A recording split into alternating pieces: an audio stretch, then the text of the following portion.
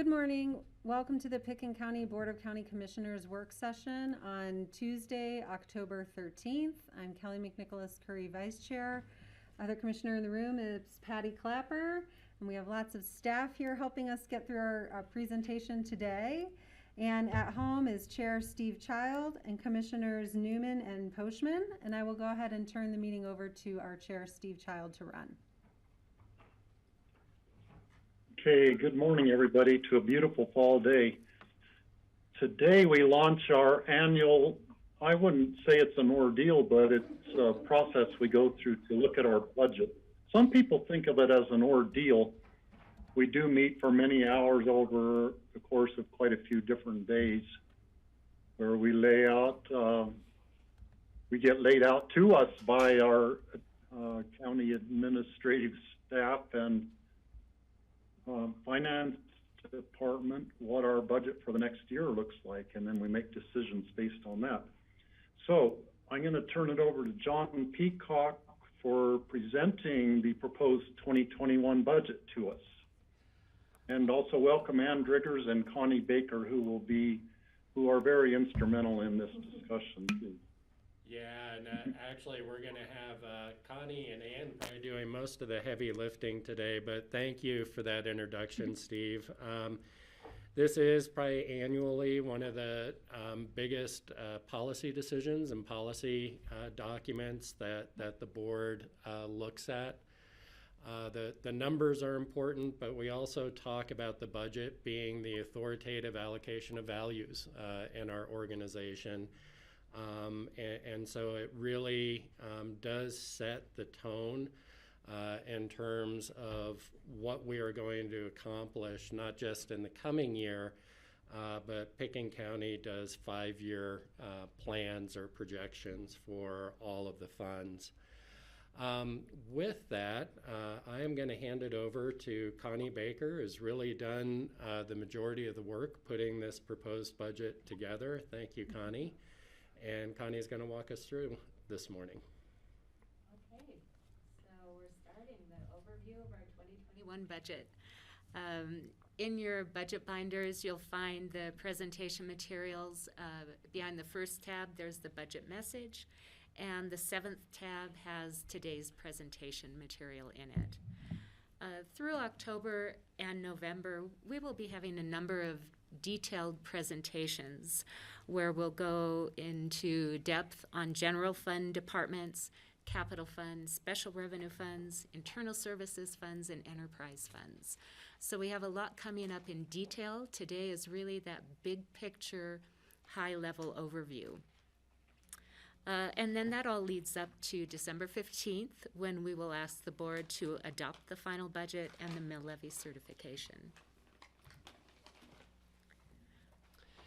Yeah, so the proposed budget includes a budget message that explains how we arrived at the proposed budget. Some highlights in terms of our planning activity this year.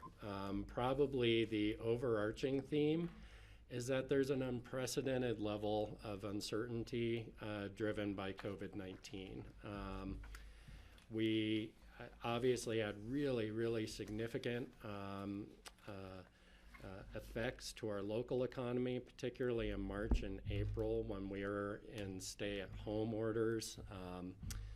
And we have been looking to project what that post-lockdown economy is going to look like, not just for us locally, but what's happening nationally and internationally, because that also impacts us.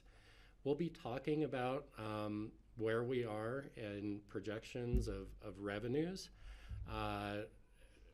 Today, those revenue projections were developed in partnership with our financial advisory board.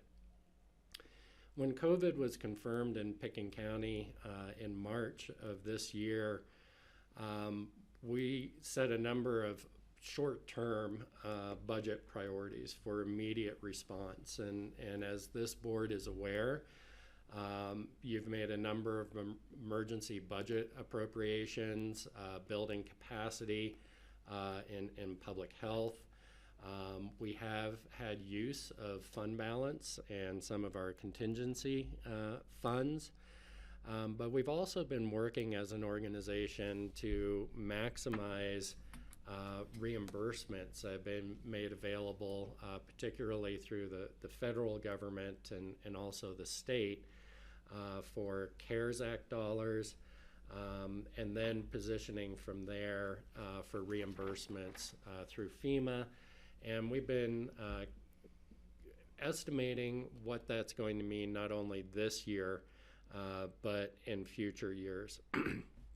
And then, of course, all departments in anticipation of lower revenues did make adjustments to spending over the course of this year to help us maintain healthy fund balances, which we'll be talking about throughout this presentation. And then, of course, we went into this year with a conservative 2020 budget and 5-year plan. We had anticipated that we were coming up on a period where we would experience an economic correction.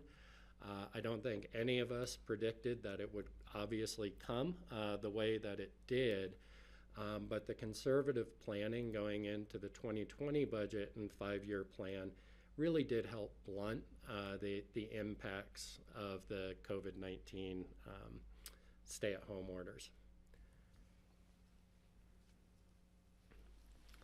So for 2021, the budget proposal continues the conservative approach from 2020.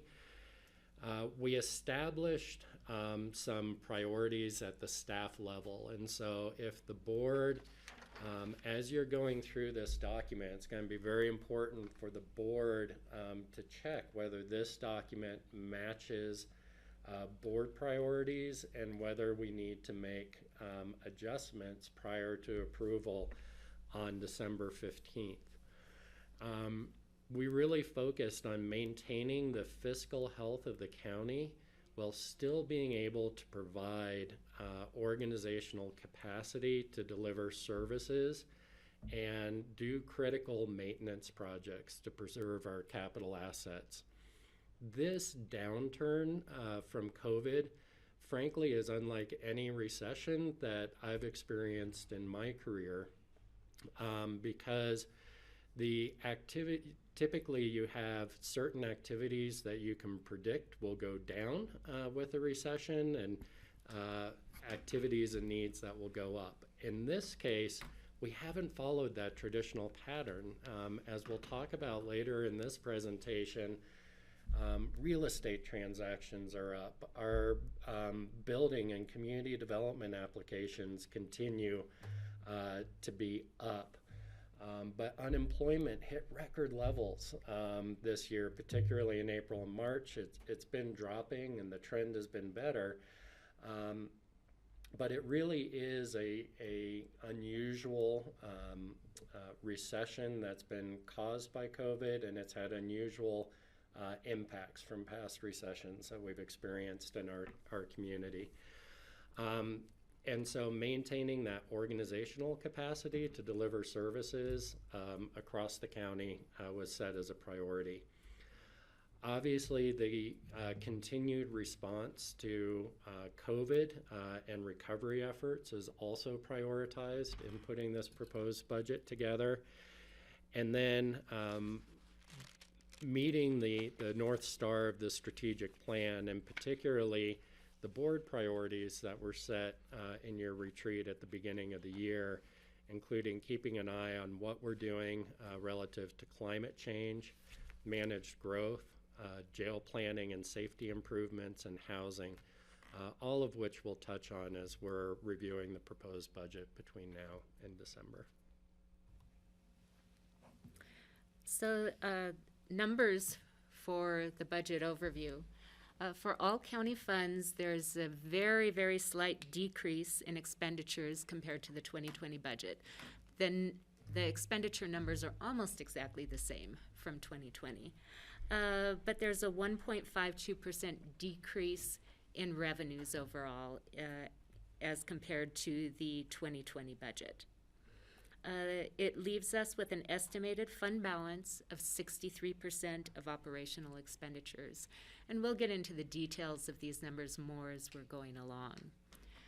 In the general fund, there's a 1.85% decrease in expenditures compared to last year and a 2.67% increase in revenues, leaving a healthy fund balance of 32% of operational expenditures. Now, when we're looking at fund balances, the benchmark comes from the GFOA, the Government Finance Officers Association, and they recommend having at least 2 months' worth of operational expenditures in your reserve, and that equals 16.7%. So that's the number we're always looking at as a comparison to see where we're at for fund balances. So you can see 63% overall is very healthy for the county. As we're going through the... Connie, excuse Yes. me, Greg here. Connie, could you just give us some context for previous years regarding these balances? I don't know if you, off the top of your head, I'm not looking for exact numbers, just it looks like we're there. You're doing versus 2020. Just wondering if our 32% of operational expenditures is, I know we've been double or more than double of the 16% recommended. Just wondering where we've been in recent years, if you can remember that and share that. I think that gives us some confidence going forward. Yes. I don't remember the exact numbers, but I do know that we've been right around that level, 32 to 34% in the general fund over the past number of years. I'd have to go back and look to make sure, but I do think it's been right in that area. And overall, county operational expenditures have been in that low 60s over the past few years. So I think we've been fairly consistent. I have last year's. Great. Oh, you do? Right here. Thank you. Great. Greg, I just happen to have last year's budget book in front of me to compare. So I believe it.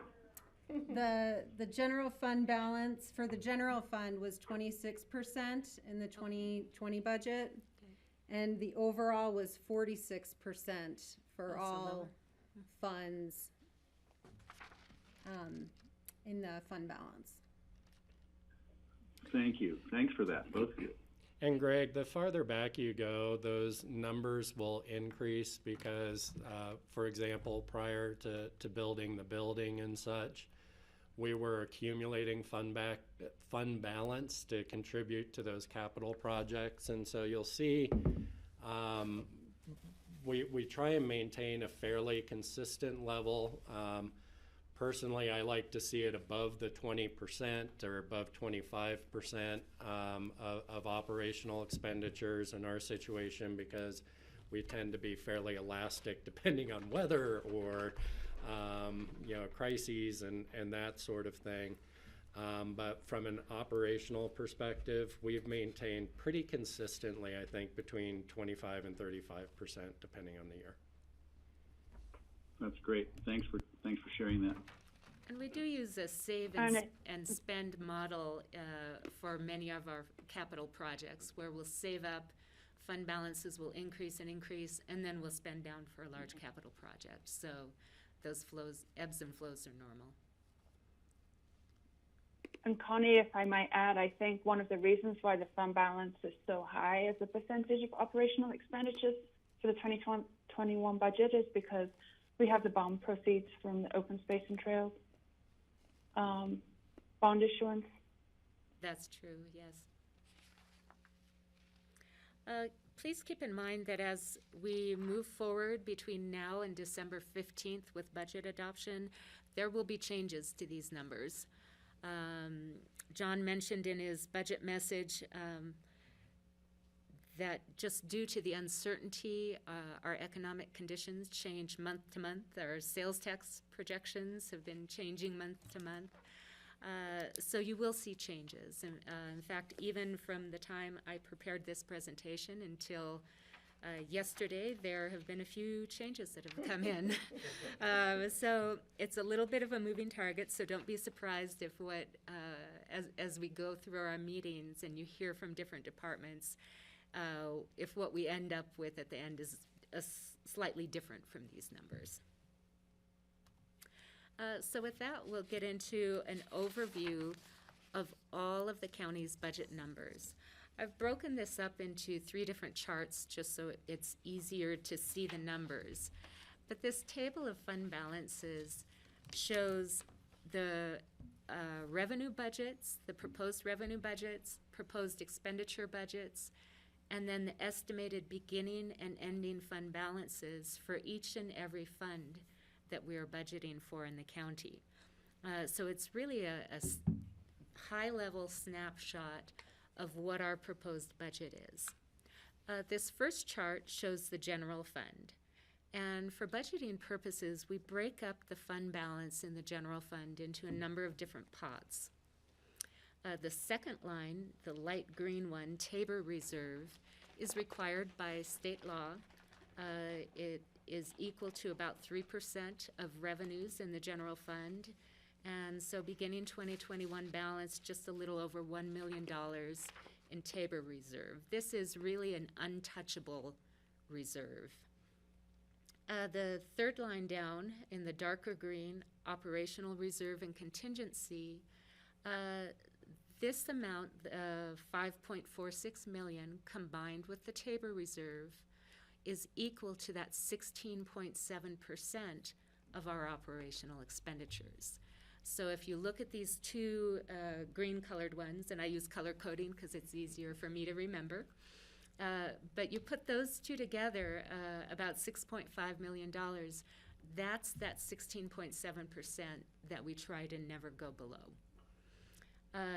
The yellow line is other balances within the general fund. These are committed and assigned balances for specific purposes.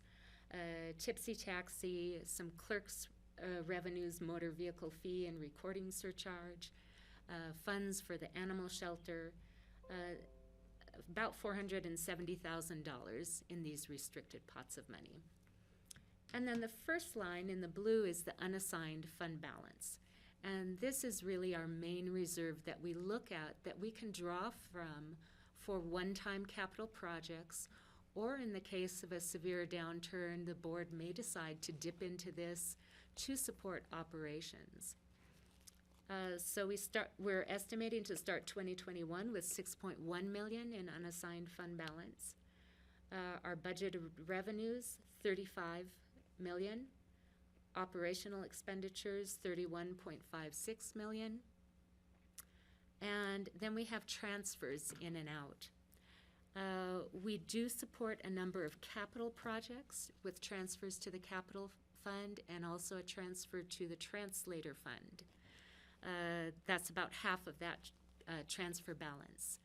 The other half is general fund support for other funds, mainly human services and public health, but there is also a transfer to the housing fund for the cost of APCHA. That leaves us with an ending unassigned fund balance of $3.17 million. And so remember that 3.17 is above and beyond our 16.7% reserve that we've set aside. So that is a $2.9 million change in fund balance. Again, about half of that is to support capital projects. Can I ask a real quick question? The one for the translator fund is at 900,000? Yes. That's repayable though, in out years? Well, that's going to be part of our discussion. I think that was our original thinking, but we're not seeing the revenues develop at a quick rate. And so to remain conservative in our planning, I think we've anticipated that that may not get paid back. Mm-hmm. So that'll be part of our discussion. Because that was our intention when we allowed that, was that it would be paid back. So Correct. That's a significant. That's a change. Yeah. That's a big change. Yeah. Okay, thank you. The next slide shows the first line, Capital Projects Fund, beginning balance of $1.8 million, about $3.65 million in projects, and an ending fund balance of about $1 million. And then you see all of the special revenue funds. We won't get into much detail today on these funds as we've got meetings coming up where each department will be presenting their budgets. I'm not sure if you can see on your screen or not, but hopefully you can see on your packet the ending fund balance percentages for the different funds and the net change in fund balance over to the right two columns. There are many funds George. that, was there a Connie, question? George has a question. Yes. Well, I just wonder if you can shift the screen over a little bit. We're not catching the very beginning of it on our screen. Oh, dear. It's showing up on Yeah. Yeah, I'm not sure. I think The very first slide captured everything, but we're missing your first column, at least half of your first column. So George, I wonder if you resize your window, because it is showing up on ours. Oh, it is? Okay. Yeah. All right. Well, I'll look at it another way. Okay, that's fine. The largest use of fund balance in all of the funds is from the general, one of the larger ones is in the general fund. Another is in the transit sales and use tax fund with 3.57 million use of fund balance. You'll see in the transit sales and use fund, normally when there's a large use of fund balance, you'll see also a large capital expenditure budget. In the transit sales and use tax fund, they're anticipating to contribute $3.5 million for the Brush Creek Park and Ride improvements. It technically is a contribution to the state, so it shows up under operational expenditures rather than capital. Technically, it's the state's project, not ours. So that's why you see a large use of fund balance without also a large capital project. Going on to the next page, you see enterprise funds and internal services funds.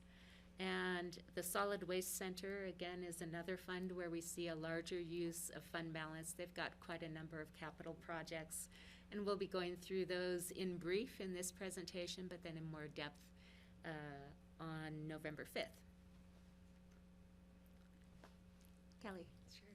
Sure. Connie, what's the airport expenditure? The airport expenditure number is going to change.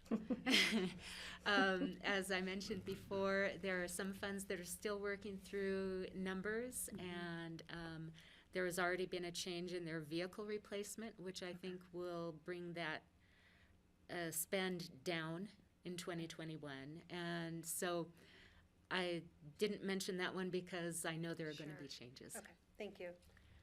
I would say in the overall revenues that Connie was presenting initially, the airport fund is obviously one that's probably been the most significantly impacted by COVID downturns and is requiring the most rework right now. Mm-hmm. Yeah, all of our enterprise funds were really hit by COVID, and that makes sense because they rely on fees for service. And so if the services are dropping off or if they're closed for a while, then obviously those revenues are going to drop and they may take a little while to recover. Steve, can I ask a question? He's nodding at you. Oh, and he's nodding at me? Okay, thank you, Steve, for nodding at me. But the airport got $3 million? How much did the airport get in CARES Act? Yeah, I think it is 3.4 million if I recall correctly.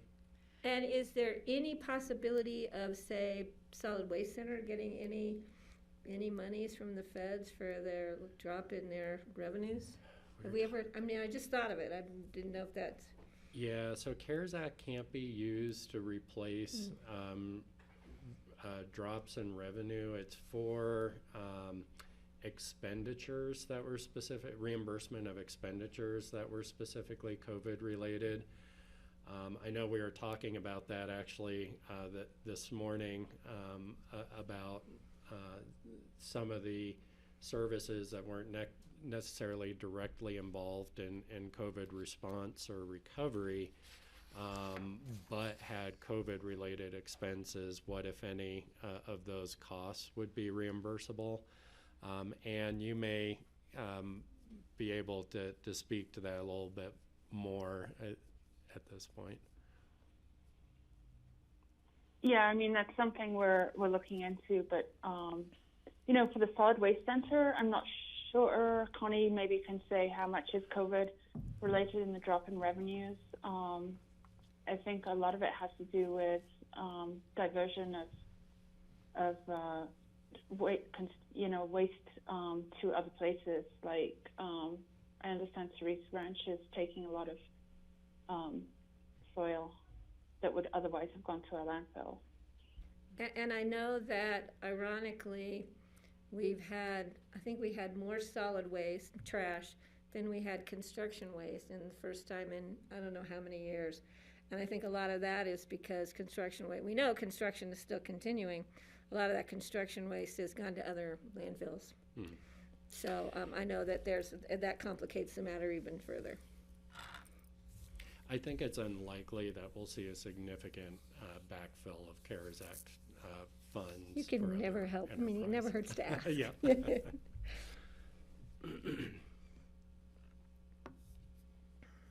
Sorry, I just have one more question before Yes. we move on. With the health insurance change in fund balance, are we pulling from fund balance in order to stabilize the health insurance costs for employees? So the health insurance fund is a little bit unique. And you do see many different percentages in different funds because some have unique circumstances. For the health insurance fund, since we're self-insured, we budget for the maximum in claims for each year. So we budget for the absolute worst scenario, but usually we do better than that. So when you will see, when we present their 5-year plan, you do see a decrease each year, but that's because we're budgeting for the maximum. We occasionally have a bad year, but then we often see years where we're doing a lot better than that. Our last 2 years have been very good. Mm-hmm. We have added to fund balance. So we're starting with a fund balance that's significantly higher than what it was before, and we're able to take a risk against that fund balance by keeping our rates flat in 2021. Mm-hmm. Okay. Okay, thank you. Yeah, so that's going to be actually something we're going to want to just make sure the board is comfortable with because open enrollment timelines don't mesh with our budget timelines terribly well. So we have an upcoming slide where we'll be talking about that a little bit more, but we'll want to talk about that strategy and make sure the board's okay with it. Other questions before I move on to the next one?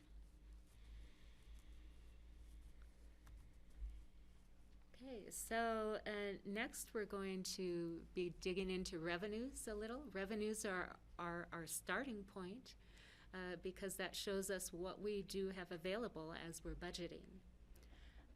Total revenues for 2021 are expected to be $132.57 million. And this chart just gives you a visual breakdown between all of the different county funds. General fund is the largest. Transit sales and use tax follows. Transit sales and use tax does also account for some taxes that we pass directly through to RAFTA and to the municipalities. And then airport and open space and trails are next. Those 4 largest funds make up 64% of total revenues.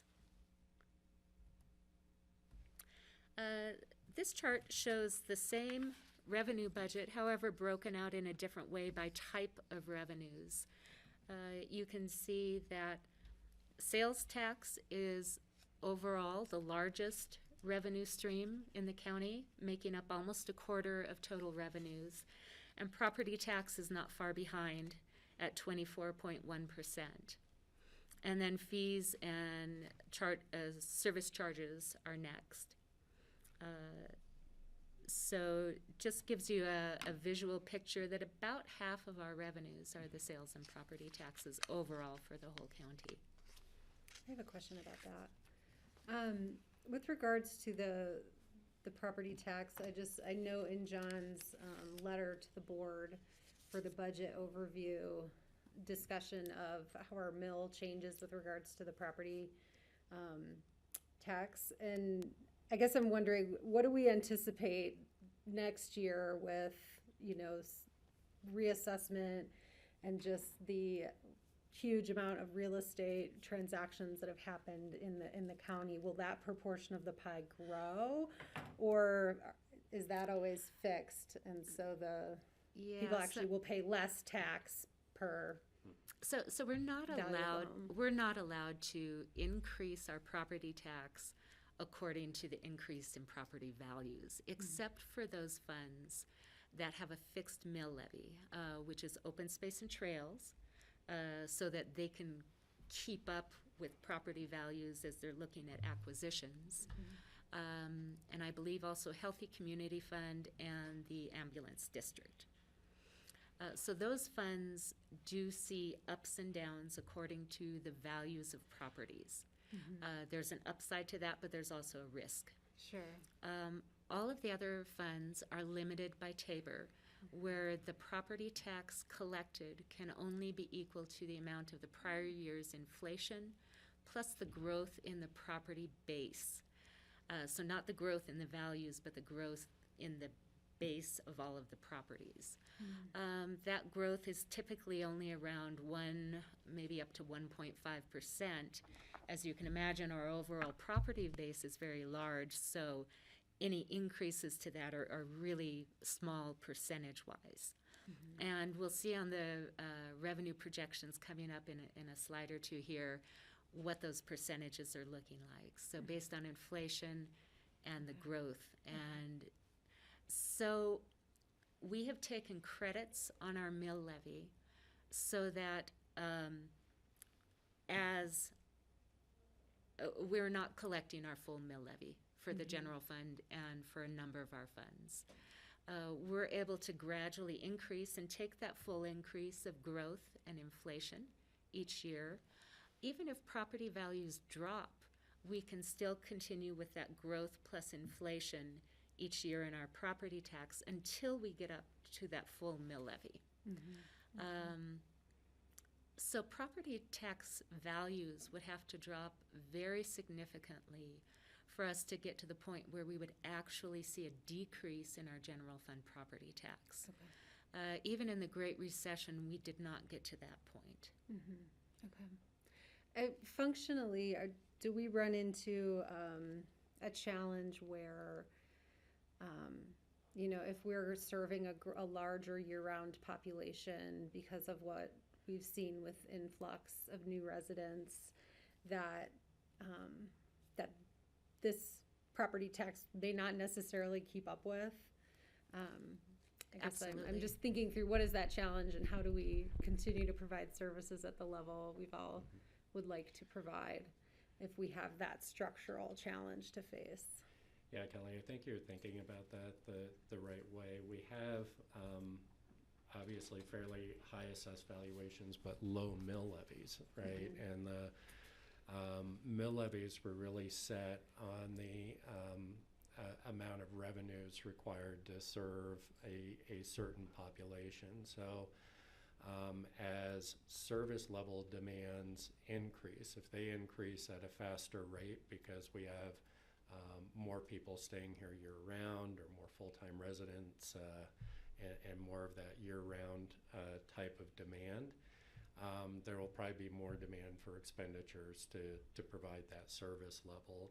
Tabor requires that we go to the voters to ask for any increase to meet that demand.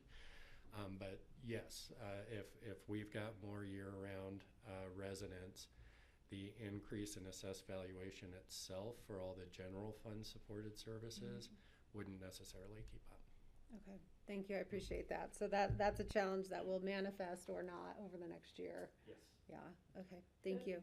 To add on to that, the problem with that is, how do we determine if we have an increase in year-round residents when they technically don't register to vote, or they don't, they're just here and, residing in their second homes rather than in their primary residence, which is another state. It's gonna be a Yeah. tough one. So we're gonna be watching other indicators like water and wastewater flows, utility usage. We'll continue to watch municipal waste versus C&D waste at the landfill and compare those to what we've seen historically. We do have Gabe Preston involved to track Just to keep an the eye on it. COVID economic indicators from that perspective, but we just don't have enough longitudinal data yet this year to really make an assessment, but we're watching those sorts of Because things. that's gonna be interesting, because, well, for the county anyway, so much of that, we don't, our wastewater is on site, it's not a city sand district or a city water district. Correct. The other thing too is we have so many waste haulers, again, who are choosing to go elsewhere. So so those are gonna be, it's gonna be interesting, and Gabe's a good person to be trying to keep track of that. 'Cause he does a good job with that, so we'll see how that pans out, it'll be interesting.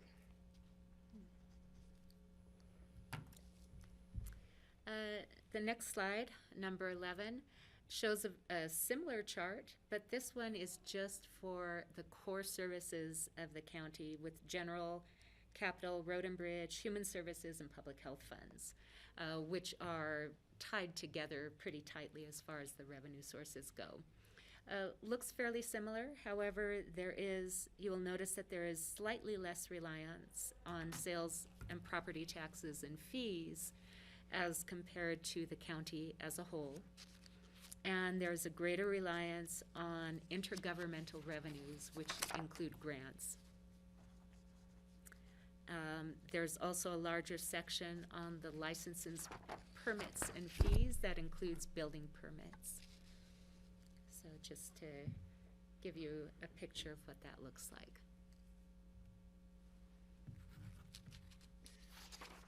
Our revenue projections, we've had a number of meetings this year with our financial advisory board, and as you can imagine, the discussions have been very interesting, and they helped us with our projections.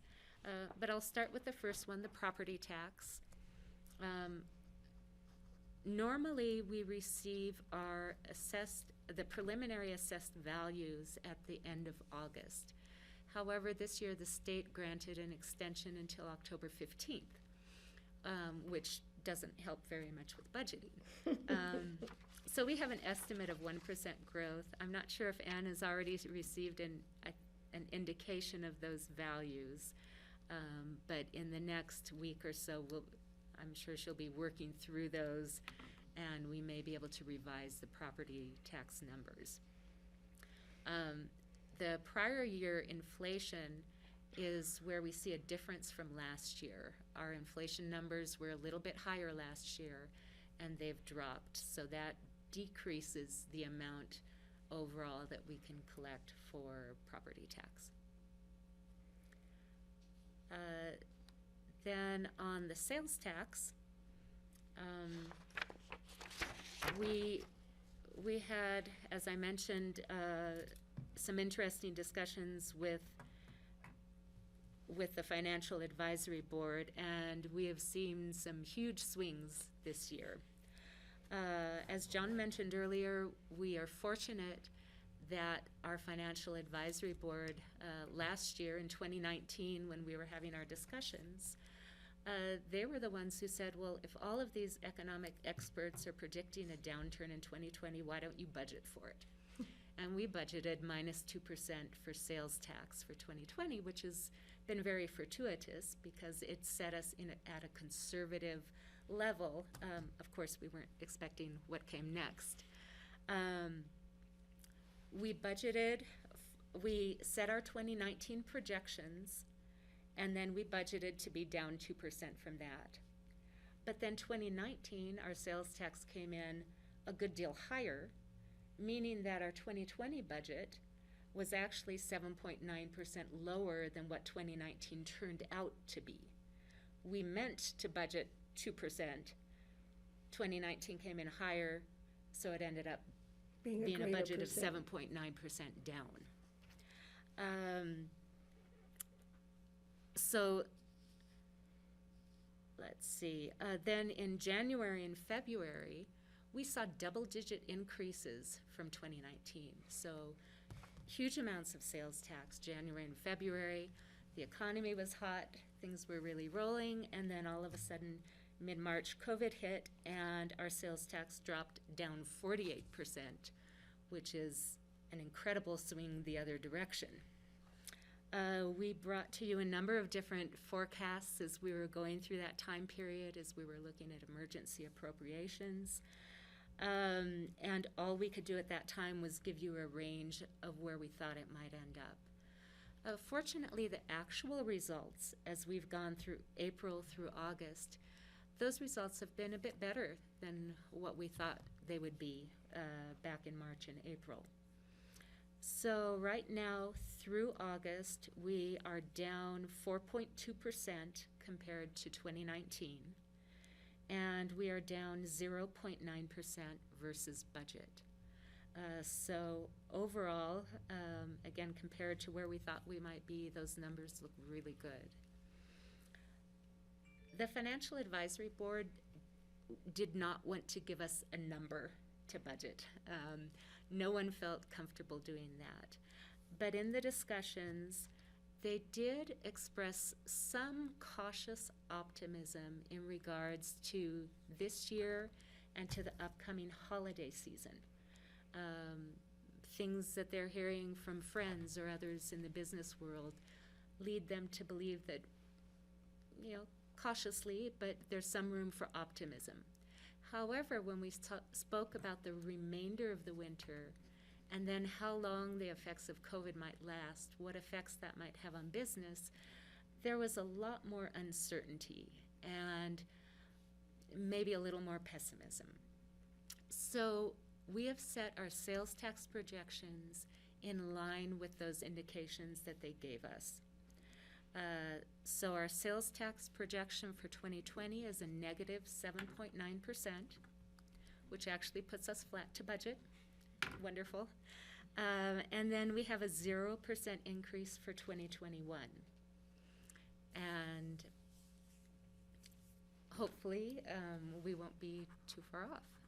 In the out years, we often put 3.25%, as that's a very modest growth of inflation and overall growth as the years go on. So what this looks like visually, the green line on the chart is our actual sales tax, and the blue line is the budget. You can see the huge increase in 2019. This is when the new law went into effect, which allowed us as a county to collect internet sales tax and also sales tax on deliveries into Pickett County. So we did see that large increase. Our budget with the decrease, and then our 2021 budget staying flat to 2020, and then a moderate increase after that. Are there questions on the sales tax projections? I just want to clarify, so the 0% is over 2020 actual. Kelly? Yes, over our 2020 projection. Yeah, got it. Yes. Thank you. Not the budgeted 2020, Well, it ends up being the same. what we observed, yeah. Okay. This thank year you. it ends up being the same. Okay, thank you. Hey, Steve. Connie, I know this chart only goes back to 2010. I was just wondering what the last recession looked like in terms of projections, and just looking at the curve here. I don't want you to go dig that out, but I'm expecting that just before the 2010 at the left side of this curve, we had a dip from what was anticipated and received. Yes, we had in 2009, we had a 17% drop in sales tax. And at that point in time, that was the largest ever drop in sales tax in a single year. And then it took us quite a number of years to recover, though. If I'm remembering correctly, it took about 5 years to recover back up to the level prior to 2009. Right. Okay.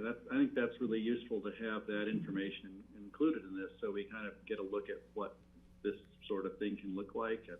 Because I guess my my concerns are always just looking at the projection going out and, you know, anticipated economic recession in front of us after this pandemic might be more significant than what we're seeing here, but I guess we'll find out. It's good to know we're resilient, though.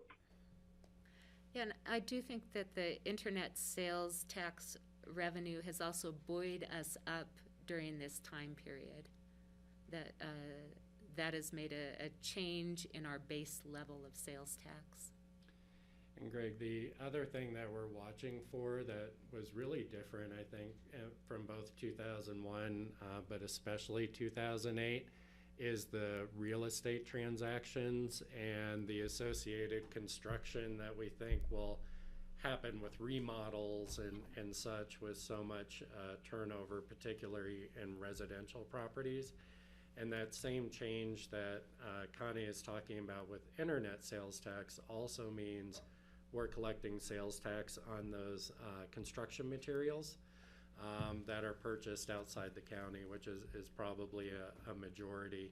And so that was a lot of the conversation that we had with the Financial Advisory Board about those specific factors that look different from past recessions. Great, thank you. Glad I asked. Yeah.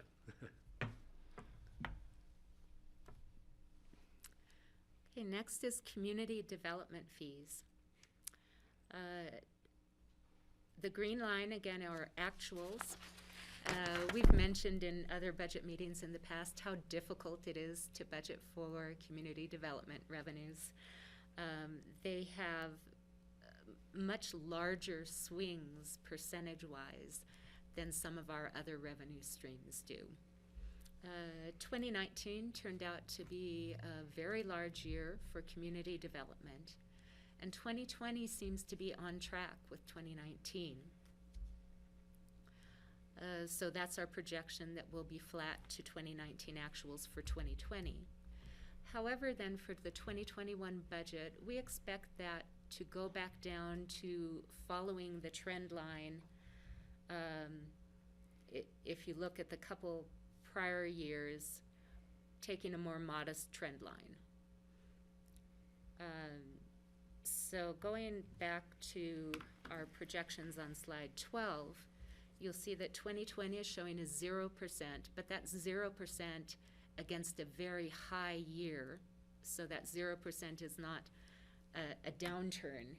It's staying at a very high level for 2020. And then a drop of 12.9%, but that's simply dropping back down to a more historical trend line. And then a moderate increase after that. As John mentioned, we do think that community development will continue fairly strong in 2021, that there are already plans that are being lined up, and probably a number of remodels coming. Any questions?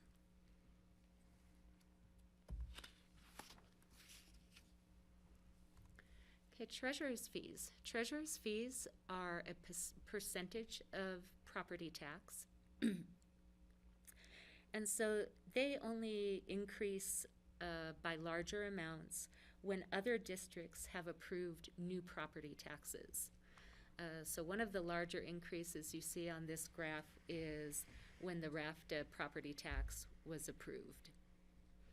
We're anticipating that 2020, 2021, and the future years are relatively flat, just a modest increase there, again with growth and inflation.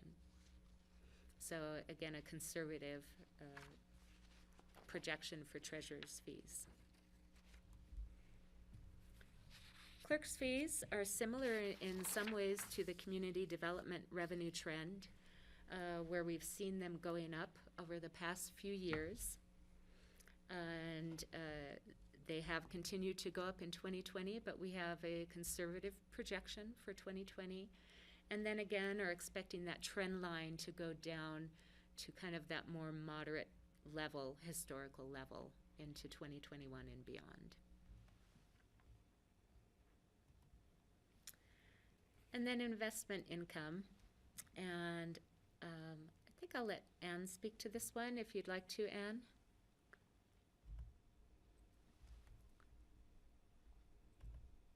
Sorry, I moved myself along so I could see you talking, Connie, and then I couldn't hit the unmute button.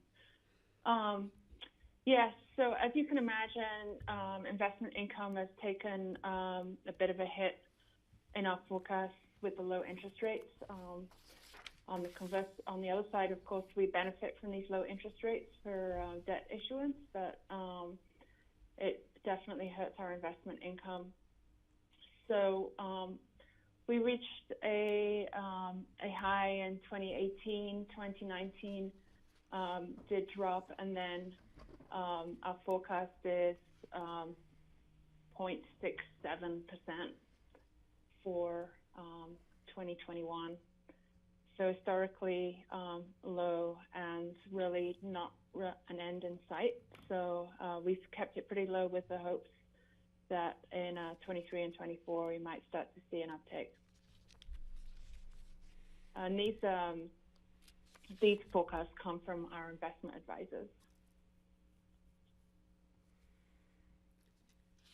And although the investment income is a little volatile, it is a smaller percentage of the income. You can see on this chart it's just 0.6% of the income in our core services. So just to put it into perspective.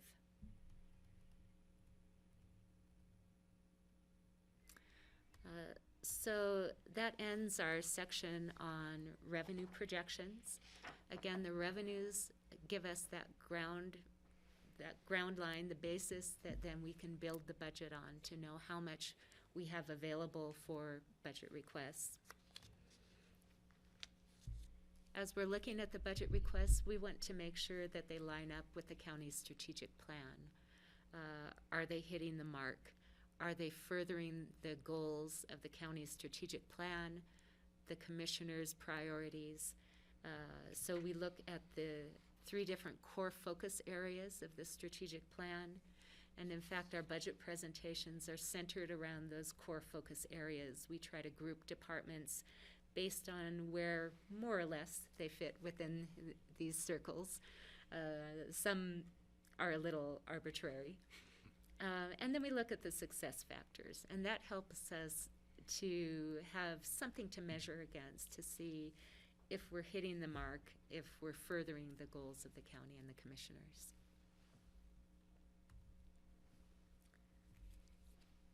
John, please feel free to jump in wherever great, you need. So next we're going to talk about just a few of the appropriation highlights. Yes. Steve, is it okay I jump in? Kelly has a question. Sure. So I just want to, from the big picture, I note that our budget, so our expenditures is 141 million, but our revenues are 133 million. And so generally, where is that difference getting made up? That comes out of fund balance, which is prior year savings. Again, especially for capital projects, we will normally save up fund balance and then spend it down for larger capital projects. Save up, spend down. So that's the typical use. We do have some areas that are a little bit different this coming year. As we presented some of the emergency appropriations for public health and for human services, we anticipated to draw down fund balance. And some of those appropriations were not just focused on 2020, they also were making some kind of I wouldn't say quite commitment because the board has to approve the 2021 budget, but we were looking at many of those appropriations to continue through 2021. And so some of the transfers out of the general fund and some of the use of fund balance is what we were already anticipating because we think that we will continue to need to respond to COVID and provide these services through 2021. John? Yeah. And when we get into the expenditures, we'll be going through 5-year plans. And the thing that I had asked the board and the public to pay attention to is we give you 2 different kind of surplus or deficit numbers. One is an operating surplus or deficit, which tells you how our revenues are performing against our ongoing operating costs. And our goal is to keep those positive, because otherwise you don't have a sustainable budget. And then we calculate transfers to support the one-time kind of expenditures for capital and such. So when we go through the 5-year plans, we'll be sure to review those two numbers. And where, if the board is seeing a lot of operating deficits in the long run, that's a structural deficit issue that is problematic. Now, frankly, the way we avoid that is by not increasing service levels in some cases or what have you. But so we'll make sure to review that for each one of the funds, so you can see where that fund balance is being used for either one-time or ongoing expenditures. Thank you. So can I add to that, Steve? I don't see Steve nodding, so. His video is slow, so he can see all of us. Okay, I'm gonna add to that. Yeah, go ahead, If Patty. you look at page 8, the deficit between the revenues and expenses of $9,132,800 it looks like it's met through enterprise fund transfers, airport, public safety radio, solid waste center, etc. So that, that's the amount of the difference between the revenues and the expenses. So it's coming from there, but you'll get it into more detail as we move forward into each department's budget, right? Right, and so like when you look at the solid waste center, we'll talk about their capital expenditures. In the case of the airport, we have significant revenue reduction, so we'll get into each one of those. Yeah, because I think the public gets confused for good reason when they don't understand that so much of the county is funded through these special funds. So it's not just a general fund that the county operates on. We have open space and, we have these dedicated mill levies. Plus, they see the amount of money that comes through the county that goes to school districts and hospital districts and special districts, et cetera. And I think that's difficult for the county taxpayers who are paying attention to our budget to understand that we don't get to spend all of the money that comes through. A good majority of the money goes out to other entities or to other specified funds. And I think that's a point that needs to continually be brought to the attention of the public. We wish we could spend all of that money, but we just can't. Okay, so appropriation highlights. You'll notice on each slide that we identify one of the core focus areas of the strategic plan and then a couple of the success factors. Road and Bridge Fund, we're proposing $2.3 million in 2021 road maintenance projects, and a total over the next 5 years of $10.3 million. Most of that is just maintenance projects and then very few capital improvement projects in the Road and Bridge Fund. We bring this up almost every budget year that we do not have sufficient revenues to be doing large capital improvements in our road system, but we are able to maintain it fairly well. Then on transit sales, I'm sorry, George? Connie, we get a small little mill levy that's contributes to our road and bridge. Do we have an idea how much that brings in for the 2021 budget, that mill levy? Yeah, if I'm remembering correctly, I think it's only 200,000 to 400,000. I would have to go back and look at another spreadsheet to be sure of that dollar amount, but it's pretty small compared to the road needs. Pretty small, yeah, that's what I thought. Yeah, okay, thank you. It's not even enough just to cover basic operations of road and bridge, but we do allocate sales tax to the Road and Bridge Fund. So the county's share of the 2% sales tax, and remember that the county only actually gets to keep 43% of that 2% sales tax, and then that is divided up between general fund, capital fund, and road and bridge fund. In 2021, we have 54% of that tax going to the general fund and 34% of it going to the road and bridge fund and 12% to the capital fund. And so it's really that sales tax that helps to support the road projects. They also receive highway users tax from the state. And we'll go into those more as we look at their 5-year plan.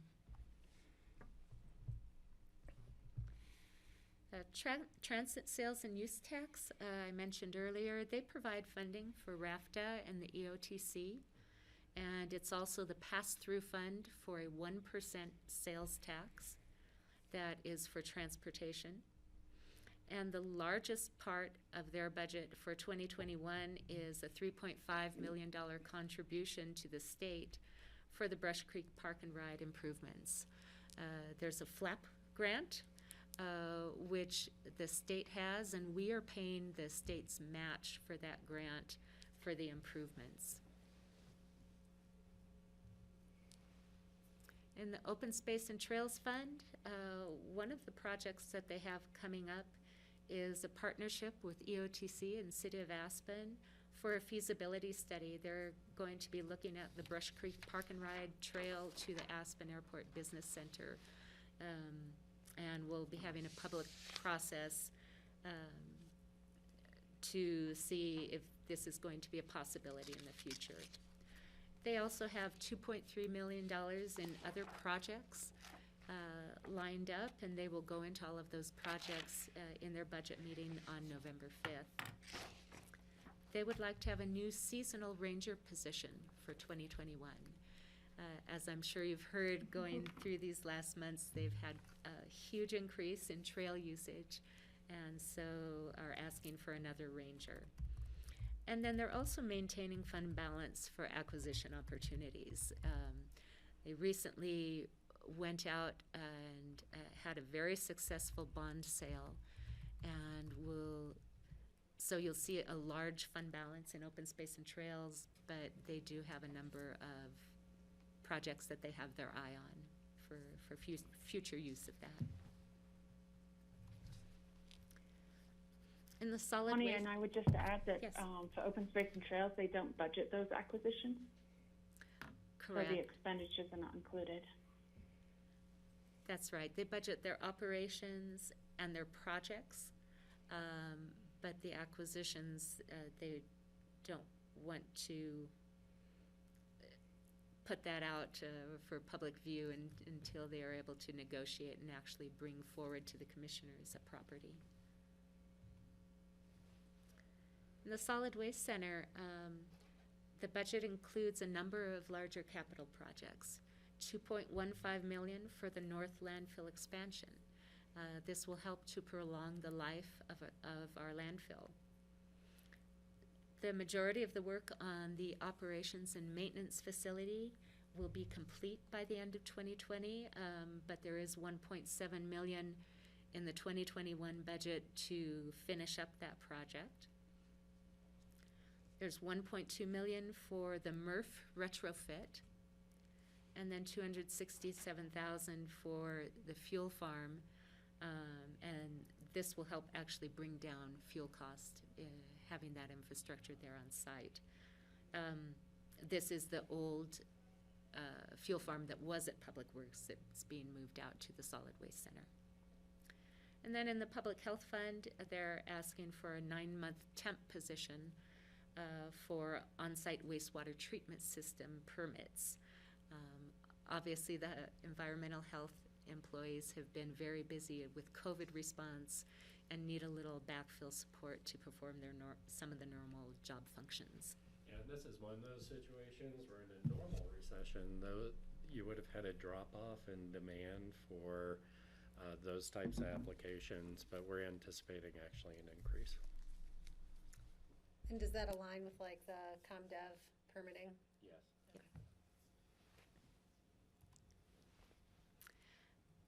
In general fund and community development, they are looking at changes to the land use code energy code amendments, growth management quota system.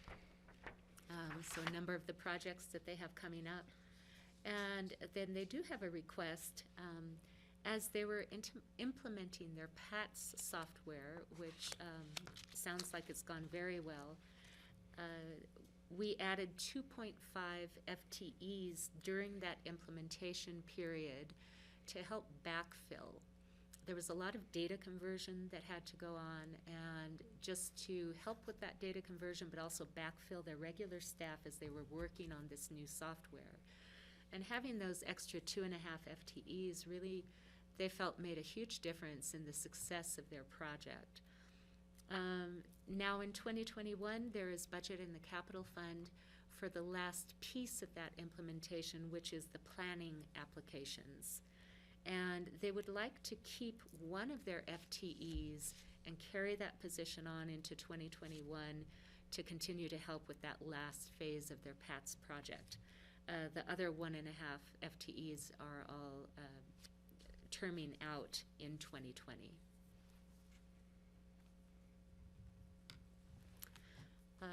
Then livable and supportive community, a sense of personal and community safety. We're looking at jail safety. This has been one of the board's priorities.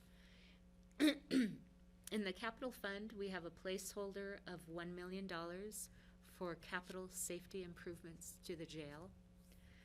And we'll go into that in more detail in upcoming meetings. The jail is also requesting a new detention sergeant position. This position has not been built into the budget at this point. We're considering it as pending for the moment, and we'll have more discussions on that coming up.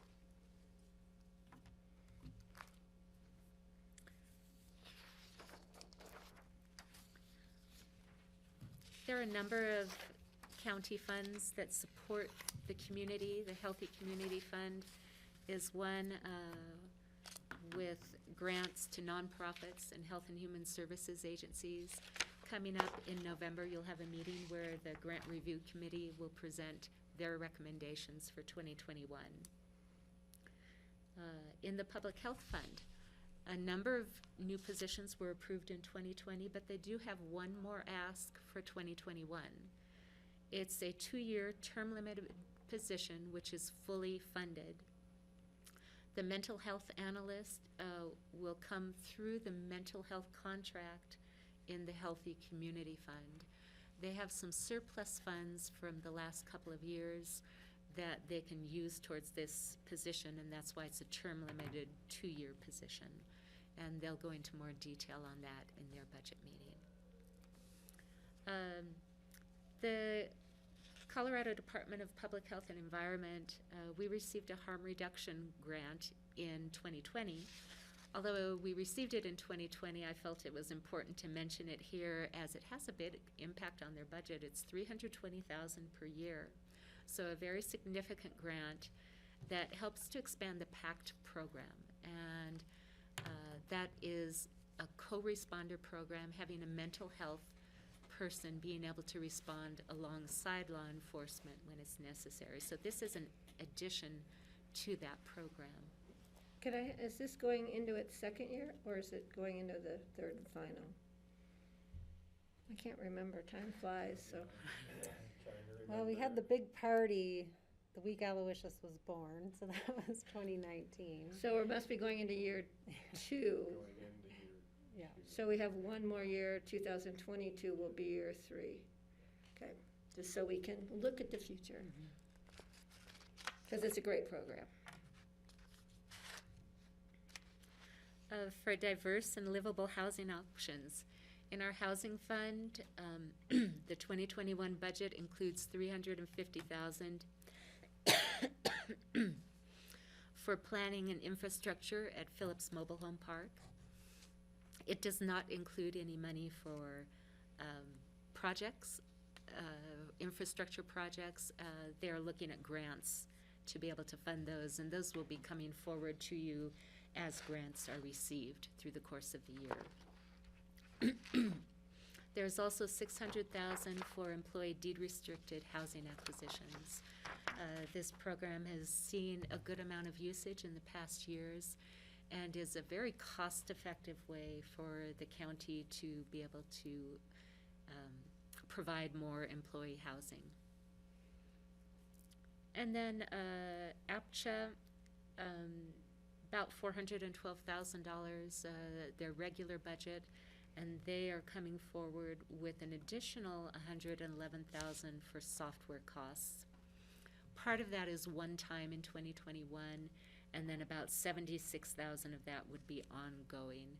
And we'll have a couple of people from APCHA here to speak to you on October 27th to explain that a little more.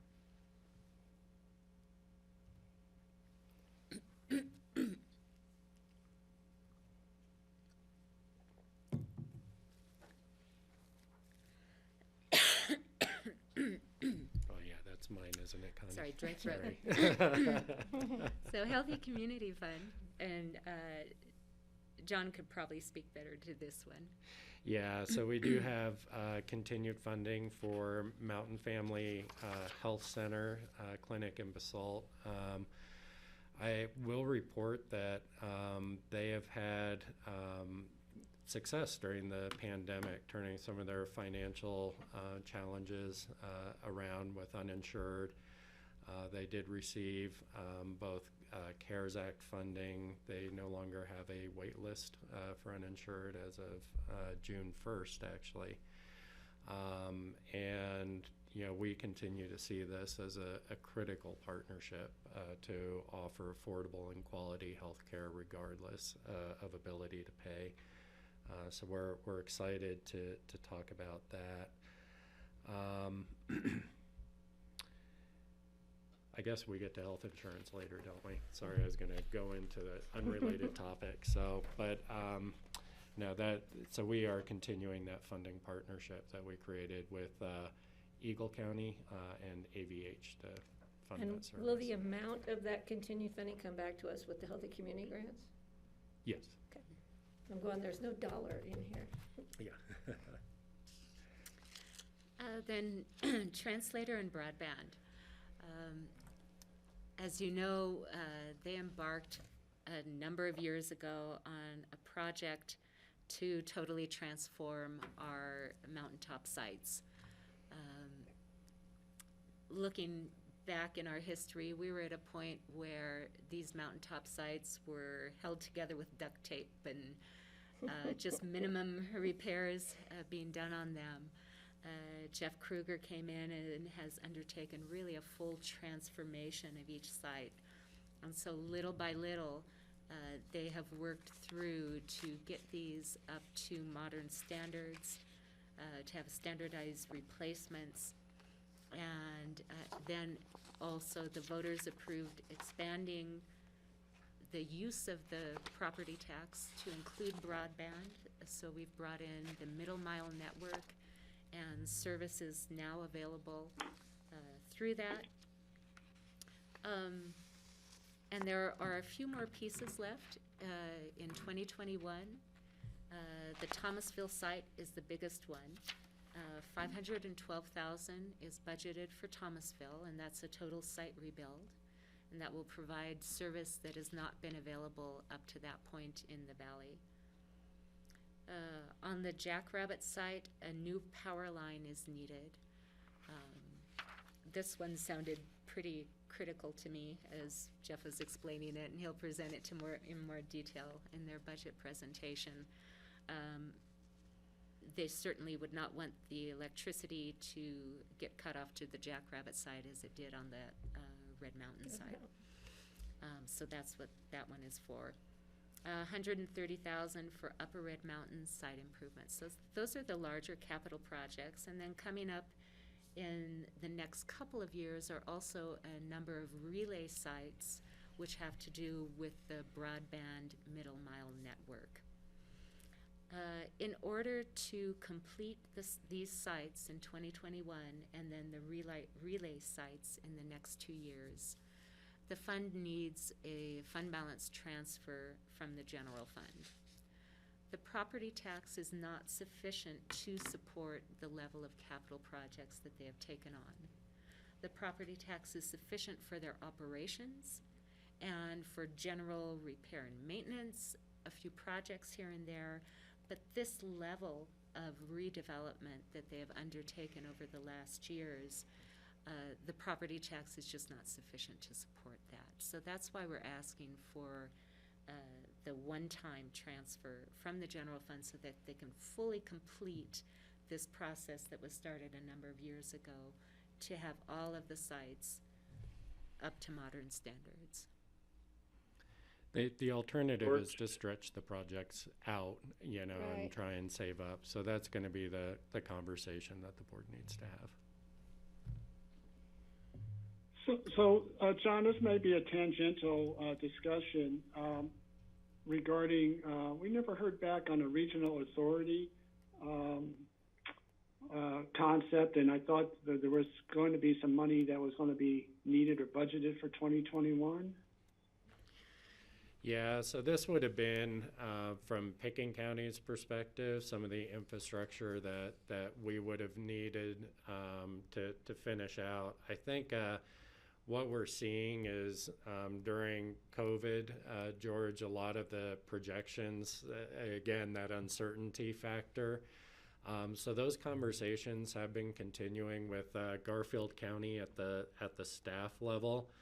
And we're reworking projections now. So we're going to be coming back with alternatives at probably some point. I'm going to guess it's going to be first quarter of next year at this point.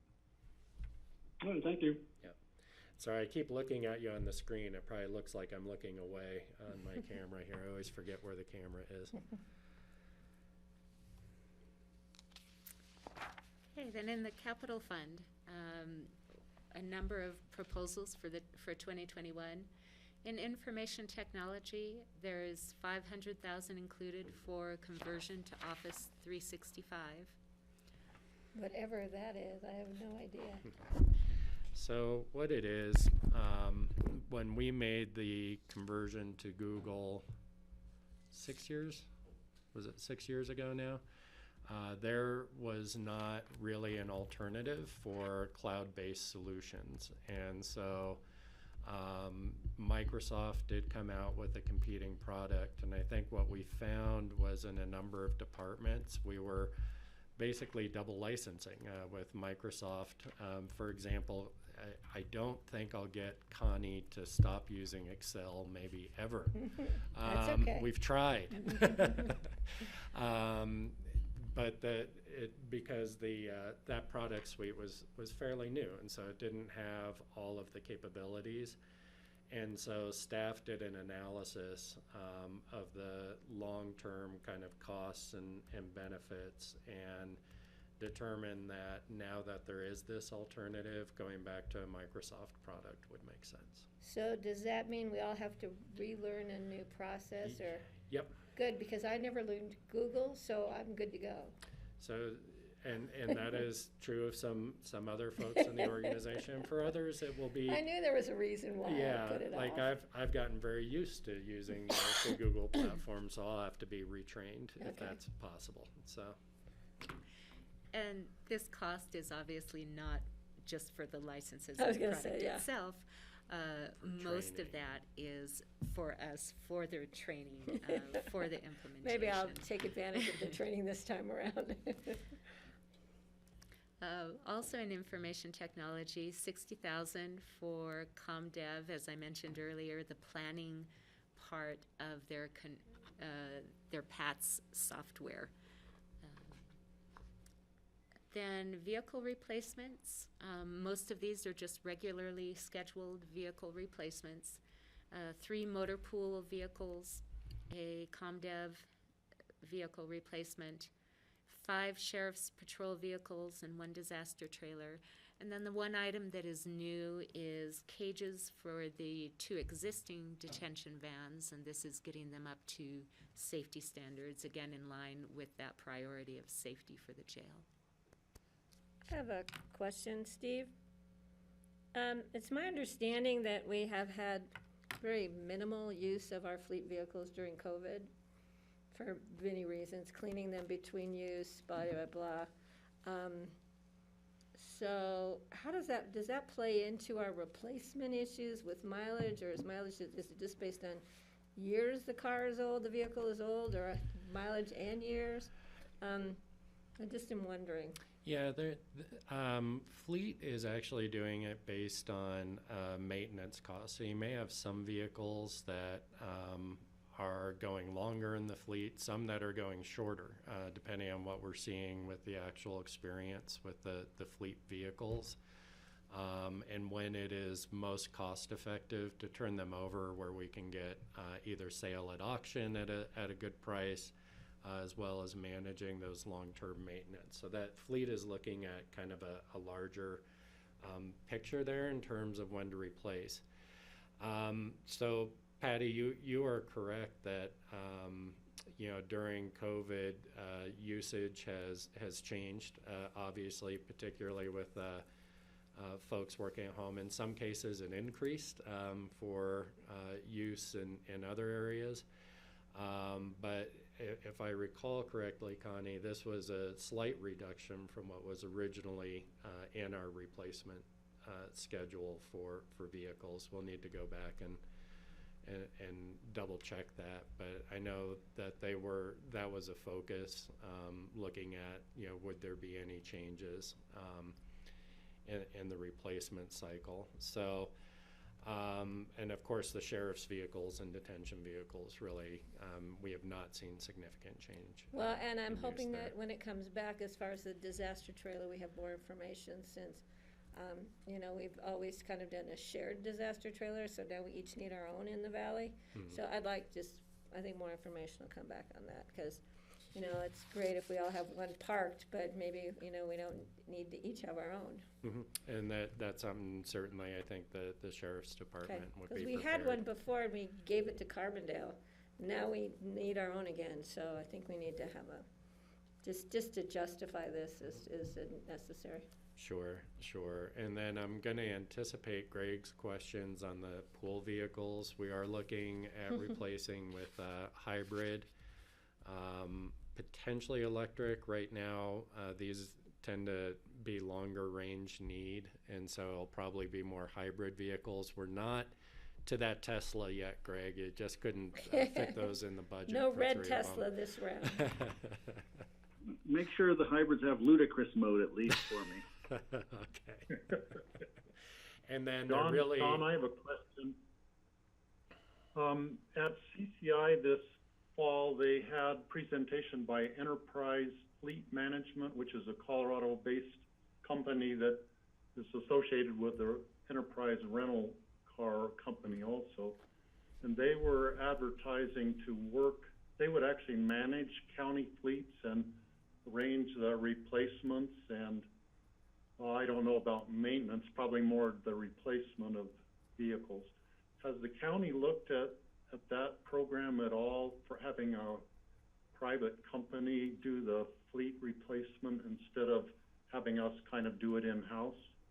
Yeah, we have not done that analysis at this point, Steve. We have not looked at changing that model just because of the flexibility that it gives us for emergency response and such right now. But if that were to become direction of the board, we could certainly do some comparisons there. And we do buy through state contracts. Yeah, we do buy through state contracts and such to ensure we're getting the I guess, best volume kind of discounts on the purchases. But I think you're talking about a broader fleet management piece. Yeah, it's a private company, and whether they probably don't work through the state joint purchasing program, but at some point we might want to just cost that out and see what they do charge and if it would be worth taking a harder look at it.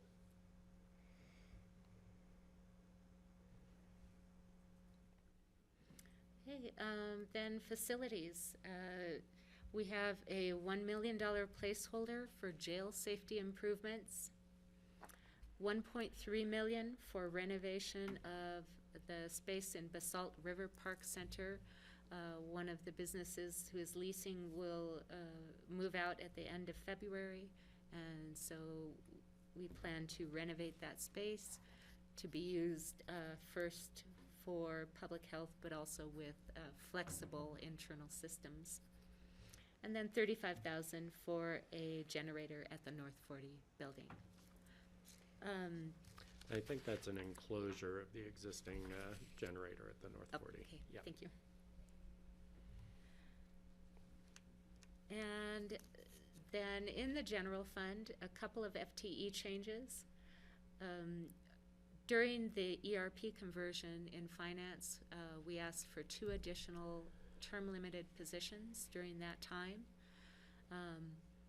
We are asking for one of those positions to be extended through 2021. Our finance accounts payable technician, who also supports the housing fund and the manager's office in some of the functions she performs.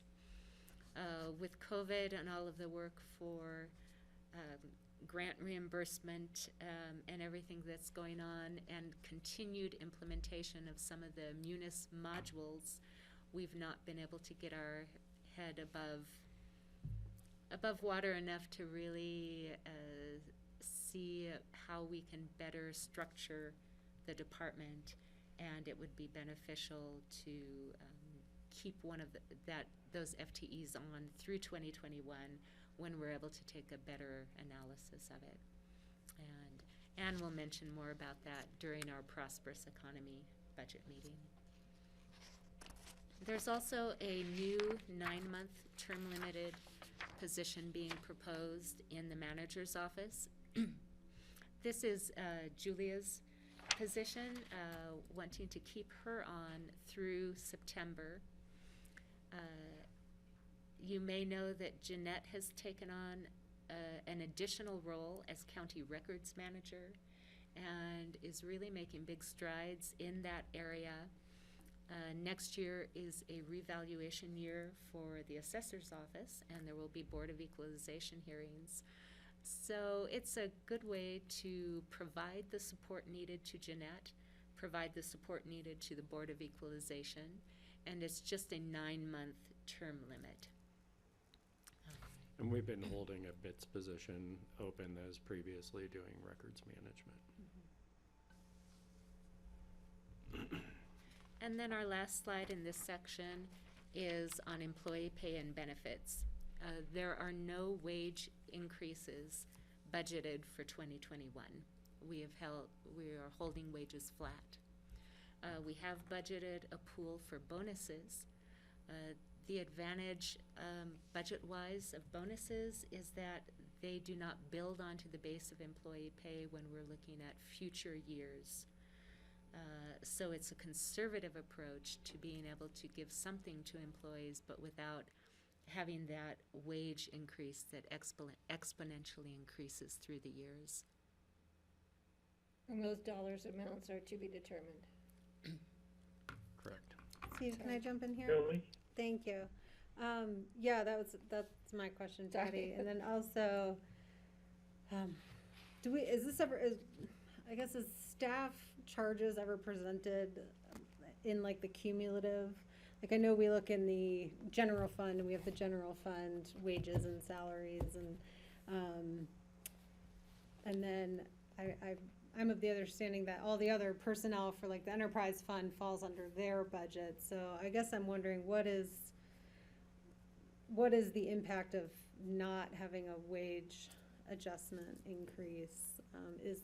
Do we know what that number is in total across the organization, and what did that look like last year? What does that look like this year, and what does the pool look like? We can provide that by fund, actually, so you can see that impact in the general fund based on our 5-year plan. Kelly, I think that's what you're asking for, is so what would this have cost us? What's Right. We and can it's put a together a cumulative. chart showing all personnel costs for all county funds too, and show that difference. And the challenge, of course, is it's cumulative over the 5 years, and this was probably the hardest decision, frankly, in a lot of ways. We're happy to be able to provide a pool for bonuses. We still need to figure out are we proposing a flat? Are we proposing doing it like we did with the review process, on a percentage basis? We're still trying to resolve what is best in this year. So we were pleased to be able to maintain that and maintain good fiscal health. But this is a big decision for the board, and it was certainly for us in proposing. Okay. Well, when it comes up, I'd like that detail, please. Yep. Yeah, We can definitely do we that. will put that together. Thank you for the suggestion. This is difficult, I think, because there are some employees who have been working 7 days a week on COVID response, and many who have just been putting so much extra effort in and such dedication to their service for the county, that if you look at their work, they would deserve a big pay increase.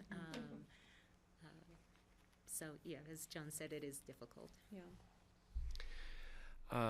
The health insurance is just something I'd like to, make sure the board is okay with. It's not a formal decision point, but we do have open enrollment that's coming up this month.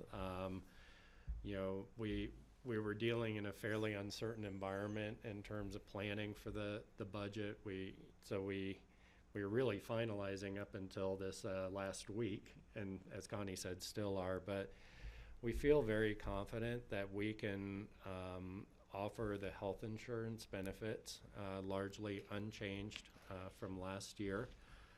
There would be an addition through the Valley Health Alliance. We have a care coordinator program that now all primary care practices in the Valley have agreed to participate in. So it'd be an additional benefit, actually, in that regard at the same cost. Our plan has run strong. We had been anticipating 7% increases. We've been trying to pass as little on to the employees as possible each year. This year, we think that with the strong fund balance position, and as Connie said, we budget the worst case scenario and typically do better anyway, that we're in a position to not increase the health insurance contributions on either side from the county or the employee. And so if the board is not okay with that, we're going to need to know very quickly, because we'll need to make changes for open enrollment. I'd also note we'll have a process change where if you have no changes in your benefits, you don't have to do anything. They'll carry over. Except for you, Patty. Something will go wrong with yours, but so I just want to make sure that the board is comfortable with us not having an increase in the premiums and continuing with same benefit And if you levels. need an open enrollment to make changes, you can make an appointment. You can go online and do it yourself, or if you have questions, you can make an appointment with somebody from Human Resources. Is that correct? That's correct. Yep. Just so staff knows that, I think. So Kelly? I just look for way in there. I just want to confirm, there's still a cost to employees who didn't meet the wellness benefit requirements, Yes. Yeah, right? yeah, Okay. all Yes, of that just stays like exactly the there same. is in 2020. That all Got it. stays the same. Okay, so just in case someone thinks they're not going to see a premium increase because they didn't do their homework, they will still Oh, see a It's premium. not an Understood. You're right. increase. It's Yes. Okay. Yeah. I see what you're saying. Yeah. If they had participated before and then Yeah. didn't this Right. year, Yeah. yes, Yeah. yes. That So doesn't. John, do we nod on this one, nod of approval from us? Yeah, So yeah, you can go 'cause- ahead with the, or a thumbs up, or I I don't think, like doing that. let's just do a thumbs up. If anyone objects to it, we need to hear your objections and discuss that. Steve, I don't object. I just think we need to move it forward because we have broader discussions on each of these issues. When we get to decision needed points in the budget, that's, I think, when a thumbs up. I just am not comfortable doing, it's technically a vote in a work session. So I think just giving staff direction to keep going is what I would stand.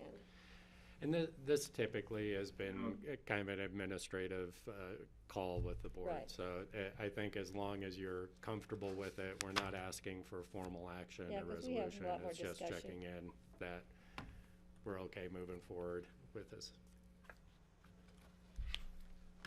I don't know if the And we board actually would like, don't do the final approval of the budget till way down the road in these work sessions, but, That's correct. We do it in a regular I meeting. think it's looking at no major changes to it, so I think we've all been good with it in the past, and it should be good for another year going forward. Okay. I ran into the very high deductible thing this year on my, having my checkup on my heart again, so I had a lot of out-of-pocket. I'd rather go back to the Cadillac thing we used to have, John, but I realized the reasons we got rid of that. So, Steve, the question is, do you just have a few more slides and then you're done for the day? Is that right? yeah, we still need to go through the general fund. If the board would like, we can break for lunch now and then come back and finish up after Yeah. lunch. It will not take the full scheduled time after lunch, but. You never know. So, Steve, we're Okay. suggesting break Yeah, I now, think- come back at 1. Yeah, definitely. So, thank you, Connie, for this morning's presentation. As usual, you're very precise on all the figures and do a good presentation. Consequently, there aren't too many questions ever asked because you do such a good job. So we'll break for lunch. We'll see everybody at 1 o'clock. Okay, thank you. Thank you, Grassroots. See you at 1.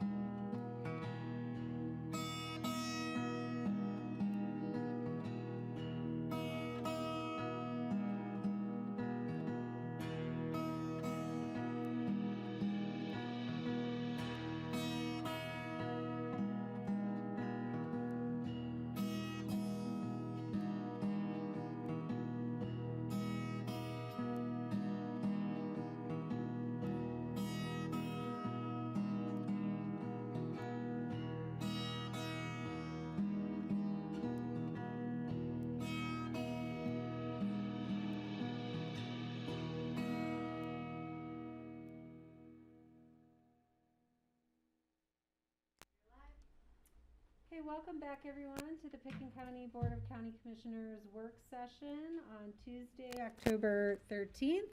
We're continuing on with our budget presentation, and I will turn the meeting over to our chair, Steve Child, to see if he has any remarks.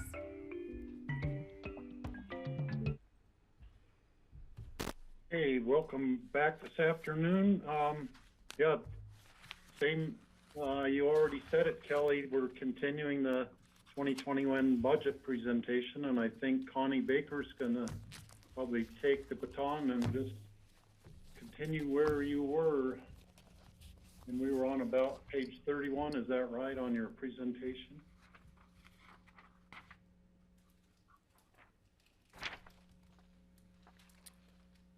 There we go. Okay. Page 30. Everyone can see the presentation? Mm-hmm. Okay. We went through a number of... Connie, before you start, Connie, I wanted to tell Patty, when you shuffle your papers, they come in very I know, loud. I've already had George tell me that, but I'm sorry, but I've got all these mics in front of me and I've got paperwork, so I'll try to be more careful.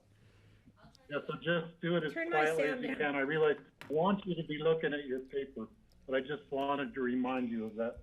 And I'll try to remember it when I'm there in person flipping my papers too. Thank you. So we finished off before lunch going through some of the highlights of the proposed appropriations for the 2021 budget.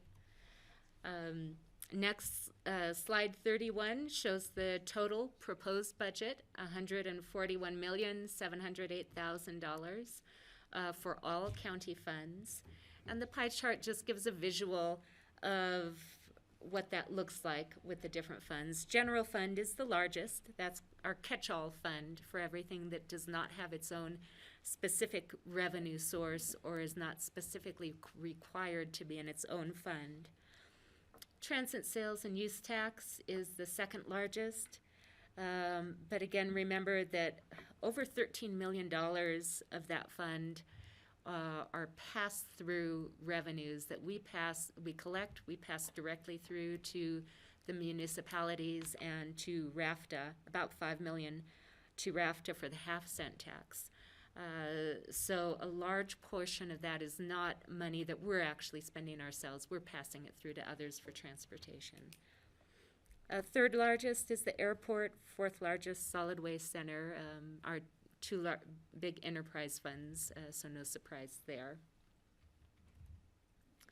The next slide shows general fund expenditures, and we're at about $31.5 million, and this is just a little visual of the split between some different sections of the general fund. And of course, we'll be going into detail with each and every department presenting to you in the upcoming weeks. And then we get to the general fund 5-year plan. I've split this out onto 2 different slides, so hopefully it's a little bit more legible as we're going through. The first slide shows the revenue section of the 5-year plan. We look back a couple of years, so we're looking back at 2019 actuals in the first column, then the 2020 initial budget, and then the 2020 year-end estimate. The 2020 year-end estimate includes the original budget plus any supplemental requests that were presented during the year, and the estimates of where our different revenues will come in by year end. Then we have the 2021 proposed budget, and then we carry that out for 4 additional years through 2025. We use the percentages that were shown earlier in the presentation, many of which were helped, the Financial Advisory Board helped us to determine those percentages. And the ones where we do not have a specific set amount from the Financial Advisory Board, we just use projected inflation rates.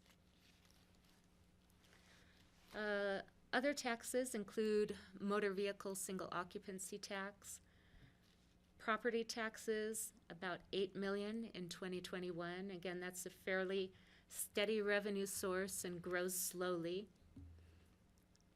The sales tax, 2019 actual, The portion of sales tax in the general fund is 6.6 million. Remember that we do split it between capital and road and bridge and general fund. 2020 initial budget, just a little over 6 million, and we're estimating that we'll end the year at that same amount on sales tax. The 2021 budget, you see a decrease here in the general fund, but we're estimating sales tax flat. The decrease is because we're shifting a little bit more of the sales tax to the road and bridge fund.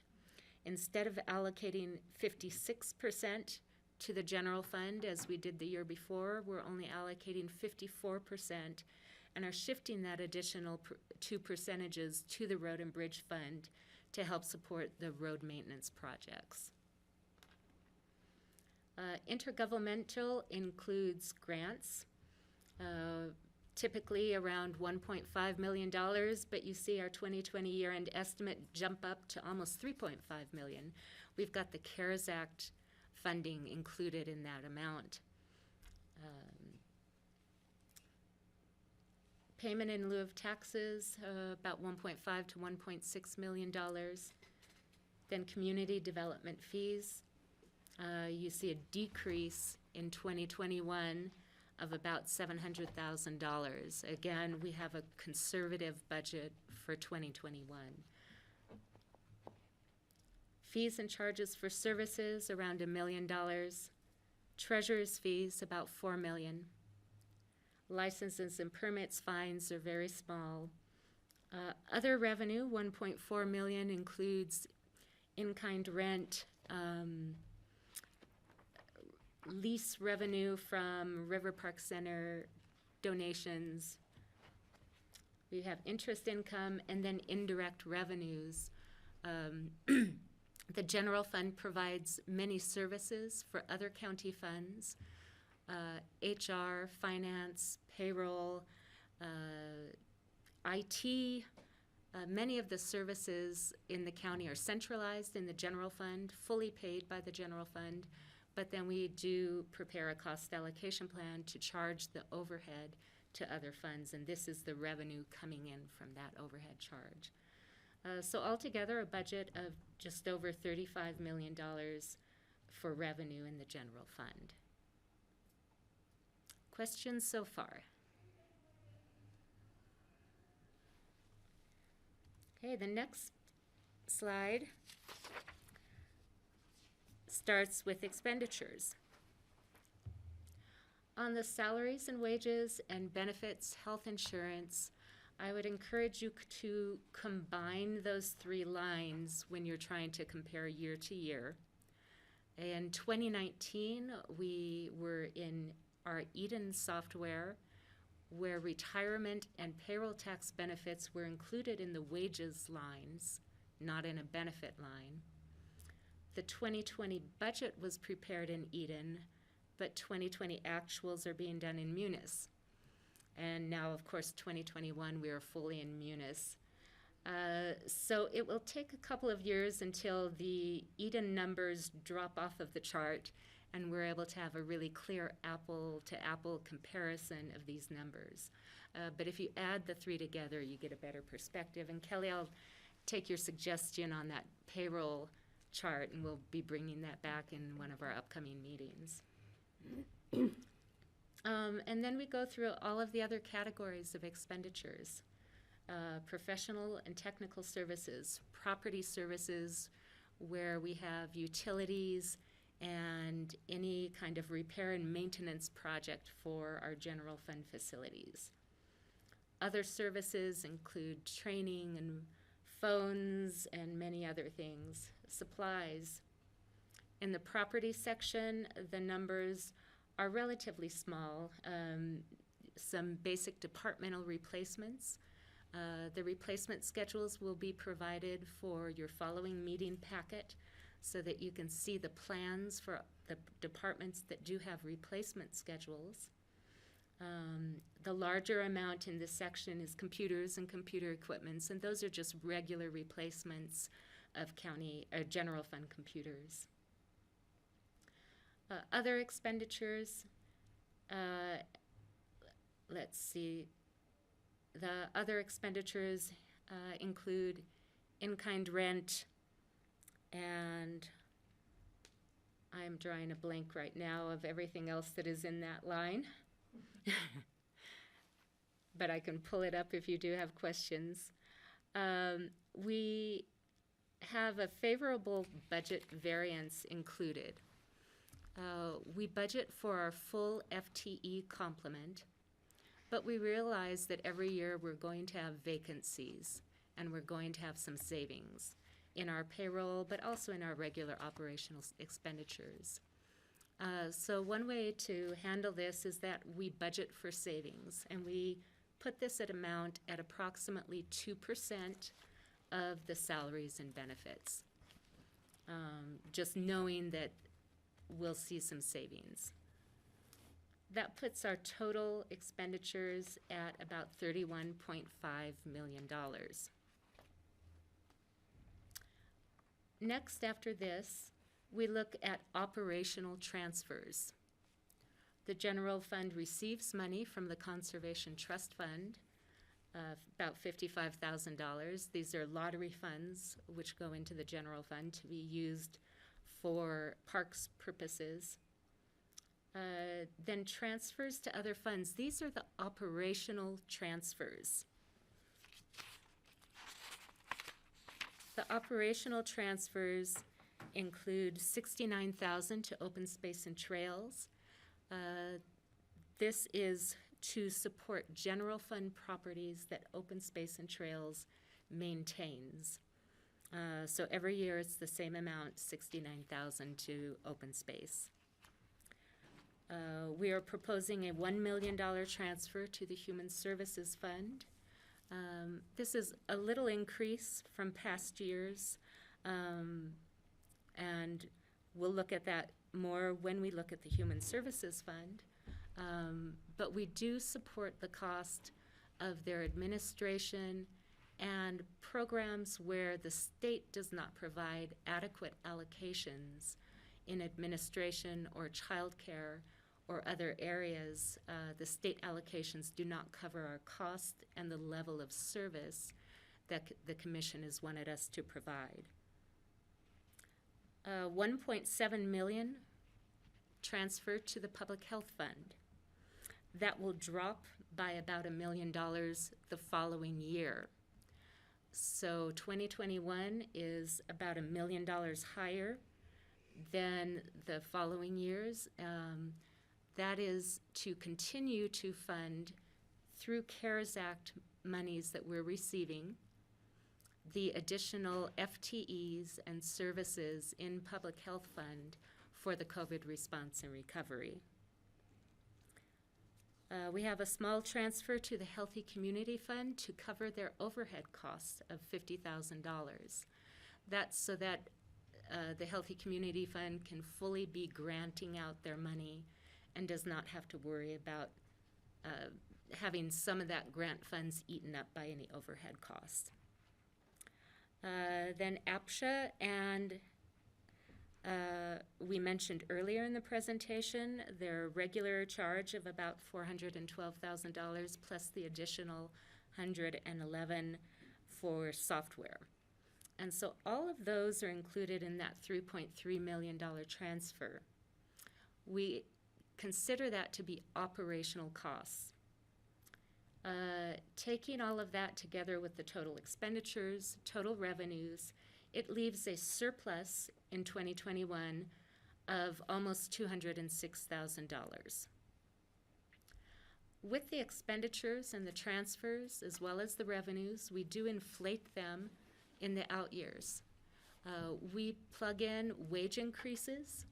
We plug in a 7% health insurance increase in the out years, and try to make it as realistic as possible so that we can see the effect of any budget decision that we're making in this budget process on long range, on our fund balance, and on the financial health of the county. You can see that the amount of surplus can fluctuate from year to year depending on the projects or operational items that are in that year. For example, in 2021, there are a couple of term-limited positions, and those are anticipated to drop off in 2022. So there would be a decrease there. Departmental replacement schedules can fluctuate year to year. So we're looking at 2022 about a $1.3 million surplus, and then decreasing a bit in the years after that. All totaled, it's $4.15 million in surplus anticipated over the next 5 years. That works out to an average of $830,000 in surplus per year. So this is an important line and important numbers to be looking at to see the overall fiscal health of the general fund, whether the decisions that we're making are sustainable, how it will impact our fund balance, and whether they're the right decisions to be made for the county. After this, we take surplus, and if we have enough surplus left over, we can use that to fund one-time capital projects. So the next number down is a $2.25 million transfer to the capital fund. This is to support the projects that we mentioned in an earlier slide, jail safety projects, a renovation in BOCC, Office 365 conversion, vehicle replacements. We project that transfer will drop to $2 million in 2022, $1 million in 2023, and decrease. However, we will need to revisit this each year as we see how much surplus is available, what capital projects are coming up, and see how much we're able to do. We also have a proposed $900,000 transfer to the Translator and Broadband Fund for capital improvements. What's the effect of all of this on our fund balance? We estimate that at the end of 2020, we'll have an unassigned fund balance of $6.1 million, spending down to an ending fund balance of $3.17 million. And then following those lines over to the right, you can see the effect of this proposed budget and 5-year plan on that ending fund balance. So that by 2025, we're projecting an ending unassigned fund balance of $3.17 million. Now, of course, that's not all of the general fund balance. The total general fund balance is shown at the very last line of that slide. Questions? Kelly? Thanks.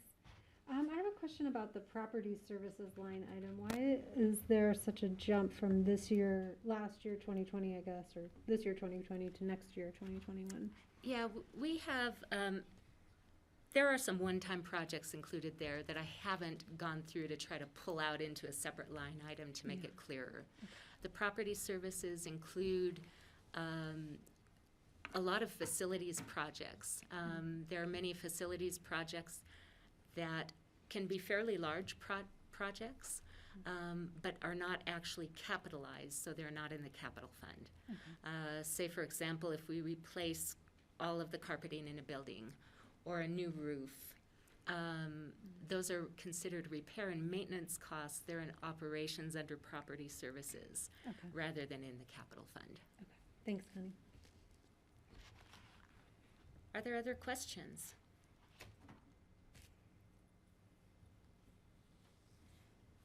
And again, Connie, I do have a question. Yes. Earlier in the presentation, there was a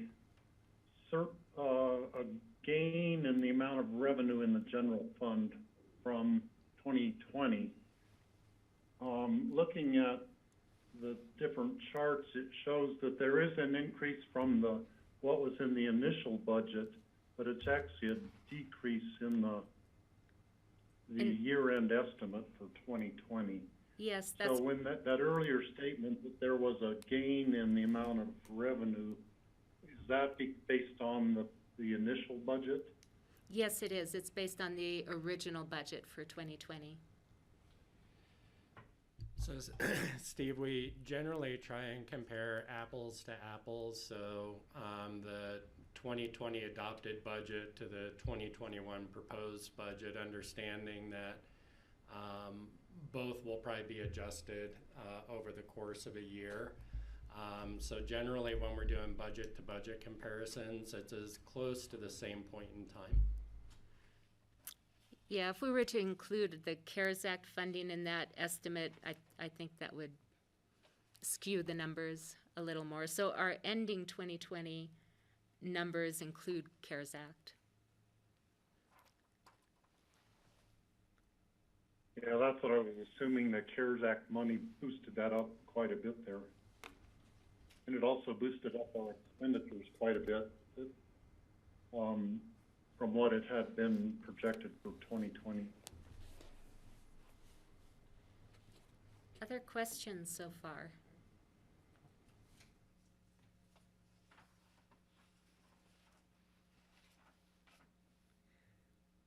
And in the upcoming meetings, we'll have each general fund department present their budgets and their plans in more detail, so you'll have a better idea of what makes up these larger numbers. The next slide shows our fund balance. And this just gives you a visual representation of our fund balance that's projected at the end of each year. At the end of 2020, we have some larger amounts in the unassigned fund balance, about $6.4 million. And the 2021 budget proposes to spend some of that down.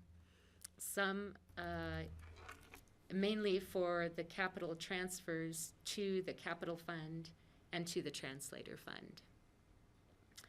You see that our unassigned fund balance decreases for a few years and then increases. The numbers on this chart are slightly different from those on the slide before. On the general fund, on the last lines where you're looking at fund balance, it's simply taking the annual operating surplus or deficit and the transfers out of those fund balance amounts. Looking at the fund balance as a whole, though, we realize that as we're going along and our revenues increase, our expenditures may increase, that the amount that we will need to hold for a TABOR reserve and the amount that we will want to hold for our operating reserve will increase also, as they are percentages. So as we go along, we'll be taking money out of the unassigned balance, out of the blue section, and moving it into the two different green sections so that we maintain the correct percentages there. So that plays into that blue section decreasing a little bit more than what you see just with the annual operating surplus or deficit on the previous page.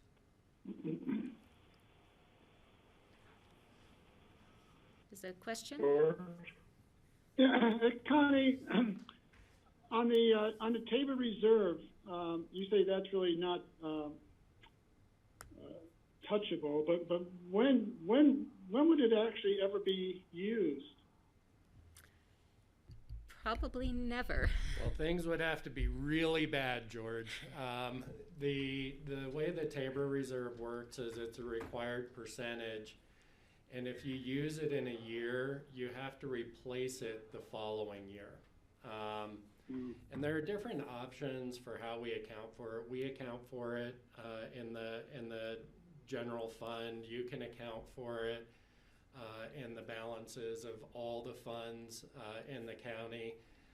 Regardless, if we're in a position where we're dipping into that, we have a serious crisis on our hands, but we meet. We obviously far exceed the minimum TABOR requirements. We've never been in danger of having to access those.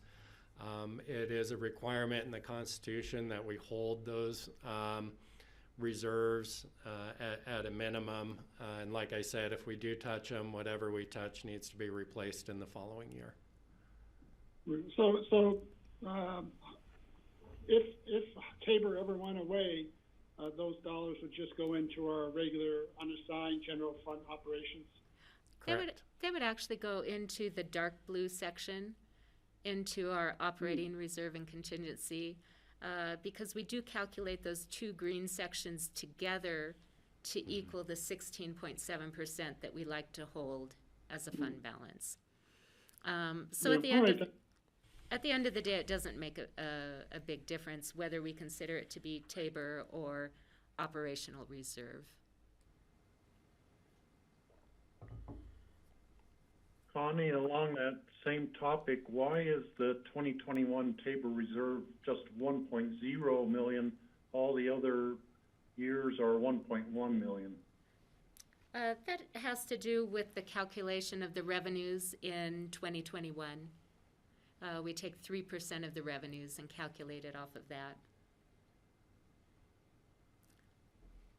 So since we have a slight revenue decrease in our 2021 budget as compared to the 2020 initial budget, but then that revenue increases in the out years, that's why you see that change. It's simply a percentage calculation.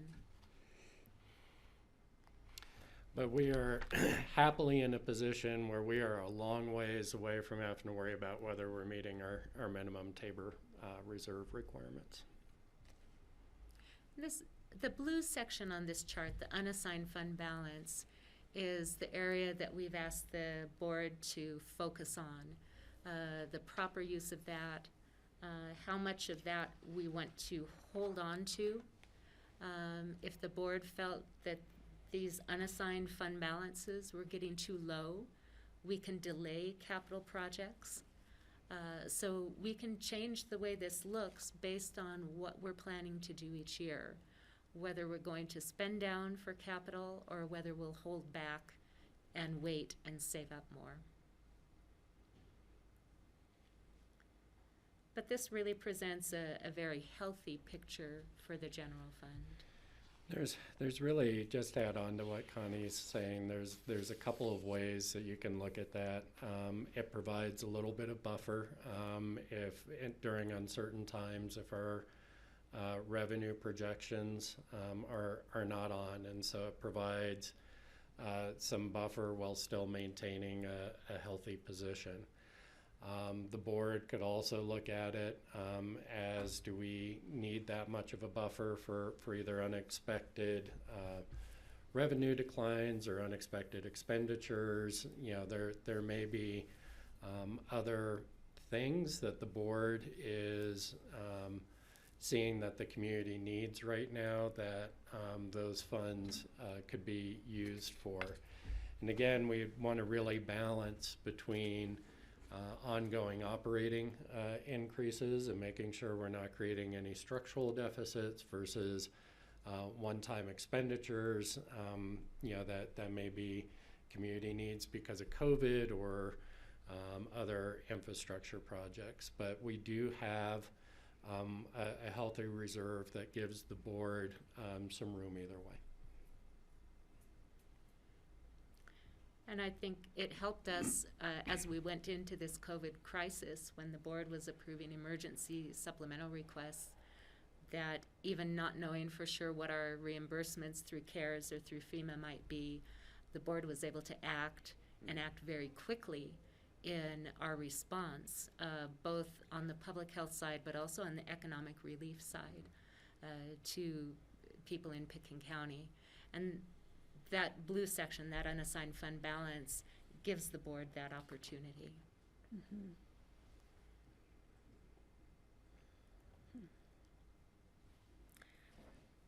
So circle back around. This is the proposed 2021 budget for Picken County. There will be some changes to these numbers as we go through the different departments. As mentioned before, some funds or departments are still working on refining their plans. But these are the proposed numbers, hopefully not too different from this.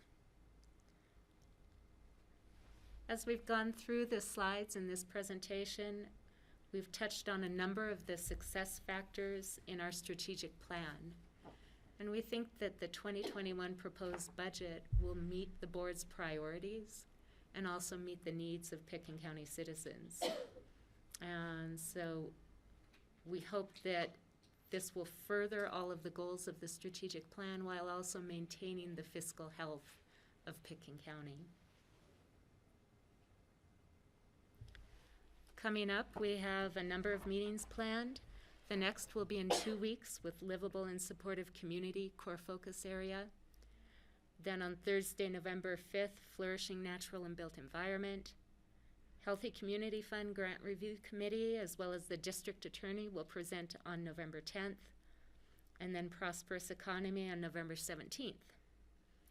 Ambulance District will be the last one to present on December 1st, with the first reading of the budget resolution and mill levy certification on December 2nd, and then final adoption on December 15th.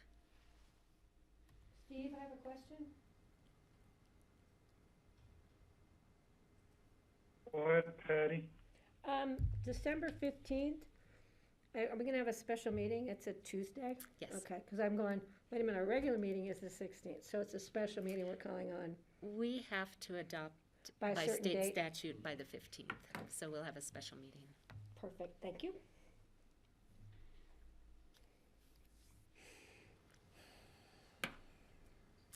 Any questions? I do have. Steve, can I continue?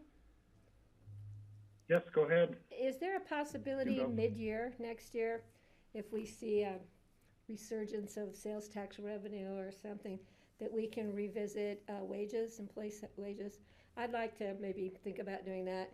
So if you know, this environment we have now changes to a positive in 2021, we can revisit that. Yeah, the board would have that capability through a supplemental budget, just Okay. like we've made budget adjustments. It would be, I think, appropriate for the board to project that as a priority so that we, you know, have that if our revenue picture is in fact better. And I think as you see, historically, we tend to be a little bit on the conservative side, so we probably will do better. I would really than with like to those revisit it projections. mid-year, or when Um, appropriate. Yeah, I mean, I'd like to see it even for this budget before, assuming we Yeah. can't do it from January. Because that's a big issue for me. The other thing is, and I know this won't surprise you, I'm not seeing it anywhere. I'd like a list of full-time equivalents, what the temporary, the term limited would be, the asks that are being made for 2021. I mean, That was there's a lot, I attached. can go through and do it, but I've got little flags everywhere where they've been presented, but and we last year you did, Yes, we have at the end of the budget message. So was there one in there? I didn't get all we the, did include a table. It does not have all of the detail that we'll be presenting in the okay, budget so there'll be presentation. more information Yeah. that attaches to that? Yes. But if you want to see but by the very department, last it gives you page a in the historical. attachments. Oh, Yeah. sorry, sorry, Connie. Yeah, I'd like to see, you know, I'm very careful about, I just think there's ramifications for just continuing to increase county staff, without being able to visit that. So I wanted to make sure. I got stuck in all your graphs in here, John, because they kind of were repeating, so I'm sorry if I missed that. So there was a large increase mid-year 2020. The overall county FTE count for 2021 actually goes down slightly. And we'll get into more details further on in the budget process, but we do have a few positions that are dropping off. You'll notice as we were going through the appropriations, there are very few requests for new positions. Staff Oh, did got it. Staff did a great job this year. We asked them to be very conservative. And staff cut back on training. It was our policy to ask everyone to cut back on travel budgets. And then they also made a number of cuts in capital, but other operational areas. They did a great job of really holding back and seeing what was absolutely necessary. Of course, there are some areas, like public health, where we need increases, and there are costs. But overall, staff did a great job cutting back, and again, very few new positions proposed for 2021. Well, and, I know the public health, most of them were term limited or to be reevaluated in 6 months, a year, and 18 months, so I want to make sure we stay on track with that. I'm just bringing up that concern because pre-COVID, at a Board of Health meeting, Greg and I, whether it was a retreat, staff came forward with, well, we really need 13 more employees to do, all of these things within public health, and we were very hesitant to move that forward without prioritizing what we wanted to accomplish as the Board of Health and as the Public Health Department. And now we're seeing 13 people or whatever being brought on board. We want to make sure that we're not just reaching into the first request pre-COVID. I want to make sure it's appropriate to keep employees on or to repurpose employees or whatever. I just think that's fair to the county as a complete organization. And John, I'm sorry I missed it. You were in attachments No, okay. behind all the graphs that were also part of Connie's attachments. It is a lot of materials. I'm sorry I read give you. Connie and not all of you, so That's I okay. apologize for that. Those were my only two final questions.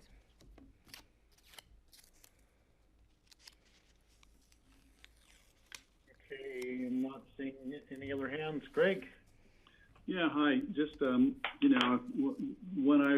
we were going into the COVID, of course, like a lot of people, we all start looking at our bank balances and we hear about, people burning through savings and, what's the cash out position? How long can you go before things get bad enough that you actually need economic assistance? Questions like that.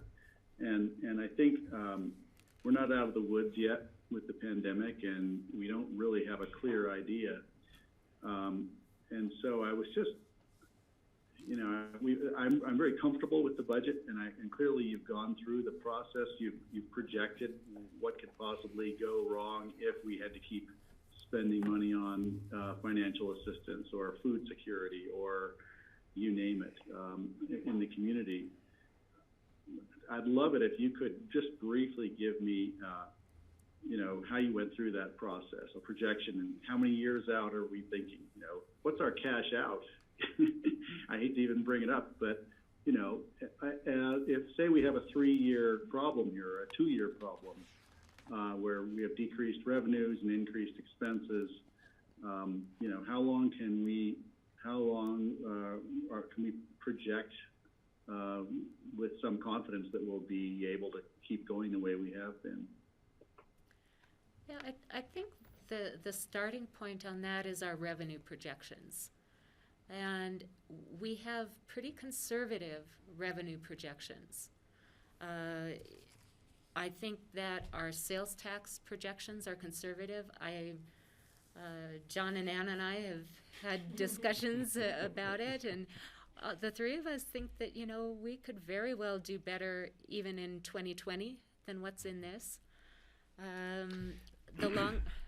Yeah, Greg, I think that's one of the reasons that the fund balance piece in front of you is what gives you a little bit of that wiggle room, and certainly what we dipped into pretty quickly in March when we appropriated $500,000. We had partners come to the table in order to provide the cash assistance needs, in particular for the community, to help bridge to whatever federal aid kind of programs like the unemployment programs and such that eventually got running.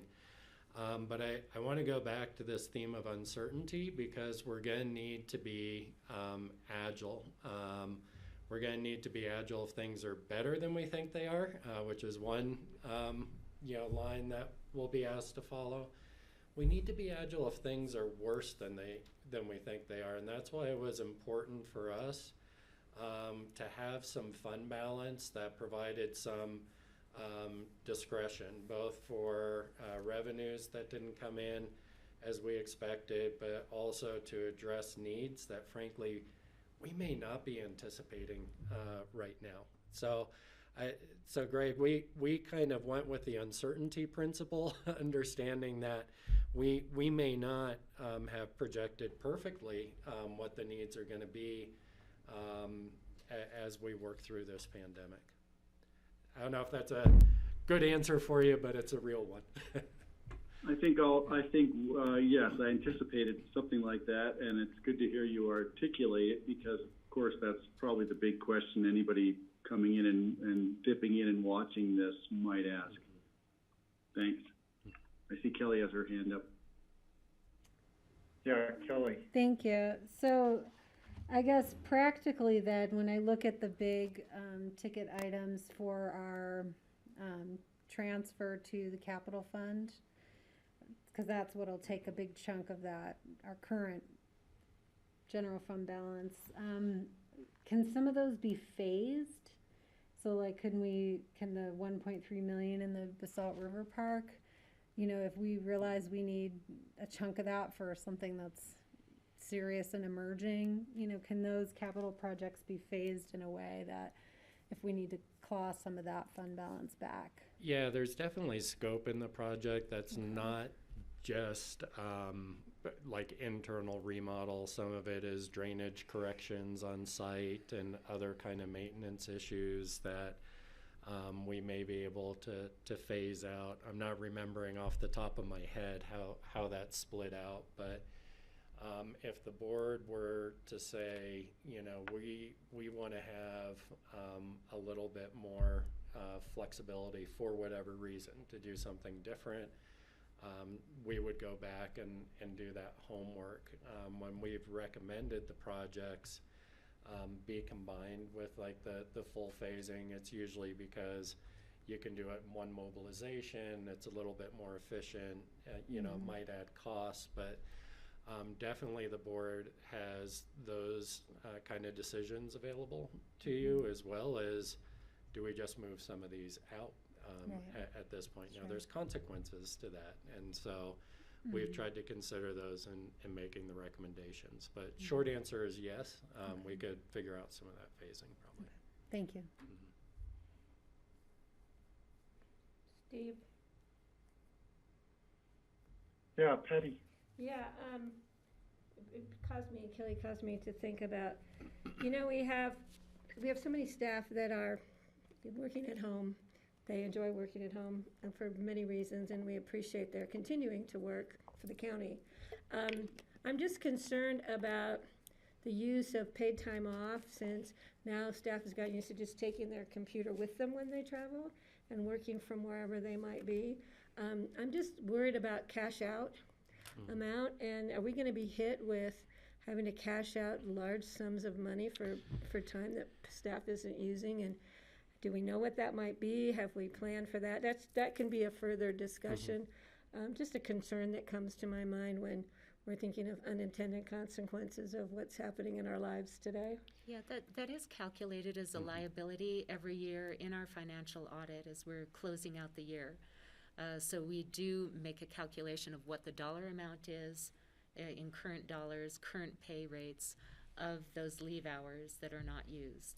I'd like to see the difference from, say, 2019 to what 2020 might be. That would be interesting. I think. We also put parameters around it, in that there's a maximum number of hours that can be accrued and a maximum number of hours that can be cashed out until someone terminates. Yeah, so if you could, we could just see that, maybe. Yeah, we probably won't have 2020, Patty, of it, you know, Well, at some until point. we close it out. But yeah, we can definitely do that. Maybe, like I said, we probably won't have it as part of the budget process. But I think your thinking is right, that we have a higher number of employees who are not able to use their PTO and are working more than full-time hours, quite frankly, and I think we'll be looking to cash out. So we'll likely have some higher cash out amounts, but we don't think that that's going to affect. Well, and some employees who just aren't using them because of how they're working now. I think there's two issues there. The other question I have, and this will be a broader discussion, but Kelly brought up the remodel of the 123 Emma. We really do need to have a discussion on this building and what it's costing us to run this building as if people were in it. Heating, cooling, maintenance, cleaning, all that stuff. And what plan we might have to repurpose some space in this building for a short period of time, or bringing employees back into this building. It just is hard, since I'm in this building so much, it's difficult for me to see so much empty space. I understand people's concerns about being back in the building. They're all over the place, but I think that's something we as a board need to discuss when we're looking at trying to look at budgetary impacts and costs and expenditures and, decrease in revenues. We need to be looking smartly at what we're doing and what we might be able to do differently. So that's a food for thought, big food for big thought. Yeah, I mean, it's an interesting time, right? As we are in a pandemic where obviously we're making adjustments, hopefully with the view of going back to more normal or a new normal, where things are a little bit more like they used to be. But when's that going to happen? Right. Well, I'm just hearing more really from constituents about when are you going to open the building, at least at some level. And I think we need to have that discussion, and maybe not bring Connie to make it a budgetary discussion, but this is causing me to think more about those issues.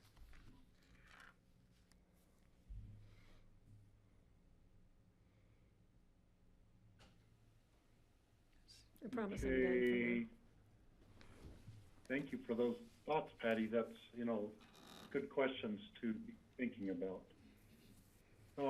Any more questions or concerns at this point in time? Can I just, maybe an idea to tag Totally. on? I guess as we hear from each of the departments, I think it would be helpful to hear how their service delivery has been affected by COVID. Maybe give us a preview of that, whether they feel like they're able to give services, better or worse, or, neutral, or, so maybe a heads up to department heads that we might want to hear a little bit about that in their, just summaries of how the departments are performing, I think would be useful. And what they might see in future for planning. Or COVID retirements, or, COVID returns, COVID doesn't return, we do. COVID babies, I don't know. Good job, Connie. Thank you so much. Okay, well, thank you all for your time today. Connie, I think we're going to move on. Thank you, Connie, very much for your presentation today, and we'll look forward to our next one on October 27th. Hopefully Thank you. flight will be on time and I'll be here. Kathy Hall is here, joining the meeting. Yeah, so Steve, maybe... we are way ahead of our time, so John, I presume you had called Kathy to have her come in early, Brian and Kathy, to do the solid waste project update now. Is that what you want to do? That's great. Oh, Brian's there with, okay. I was going to say we should wait for Brian. But yeah, Stephen, just real briefly, ask Brian and Kathy to join us at 1:45, which they promptly did. Thank you. I also asked Kurt Dahl to move up the offsite wastewater treatment system fees to 2 o'clock. And then I thought we could go into future agendas and rest of open discussion. And then Phillips at 3. And Phillips, we weren't able to move, so we have that at 3, yes. But you should still get out of here early. Thanks for the chocolate. Is that okay with everyone? Mm-hmm. And if so, we might turn over. We asked Kathy and Brian to be here to give an update on our progress on our facilities project at the landfill. So Brian, Kathy, I think, Steve, if it's okay, we'll turn it over to them. Yeah, go for it. Great, we'll do that. We're going to try to share the screen here so you can see just a short presentation. This should take 10 minutes, just to give the board an update on how the facility is progressing here at the landfill. So just this past spring, we started with the solid waste operations and maintenance building, and we've been progressing well. And we're entering the winter season. We're hoping to have it dried in for inclement weather that will be approaching, hopefully. But the purpose of the building, if the board will remember, is we have many vehicles at the airport that couldn't be worked on because of the size of the vehicles, and the materials recovery facility was never constructed for the purposes of equipment maintenance. So a lot of maintenance on the heavy, large equipment was done outside and was frankly just unsafe, and not good for employees to be out there. The facility we're building will be able to house all 19 vehicles and will be a fully operational shop facility. To remind the board, this is really phase one of a two-phase project. Once this is done, we do have a budget request to come to the board for 2021 to replace the materials recovery facility with a more operationally functional building. So that's coming your way. But we started this project and it was approved by the board in 2018 to build a 17,309 foot building. Again, a fully functional shop. But it's more than just the building. We're getting water for the first time at the landfill. We're expanding our fuel system. And for the first time, we're going to have a wash bay at the landfill. One way we can extend the life of vehicles and equipment at the landfill is keeping it clean, keeping them clean. So we'll be showing you in this presentation where we are in construction.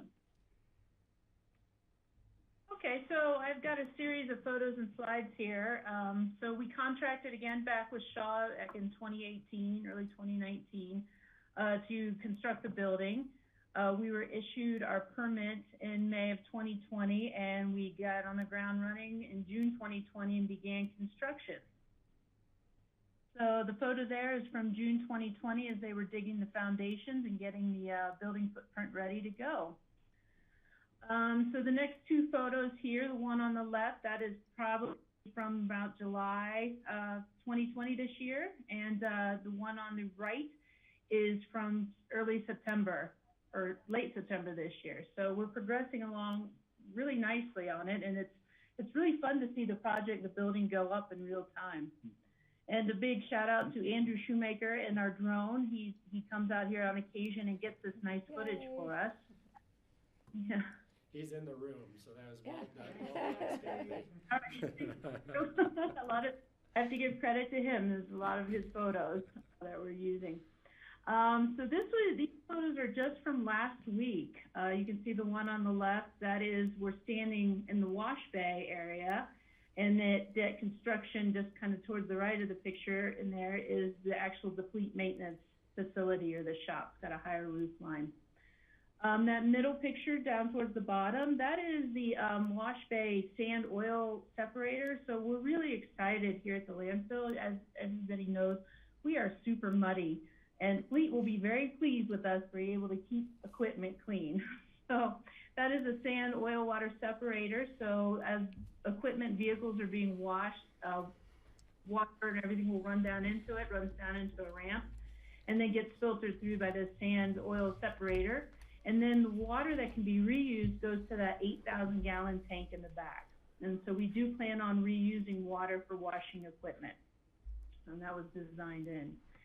And then the photo on the very right, the panels are going up on the building. That photo I got just yesterday. So it's coming along really nicely. As Brian said, we're hoping to be framed in before inclement weather hits, and they can just finish up the building on the inside through the winter season. So this is a comparison. So the upper photo, that is where we were last week, and then hopefully by the end of January, we're going to look at the below photo. So it's going to match. I think the architect Luis Menendez got it right. So. So our schedule, so building framed in and enclosed by early November. We should be completed January, February 2021. And then we'll work through punch list items February, March, and then we're expecting a move-in in late March, early April. So the project right now is about 40% completed based on billing. It is on time and we are on budget, so it's going really well.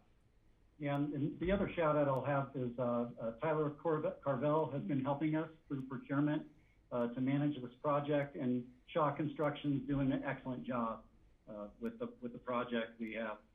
We've been real impressed with the progress they've had just in the last few months. But with that, just want to give the board a quick update on big expenditure.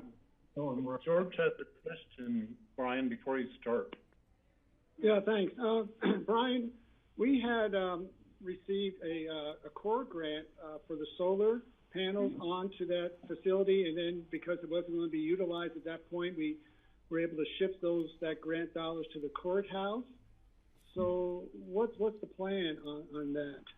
Yeah, so there will be a budget request coming for that. We need to reapply for core in order to put the solar back on the building. And along with that, what I'd like to do is one solar project to not only put solar on this building, but put solar on the new, so to be called a materials recovery facility, because that roof will also hold solar as well. So to gain some economies of scale here is to do both solar projects at one time. Great, thanks. Good question, thank you.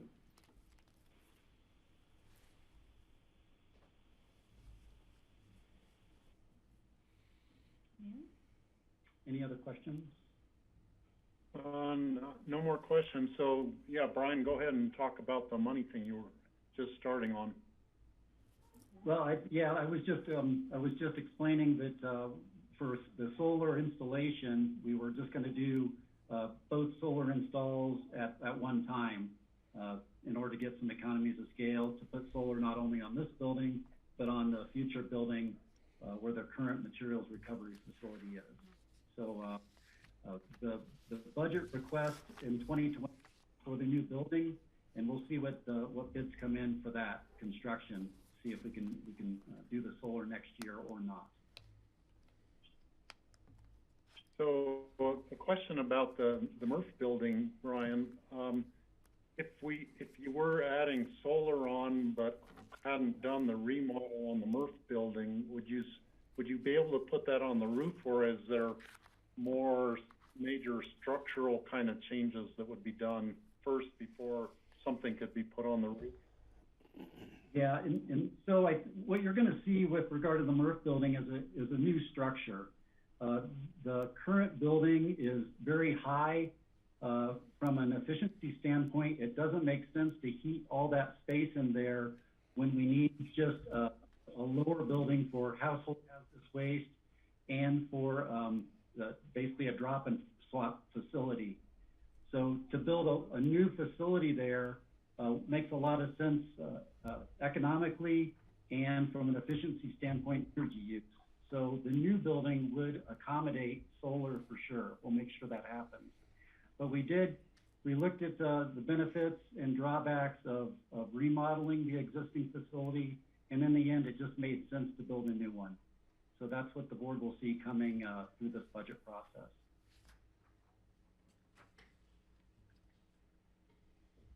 Okay, thanks, Brian. Any more questions?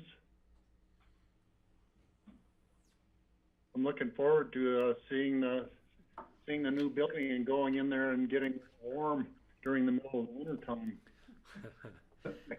Steve, I had a question, if I could. It's only slightly tangential for Kathy and Brian. Just remember we had a brief chat last year about materials recovery and construction, specifically gypsum board, drywall. And I'm just wondering, has any progress been made in finding ways to collect and recycle and places that would receive it? Mm-hmm. So we have our new construction and demolition program specialist, Michael Port, who started back in July. He is researching that. So he has found some options. We're struggling with our location and getting it to certain locations. But he's got some leads, and he's talking with he's part of the CDRA, the Construction Demo Recycling Association. So he's been very active in that. So I do know he's researching it and trying to come up with a good option. And we'll have the capacity, if the opportunity arises, to actually do it. It's a fairly high, it's like 15% of our C&D waste, isn't it? Or something like that. So will we have the capacity when these buildings are completed, if the opportunity arises, to put that in place? Yeah, so we're looking, once this building's completed and all the construction equipment and everything is out, I have a feeling we'll be using the boneyard more, sectioning off the boneyard for some type of C&D diversion, or even eventually maybe processing. So yeah, I can foresee us storing stuff down there until we get it out. Michael's looking at some type of processing here on site, so yeah. And Greg, just to follow up with that, Michael will also be bringing an update to the board on the C&D program. We've had some delays from a technological standpoint, so we want to give the board an update on where we are with implementation. Great, thank you, I appreciate it, I look forward to it. Yeah, good.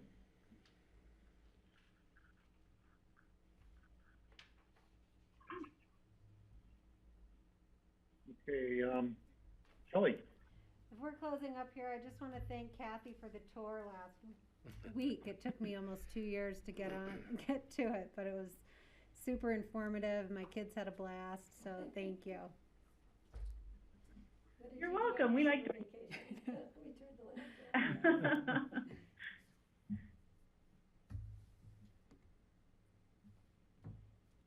Okay, thanks Brian and Kathy for the update on that, and it's great to see the photographs and the drone footage of the new building. Thank you, Andrew, for the drone footage. Thank Yeah. you. All right. Okay, we'll see you. Thank and you. Right on schedule, Kurt Dahl has come early today, so we can be talking about the environmental health fees that are being proposed. Go ahead, Kurt.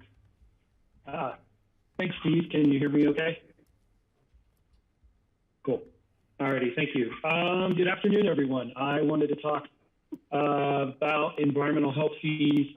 I think most of you are familiar. Last year, CCI was looking for priorities for the legislative term last year.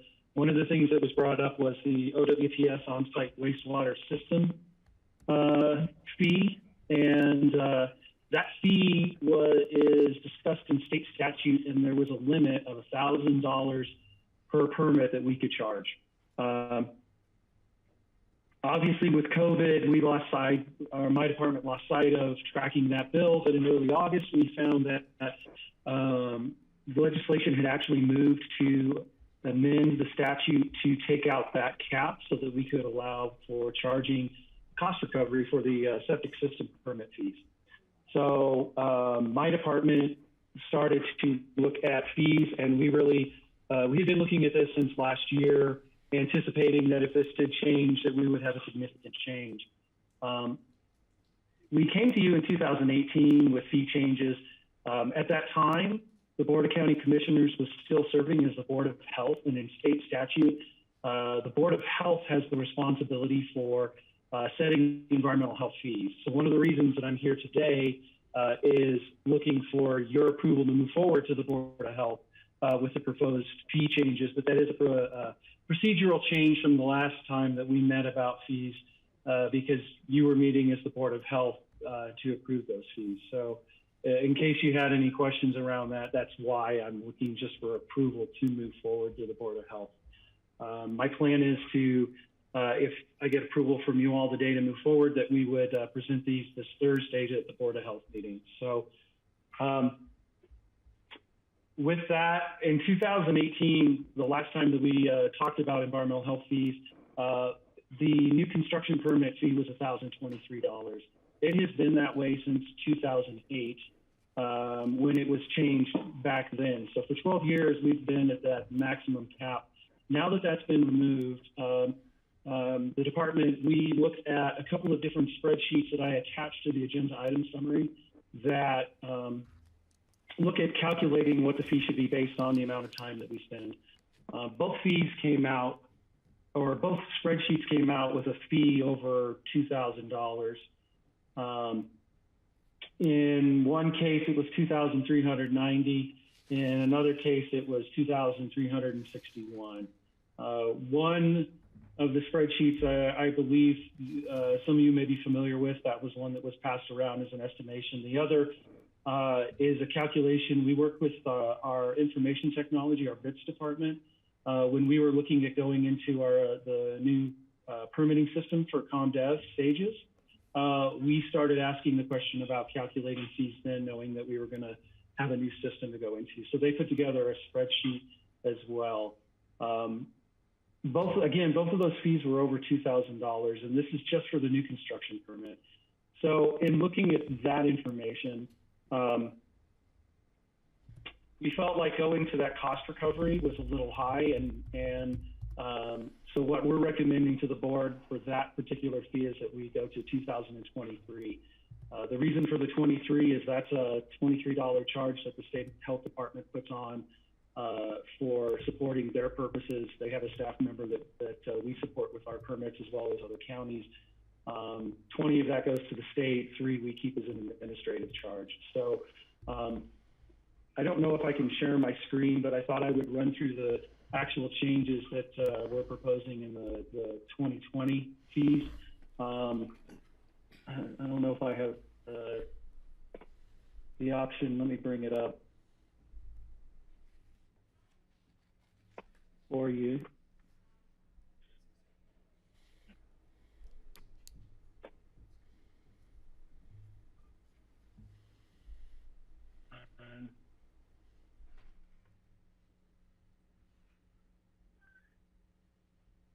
Can everyone see this? Yes, can we see can. several windows. Okay, thanks, I've got a couple other windows open on the screen. Here, let me do that. Okay, that's distracting. Okay, I have multiple screens, sorry.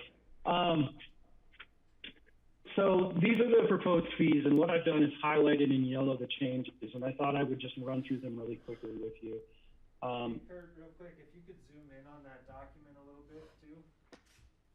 Yeah, let me see if I can.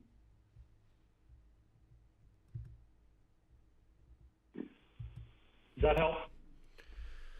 Keep going. That's good. That good? Okay.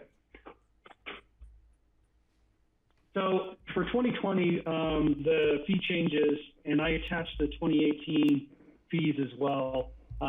We are recommending removing several of the fees associated with the retail food program that we're no longer doing, the state health department is doing. So I went ahead and removed those. And then the changes to the fees I have are that we're proposing are highlighted in yellow. So the first one being the OWTS construction fee. And again, based on cost estimates, the recovery for that would be around $23.50 or so dollars. We're proposing 2023.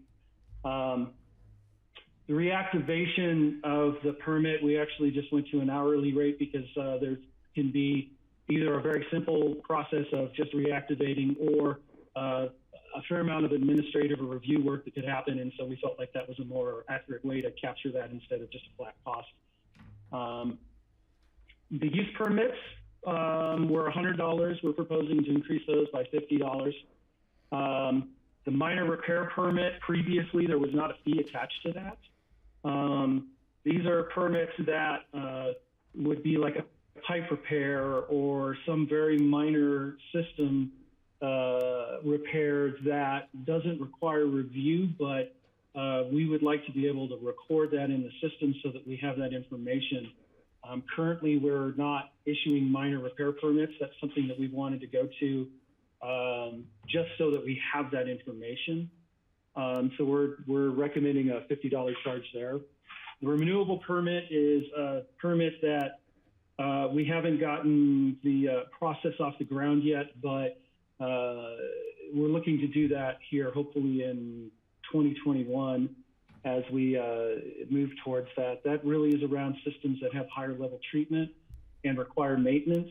And then the intent of that renewable permit is to make sure that people are continuing to have a maintenance contract. If you have a system that does some type of treatment, you're doing that typically because we're allowing you a different setback or there's some type of soil requirement. And so we want to ensure that when you have maintenance on that system, it's getting done, or required maintenance.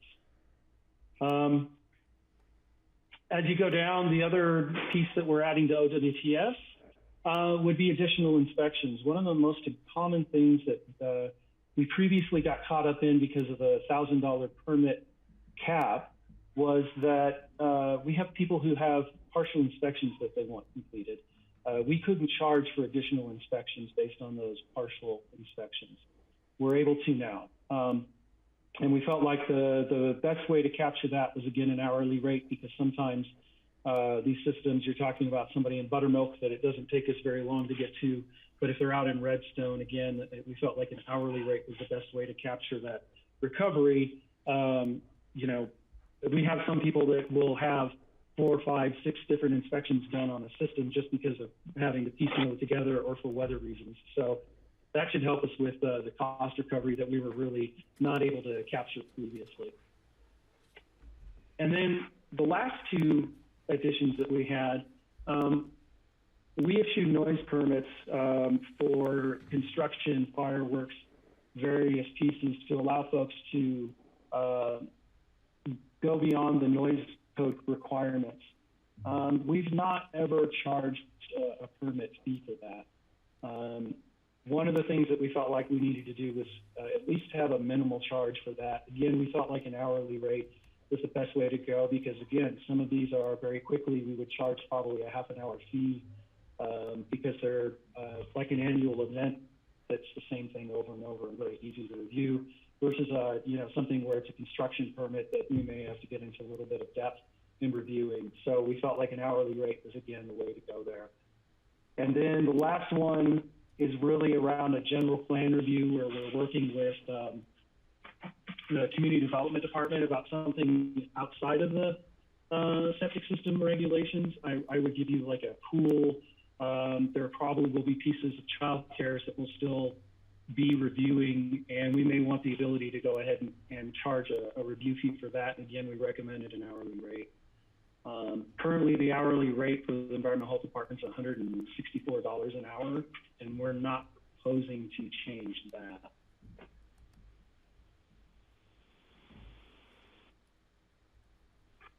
So with that, I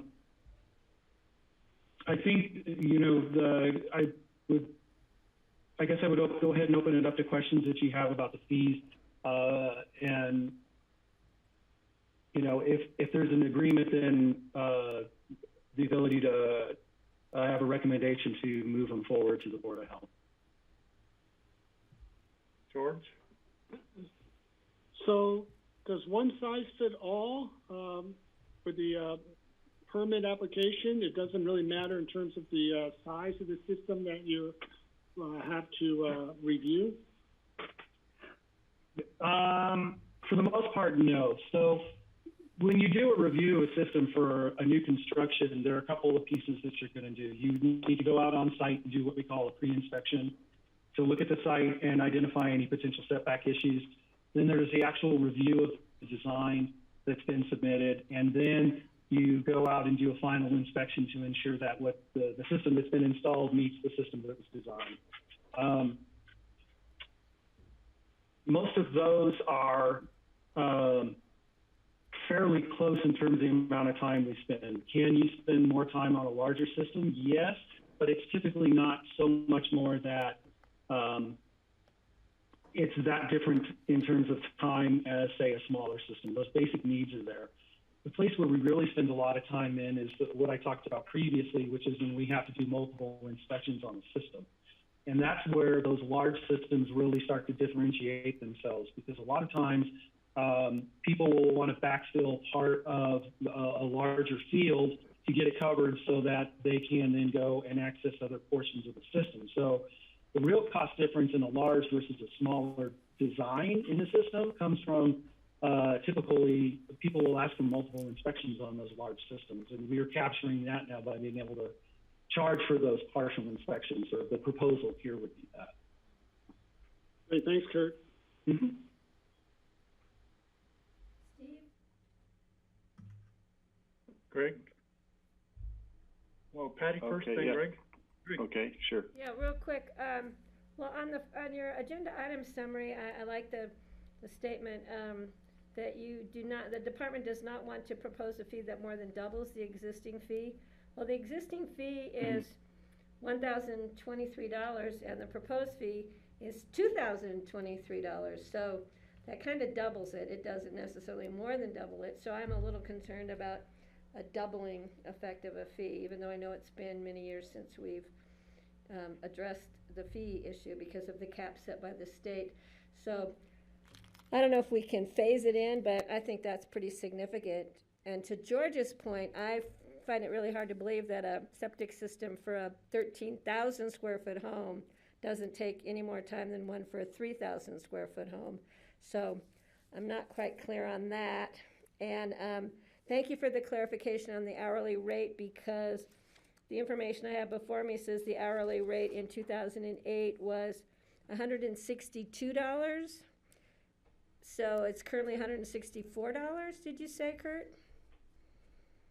I know it's only a $2 difference, but I don't know if In my it's... view, still muted. Yeah. We can hear you. Can you hear me, Patty? My Yeah. screen went a little crazy. I can hear you. Okay. Yeah, you know what? I may have misstated that. I always get 162 and 164. Okay. So it's $162. Correct. It's $162. I think I must have that. And is there any way to phase in an increase so we're not doubling the increase? I know that's kind of a significant hit to go from $1,000 to $2,000 in one fell swoop. It is. And that's certainly one of the things that we debated as a department. I think where we landed was knowing that the fee hasn't been adjusted in so long. Being that I know the staff members prior to me being here when it was changed in 2008, we were already over that $1,000 cap at the time. And I think at the end of the day, when I look at the other fees that the other departments are charging, we felt like, $2,000 was a good place to land. In terms of it's not full cost recovery, we're not going all the way there. We may at some point want to, but it's still, the fee portion has been something that we've been trying to address for a long time. And so now that we have the opportunity, we do. We certainly can phase it in if the board feels like that's the way to go. It was just one of those, we needed to start the conversation somewhere, so that's where we landed. Okay, well, I can understand that, and it just goes back to if I'm building 3,000 square feet and it's costing me $2,023, and then I find out my neighbor's building 13,000 square feet and it's costing the same. I know even though they have to have more inspections possibly, I don't know if there's any way to do a sliding scale based on square footage. Maybe that just makes it more complex, and trying to gather a straightforward fee is just a better way to go. So those are just my concerns. I think the other, I think the other thing to point out is that the size of the system for what our review purposes are doesn't matter, but I think that in terms of the engineer that's designing the system, and 96% of our systems are designed by engineers, the amount of time that they spend on the design itself is probably much more for a larger system than it is for a smaller system. But once that design gets to us, they've done all the legwork. It's up to us to review to make sure that it meets code. So it's not quite this labor-intensive piece. There's still the minimum requirements that we have to check in terms of sizing criteria, but it doesn't really change our amount of review time. So.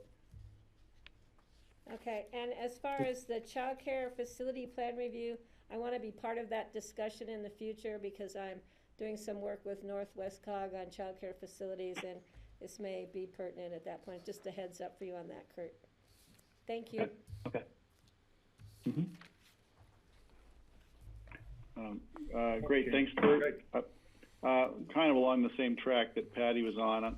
I'm just wondering what are we doing to incentivize people who might have an existing system that needs work to do the work when it's time. I keep seeing, of course the cost of everything goes up. And I wonder if that just makes people who might have a system of marginal, functionality decide to try to string it out longer, which always ends up in some sort of catastrophic failure, or could. I'm just trying to think, are we creating disincentives for people to do the right thing regarding their systems if we make what appears to be a big leap in costs to talk to the county? Right. So the only permit that we're, in terms of construction, is a new construction / repair permit, and that repair, that's for the entire system. So essentially you're coming in for a permit for a whole new system. We did not change the fees for like a tank replacement. We didn't recommend doing that one because that is a fairly straightforward permit. A lot of times we don't necessarily need to do a site inspection depending on if they're putting it right back in the same spot where the old tank was, because we didn't want to discourage that, getting that permit. I think that was also part of the reason, Greg, why we just weren't comfortable with doing more than what we're recommending here, because we don't want it to be a deterrent to getting a permit, recognizing that we have to find that balance somewhere of recovering our costs for what it takes to do a permit versus, trying to strike that balance of making sure people are getting permits and not doing exactly what you talked about. So I think there's some education there. Again, we have the use permit system that, requires people to do inspections when they're doing either construction or getting their, or selling their house. And so you're looking at the condition of that system too. And so the intention of that program itself is to try to catch those systems to make sure that they're not in disrepair. And while it's not 100%, it does capture some of those, so that at least we're not having these systems in disrepair out there, or at least the majority of them out there in disrepair, and at least getting folks to get in and get them corrected, especially early on when the cost may be much smaller than a full system repair, where you have this major blowout. Right. Thank you. I appreciate that. I think that as we're publicizing these changes in the fee structure, and it wouldn't hurt to talk about those aspects as well, that we do have an eye on, keeping people incentivized to take care of things before they become real problems. I'm sure you do. Just want to make sure. I think that's super important.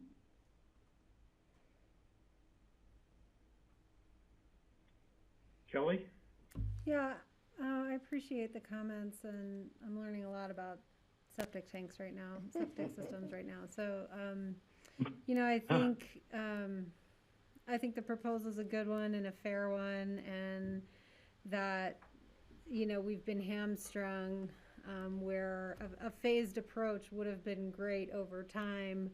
And, we still have that option moving forward if our costs incrementally continue to rise, but that it's in the balance, it's favored homeowners and development, up to this point. And so we should sort of reset the balance here by taking advantage of the ability to now recoup the cost for the actual work that's being done, so that development is paying their way. And I do appreciate that it's not disincentivizing ongoing maintenance. And it sounds like you've fairly thought through for the larger systems, that will require additional work, that their inspections in the end will cost more than, the installation of a basic system for a new home. So I support this, and thanks, Kurt, for bringing it to us. Yeah, I would like to give a shout out to all the people who worked on this, getting it through CCI and the state legislature. And I think it was about a 3-year process to get the bill passed. It was House Bill 201094 that eventually was the one that got passed. But we worked on it for a couple of years and testified, and Kurt worked on it, and it finally made it through the legislature this past spring. We've been subsidizing the septic inspections for a really long time, and this, charging the $2,000 is still subsidizing them to some extent, but it makes it a lot more equitable. And I personally would favor, bumping it to 2,000, we're still subsidizing them at that level, so people shouldn't feel too bad. And when you're building a house that's going to cost $500,000 or $5 million or whatever, $1,000 difference on the septic inspection isn't all that great of a percentage of the total cost.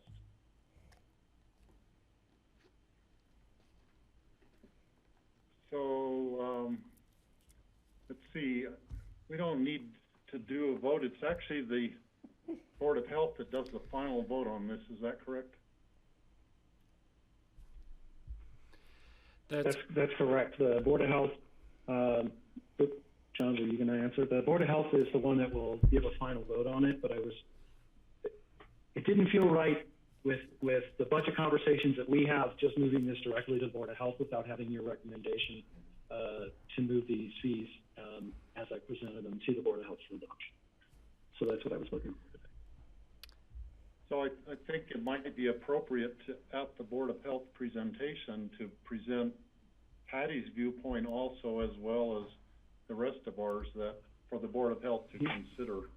Because they might say it's too much. They, you know, the doubling of the fee is too much at one time, and maybe it should be phased in. Although the majority of us, I think, would favor doing the full $2,000 immediately.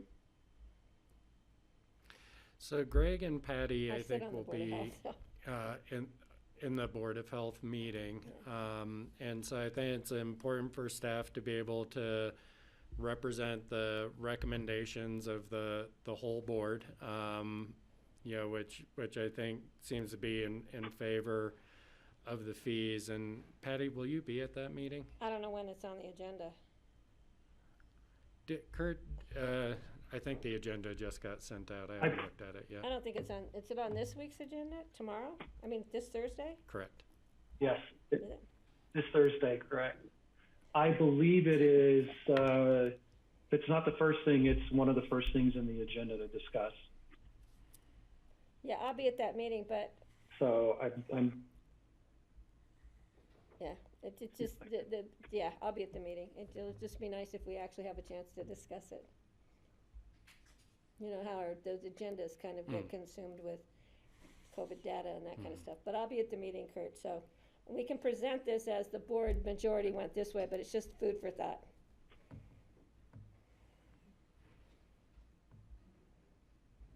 And I was looking for the agenda because I think John's right, it was just an out. But when Suzuho and I talked about it earlier, I'm fairly certain that that'll be close to the 1 o'clock start time. So we might have introductions and a couple of things, but I think I'm starting early so that we get through this one first before we get into the other testing and I think the other issues that are yeah, I don't have a board agenda. Okay. It'll be actually refreshing to have the Board of Health talk about something other than COVID. I think most people on the Board of Health haven't had a conversation in so long. It might be refreshing. You know, I take that back. I found the draft agenda, I don't see it. and I am on at 2:55. So it looks like the testing discussion. There's a testing discussion that will be held prior. So. Yeah, I haven't received an agenda yet, so. Oh wait, no, I have not. I think I know in part. I haven't gotten an agenda. Yeah, I know in part Suzuho's waiting on me to get information from this meeting to put in the agenda so that they can get everything finalized. So that may be part of the reason you don't have it yet, Patty. Okay, thank you, Kurt. Mm-hmm. So that was a surprise to me because I don't have an agenda yet. Actually, it hasn't been distributed. It's Okay. Going around to staff to make sure that this is the agenda. So. Yeah. Okay, thanks a bunch, Kurt, for bringing this to us, and it's good to see your face. We don't get to see you very often these days. Yeah. Yeah, it feels like it's been forever since I've seen all of you. It's good to see you too. Thank you. Appreciate the support. Okay, John, we're thinking to go to the future agendas now, or should we do more open discussion? Maybe do future agendas first, then we'll go back to open discussion. Sure. So I actually don't have any new items for future agendas for you. I would note that on Friday, we have a continuation of our ASC vision discussions. We'll be bringing some different parties in to answer different questions that the board has had during that meeting. That will be from 9 to 1, or as long as we need for that conversation. Do you know who those parties are? I was going to say, yeah, who's Right now, we'd have representatives from Holland and Knight, who is an attorney firm that was hired through our attorney's office to advise on airport-related matters. They would speak specifically to, for example, questions about privatization and such that have come up.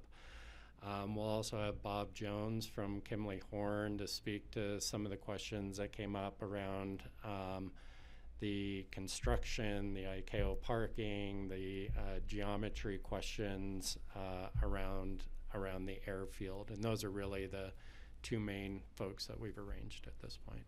Steve, can I ask a question?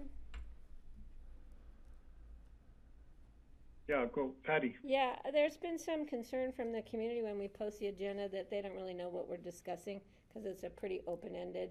So I don't know if we can, what is today, Tuesday?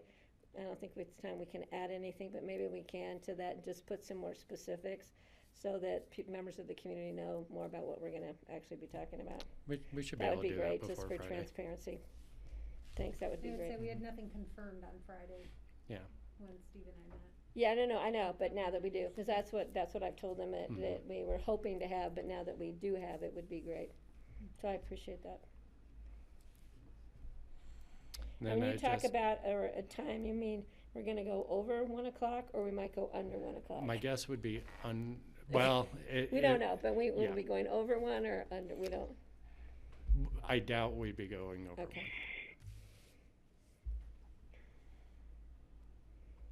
Greg?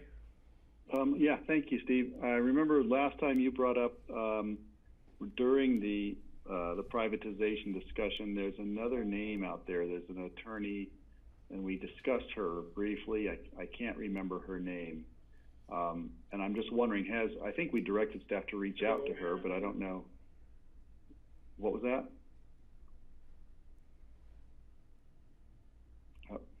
It's a two-person law firm in Washington, D.C. that does aviation, and John McBride says she's an expert on airport safety issues. And that's why he thought that we should consult her for, an additional resource. I recall that we asked to reach out, I think, to her, or we talked to the other consultants about, would that make sense? The impression I had is that was part of our plan. And I could correct me if I'm wrong. But she's speaking on safety, not on privatization. Well, she's my understanding. So, Greg, this would be good clarification because at least at the staff level, we have not done outreach to this individual who I understand is an attorney that would be engaged. Like Holland and Knight has been engaged to advise on legal matters associated with the airport. I can double check with John Ely, but I do not believe that we've been pursuing a retainer with that firm for this purpose. And so if we misunderstood, that'd be good to clear up, and I don't know if that would happen on Friday or not. Right, I can imagine it not happening that soon, and I thought it was about privatization issues. This was somebody who was an expert on that, is what I thought I was hearing. So I would like to just, maybe an introductory an introductory conversation with them to find out what they have to offer before we put them on a retainer, of course. Just, I think it'd be worth looking in, and I think we've had several people suggest that we reach out. So I'll jump in here before you, George. We did not give staff direction to retain her. I would like to have John Ely give her a call and just like you say, Greg, just question her for a little bit and see what they could offer to our process before we would actually decide whether we wanted to proceed with that. I think that would be a wise thing to do. But no, we did not give staff direction to retain her at this point.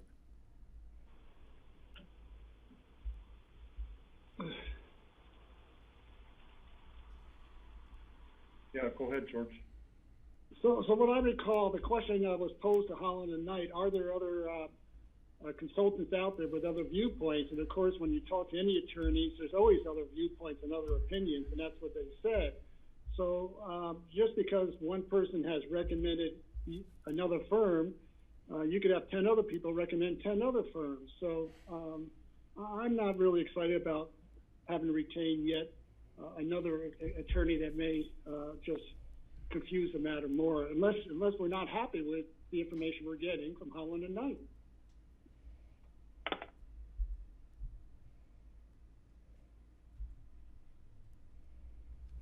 So my thought is this is a really important decision we're making on the airport. This is a decades-long kind of a process where we've been going through and will continue.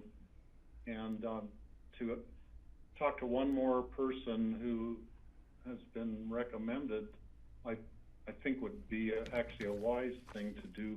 It wouldn't cost that much to have an hour-long meeting with them to find out what we can from them. I'm not ready to make a decision on retaining another attorney at this time, especially when that attorney was brought forward as a safety person. The concern we have before us is privatization information, which we received from the attorneys that we have retained, and they're going to be on the meeting on Friday to present their information to the public. If we want to move further at some other point into a safety discussion specific to legal counsel, I think that's a whole nother discussion the board needs to have. Maybe not appropriate for right now. And I would just add, I don't have any problem in terms of searching out other people with other opinions, but you have to remember the source. So this person has been recommended by John McBride, who has voiced serious concerns about some of the layout of the airport. So you sort of have to consider the source as well.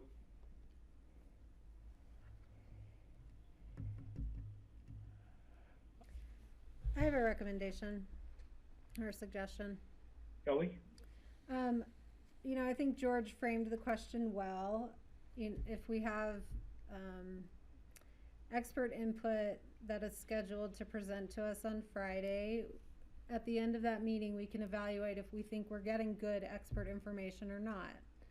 And then at that time, if there's additional questions that haven't been sufficiently answered, I think we should be prepared to ask all of our questions of the experts that appear before us on Friday.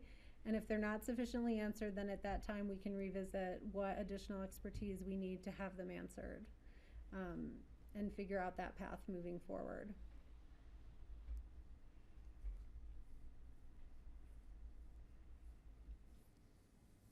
Steve? So I'm good with that, and knowing that, the purpose for this Friday was to talk about the privatization issue in the public setting, which we have not done at this point. And so it's really a specific purpose for that portion of this Friday's meeting.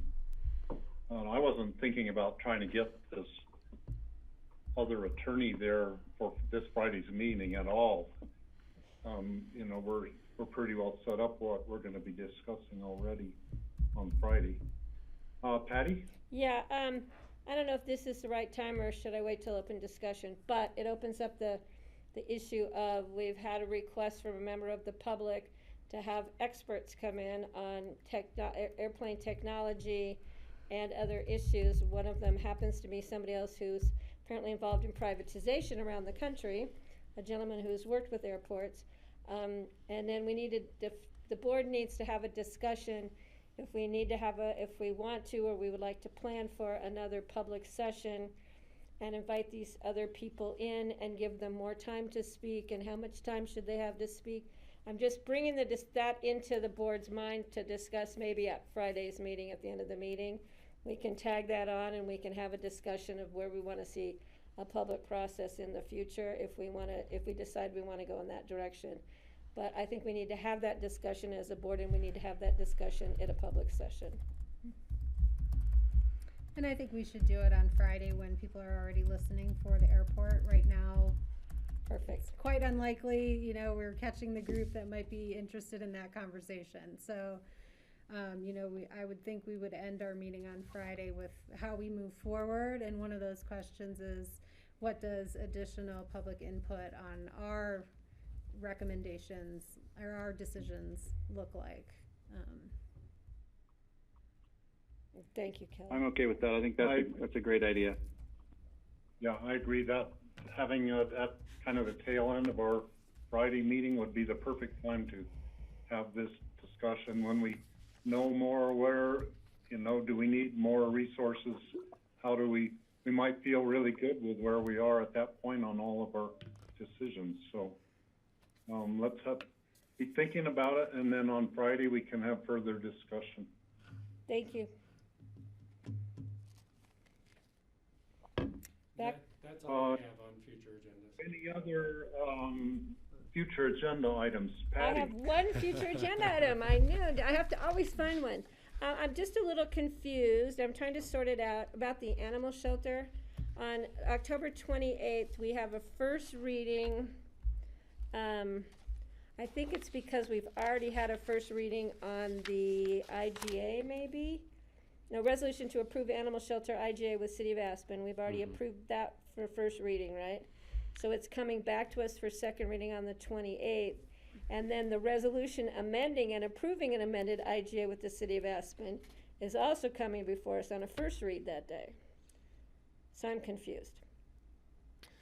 Yeah, and Rich was out on Friday, so I didn't get to touch base. I know they were moving some items around, I think, on the lease. So there's a lease and an IGA. They're both listed as IGAs. They're both listed as IGAs. Okay, let me go back and look at that. Okay, just to clear that up. Yep. And that's all I could find. I looked really hard, John. Well, well done. Thanks, Steve. Kelly? Thank you. Kelly. Thank you, Good Steve. catch. I have two things. One, I thought we were trying to schedule a joint meeting with the city. And I don't know if that is still happening or if couldn't find a date. Yeah, and that got moved out. December. Let me see if I can find this with Sarah. Let's see, what's our latest date? November 18th. Is that the last time? Do you have something specifically, Kelly, you wanted to discuss with the city? I always feel like we have plenty to discuss with the city. I am not. There was some email traffic on that, and Okay. we had talked about it, and I do think it got moved all the way to December, and I'm trying to go back in my emails here. Sorry. And then And once it gets moved to December, John, with everyone's budget and holidays, you might as well move it to the first quarter. That way I don't have to sit in. I was going to say, George, is there any reason that you don't want to meet you with the can city? miss it anyway, George. Well, if there is a reason to meet, yes, but if we're just December's meeting for the sake of meeting, you know, we've gone that route before. Or at least I have. Well, that's not my intent. So, and then I also have a conflict on November 5th. I forgot that we had scheduled our first quarterly meeting of the statewide strategic housing group for that afternoon from 12:30 to 4:30. So I feel committed to being on that since it's our first meeting and we're only meeting every couple months. So I will miss part of the budget discussion.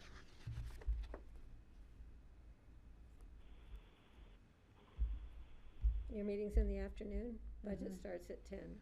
On the 5th, Kelly, on November 5th? On November 5th. Okay, that's our Thursday work session that we moved because of the election day. Right. You know. Oh, we do have John, I three. have one question that's actually about tomorrow's agenda. When I was looking at it on the ski company application for rezoning, it lists it as second reading, and we keep continuing it to future, a couple months in advance. But I can't remember where we left off with the ski company application, but it says it's a second reading, which then would be a public hearing. And am I reading that correctly? That is correct, Steve, but the action tomorrow is to continue it to January. But it is still a public hearing because it's a second reading? Yeah, So we'd open Yes. a public hearing Yes. tomorrow? Okay, I just wanted to verify that before we got into the meeting, and I don't want to be confused during the meeting. And it's probably important, Steve, to note that for the public at the beginning of that item, because that may change their decision whether they want to give public comment now or wait till a second reading in January. Yeah. Okay. Okay, any other future agenda items? I just have Time we're about. Steve, real quick, I just have a Patty? question. I have a question. On the 5th, is there any way we can find out when Kelly's meeting is and rework the budget hearings? I don't want Kelly to get bored that day and not have budget for 12 hours. And I would commit to prepping all my questions for Connie ahead of time, so. So we have maybe some time to be flexible. We're into flexibility today, so. Well, if the board would be willing to start an hour earlier, and maybe break at 12:30, then. That just depends on, yeah, because Wednesday we have a regular meeting. So I was just thinking if we're at the election till 3 in the morning, I don't know if I want to start at 9 in the morning, but I think I can handle it by Thursday. Okay.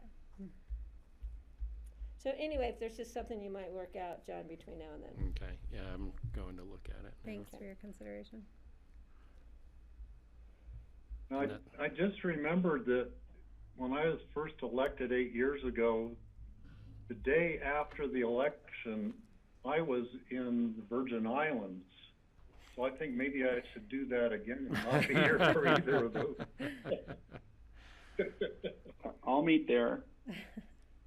I don't know, Steve, if you can fly to the Virgin Islands and not come into this meeting room every time we have a meeting, might not be set well with the public. So Kelly, if it started at 11, If what? My meeting starts at 12:30 in the afternoon. oh, you're looking. I'm sorry, I was moving at the wrong direction. Okay.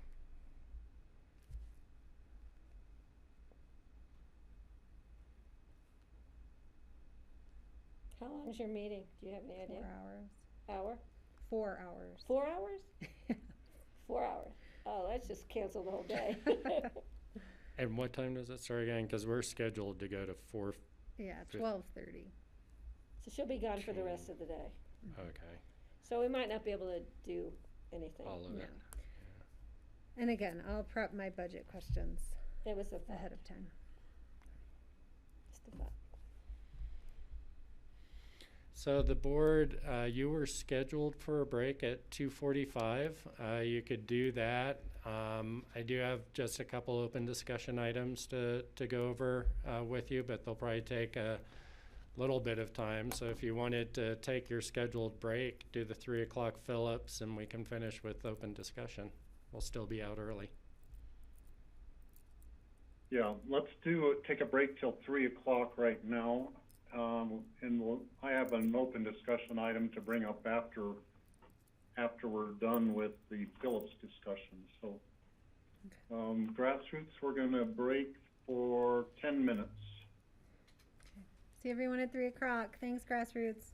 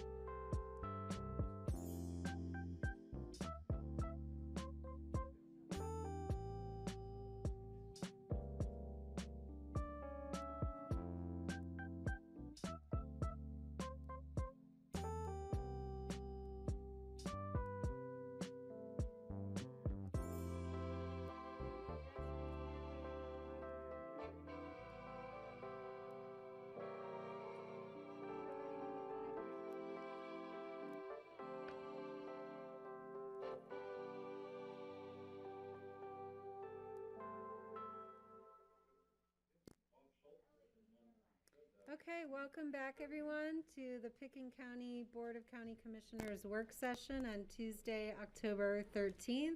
We've just taken a short break and I'll turn the meeting back over to our chairman, Steve Child.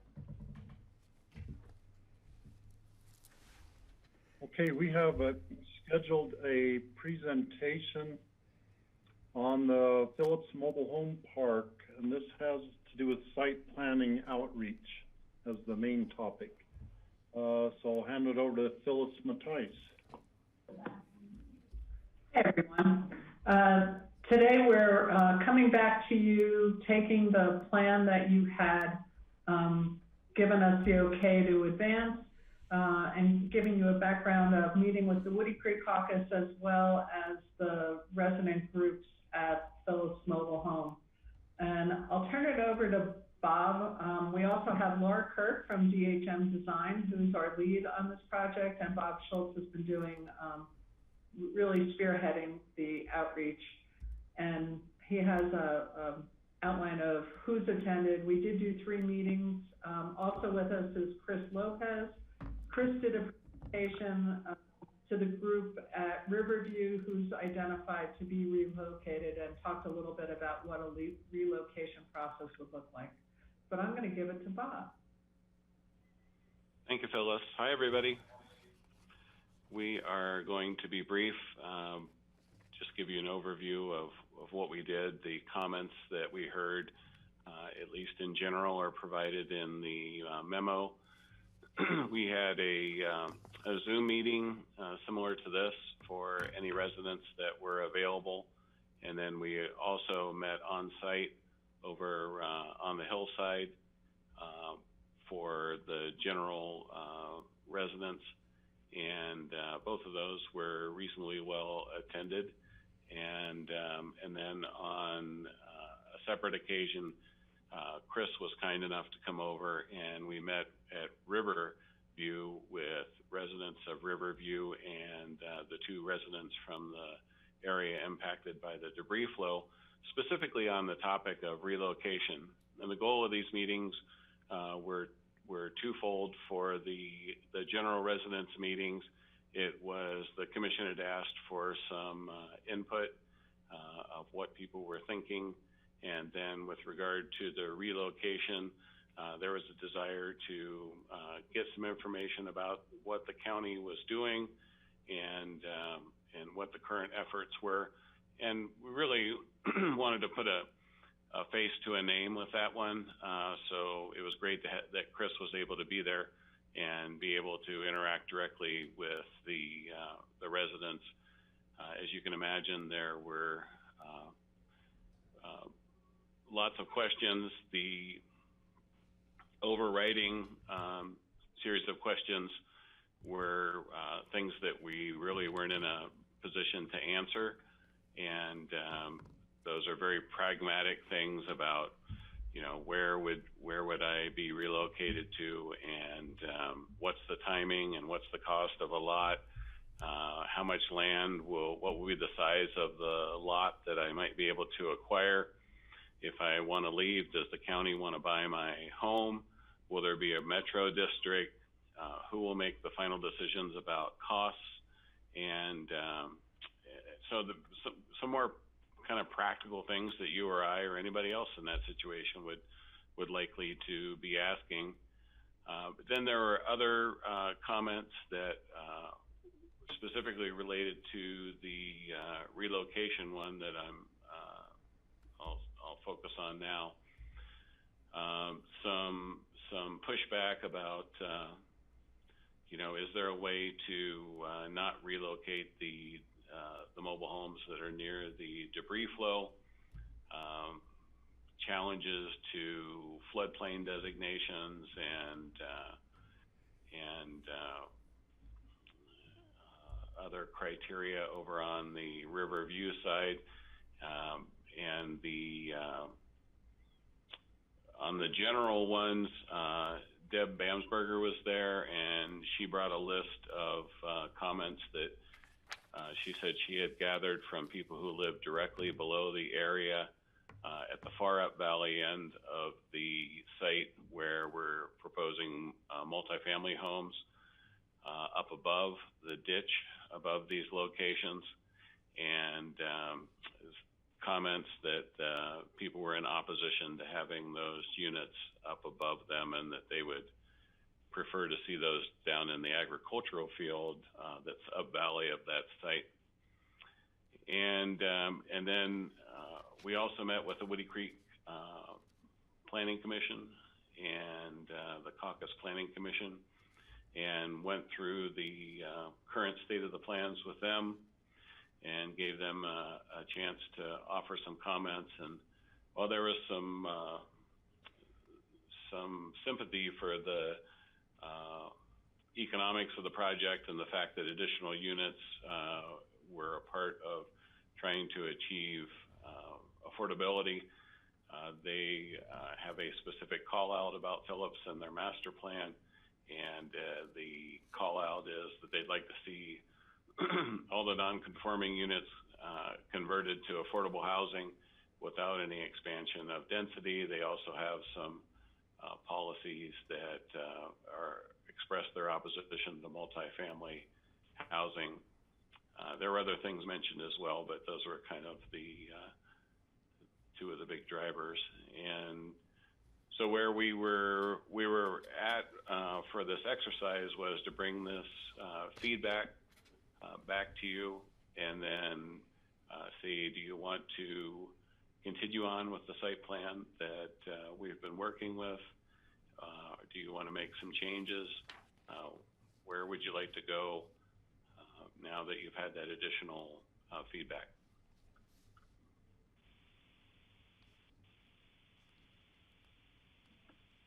And we did include in your packet the information that we provided the residents. So we gave them the parcel map as well as the map where those 10 new units were and the housing behind them. So that map in your packet is what we were having our discussions around.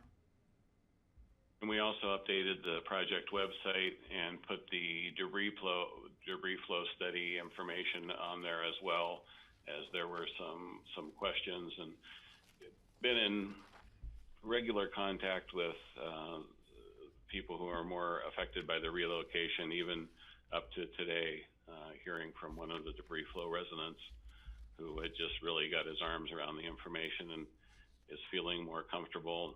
Some of the pushback on some of the information was very healthy for us, as we're glad to share information and put things up on the website or email them directly to people that just suggest additional communication needs. So that was one of the positive outcomes for us on the in-person meetings.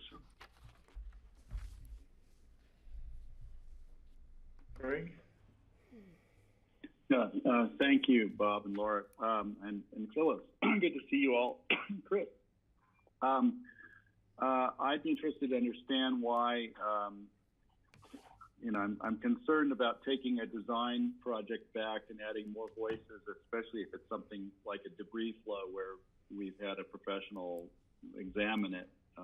To dispute a professional opinion on it, to me, is a little bit makes me nervous, but I'm certainly want to hear what people have to say.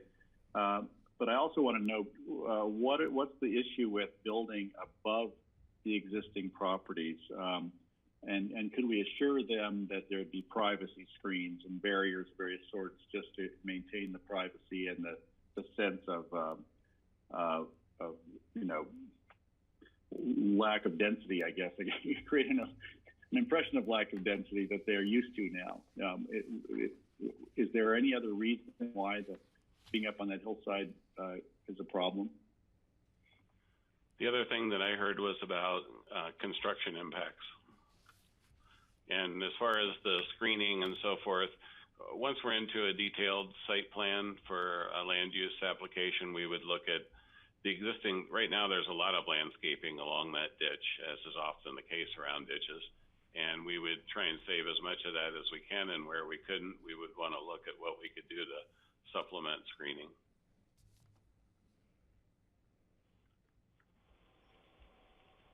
Kirk from DHM Design.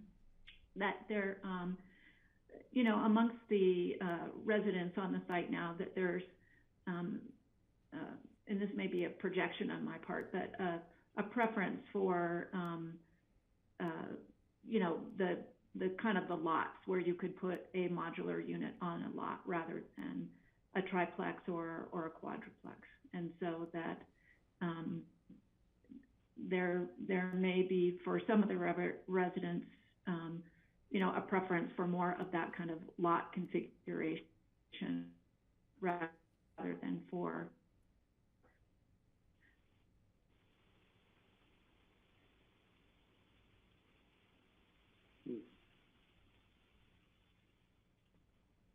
I think Laura froze. Steve too. Laura, you're frozen. We didn't catch part of what you had said. Okay, I apologize. Am I unfrozen now? Yes. Yeah. So just that I think you know, without projecting but this is a little bit of interpretation, but I think that there may be a preference amongst some of the existing residents for additional lots that could accept, you know, a single wide home of some sort rather than a preference for multifamily housing. Well, Steve? Patty? Yeah, well, I can understand their concerns about construction and houses above them, and, you know, I can understand their concerns about not being able to maintain the quality of life, how they live now into the future. But the fact is that we went, you know, did a huge thing by purchasing this land to keep them there in any way, shape, or form, because if it had gone to two major parcels, and they would have been scraped and replaced by a big house. But that being said, I think the concern for me now is we need to have some level of increased density to help buy the project down so that the current homeowners aren't having to split the cost by a limited number rather than adding a few to reduce some of that cost for them. As far as moving any increased density onto the pasture, we're not going to, I at least am not going to go there. We have to maintain a certain percentage of our historic pasture land. We're looking at the possibility of bringing open space and trails into the process, into the project, which won't, you know, will be reducing our ability to do that if we put housing out there. And the visual impacts of that on that pasture area, I think, would be significant. So, and as far as putting a modular, a single-family home, less construction impacts if we put those on the hillside, but also we'd have to have how many lots to accommodate X amount of units to help buy down the project. So that's a concern to me. The one thing I would like us to look at is the continuity of the road and their concerns, because the board did bring this up at one of our previous discussions. The roadway there with the ditch and the culvert, I know it's more expensive if we were to underground that culvert. What would the cost be? I can't exactly remember, but they're just concerned about the flow of traffic through their neighborhood, people having to come in, turn around, come back out, come in, turn. And so maybe that is something we can look at in a little greater depth to try and see if we can come up with anything that helps to alleviate at least that concern for the neighbors up there. But as far as the other issues, and as far as the issue you didn't mention was the property owner on the riverside who says they're out of the floodplain, they want to do their own infrastructure for water and sewer. I don't think that's cost feasible or practical over there. And I don't think we want to make that an enclave for one house on that side. The board has never really discussed that, so that might be something the board needs to address, the board as a whole. And then the concern about whether or not that floodplain, that was out of our hands. That was a federal government decision for that floodplain with FEMA. That was not something that the county just came up with, so we had to move those properties off the riverside of the parcel. So those are kind of the points. And I want to thank you guys for reaching out. I think we need to continue to reach out to the neighbors in the Woody Creek Caucus. And as we have decisions made by this board, and as things change, we need to keep everybody in the loop as best possible on a timely manner. Thank you.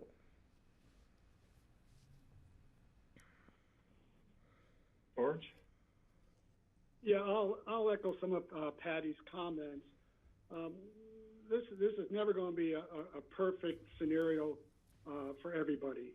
And knowing that the county went out to preserve affordable housing, and looking at the cost for us to provide the infrastructure, I'm glad that you guys, Bob, you guys did the outreach.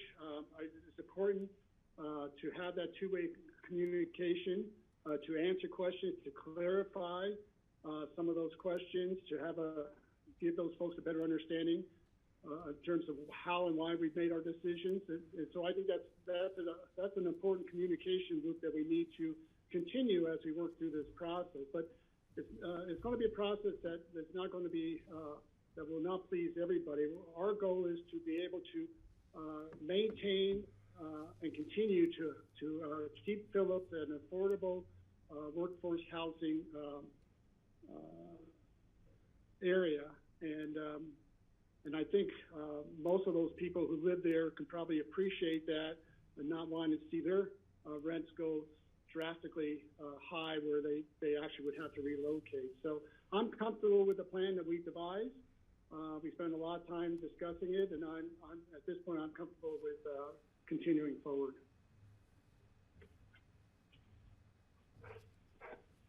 Kelly? Thanks. I just have some more process questions, I guess, backing up is, was there a critical mass of residents who attended the in-person or the Zoom events? Are people's interest still, is their interest in the details of these plans still remaining high? Were there any, I'd say, critical singular opinions that seemed to be very popular about this? And do they feel like they're being heard? Do they feel like they need to come to us directly? Those are just some of the process questions I have about that aren't clear to me in the memo.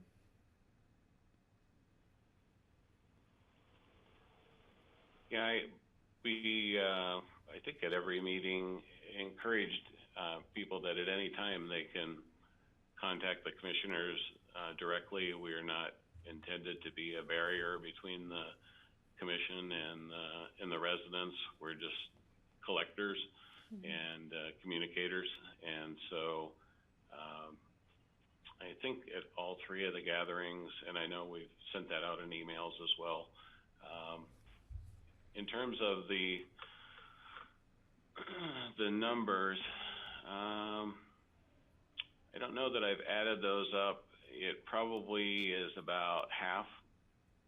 So I don't know where the sweet spot is. There's probably 20% of the folks that live there that have never really weighed in on anything. Occasionally you'll hear from somebody, like there's a rent increase or something, but for either because they have other things going on in their life or whatever, they have not been particularly engaged.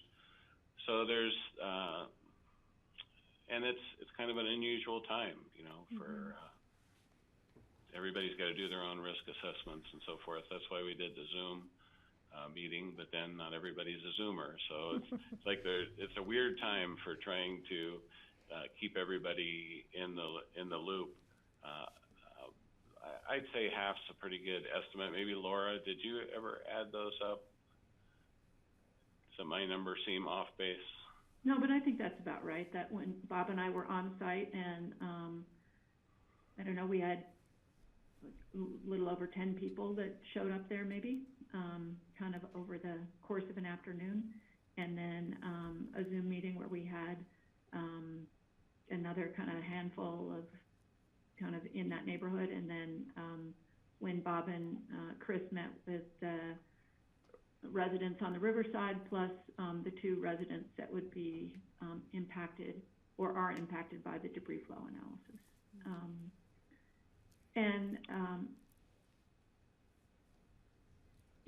That's probably more like 30, but some people came to 2 or 3 of the meetings, so we would have to deduct them to, maybe 20, 24 out of the 40 homes. Obviously, the Phillips, there are 3 of those So if you subtract them, then there's 37, so maybe 24 out of 37, or and we've got an empty cabin, so maybe it's 24 out of 36. But I just wanted a sense that it's not the same. Is it the same three people? You know, have other people's interests sort of waned? You know, so I appreciate that. And I just, again, I guess my other question was if there's, you know, is there any coalescing around an opinion like, oh, this, there are some aspects of this we really like, you know, or, you know, we all universally hate this one aspect of it. I think for a majority of the residents, the things that I hear over and over again are very practical matters. How much would my lot cost? What's the size of it? Is there any breathing room that can be gained through this? When will we know the final costs? And there's a certain awareness of the challenges that Woody Creek has faced in their metro district and the financing. And so there are questions about that. How does a metro district work? Is that a good thing? Less philosophical kind of visionary planning and more, look, I'm trying to keep a toehold in the Roaring Fork Valley, and so, you know, it's more focused on those kind of things. Okay. Thanks, Bob. Yeah, I think other, you know, should I fix my roof now, or, you know, what's the timing of that? So, you know, trying to figure out how to do kind of maintenance on their existing units and whether that is, you know, a reasonable thing to do. So I think a lot of questions still about timing. I do think we heard, as Patty mentioned, you know, a strong interest in keeping that road as continuous, and we had spoken with Jay Hammond at SGM about that, and Phyllis also ran that by some people in the county. So I think that's something we would take into kind of like, you know, still go forward in the pre-app with what we have here, but that as we go forward, have the technical engineering team look at the continuous road with, and there's Jay and the county roads department had some ideas about a culvert crossing that might not be prohibitively expensive, to see if we could make that work. You know, there's some questions about, you know, why does the Woody Creek Caucus get to weigh in on this? And then I think also just, you know, for some of the people, a desire for more lots in the upper ag field. Okay. There are two issues related to the channel and the possible road disconnect. So one of them is if we paid more money and did a crossing, would we then be able to not relocate those two mobile homes, and then those savings could be applied towards the culvert if there were costs associated with that. And so just since we've shared the debris flow information, one of those two owners has emailed me and said, yeah, I get it now, I understand. So one issue is there something that we could do that meant those two homes didn't need to be relocated? And the second one is the connection for vehicles through the site. We've always had a plan for pedestrians, but the vehicle connection through the site, and that's the one that I think Laura is talking about us sharpening our pencil on when we go into putting together a land use application. And Steve, could I just add real quick to Kelly? Just so you know, I've heard from a couple of people just around and about town that they are happy with what we're doing and how we're progressing. That's why we might not be hearing from them at these meetings, because they are comfortable with the county moving forward. And so maybe next time I run into anybody, I'll make sure that they tag team with somebody on the other end to know that they are not coming to meetings because they're comfortable with where things are going.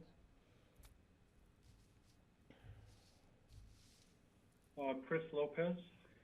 Yeah, just a real quick add, because you guys are talking about that interconnection on the culvert, and I know that we'll be discussing all of the grant applications and resources we've been considering and submitting applications or notice of intents for. But I will mention that the Department of Homeland Security and Emergency Management notice of intent that we submitted, they do include funding for localized flood mitigation.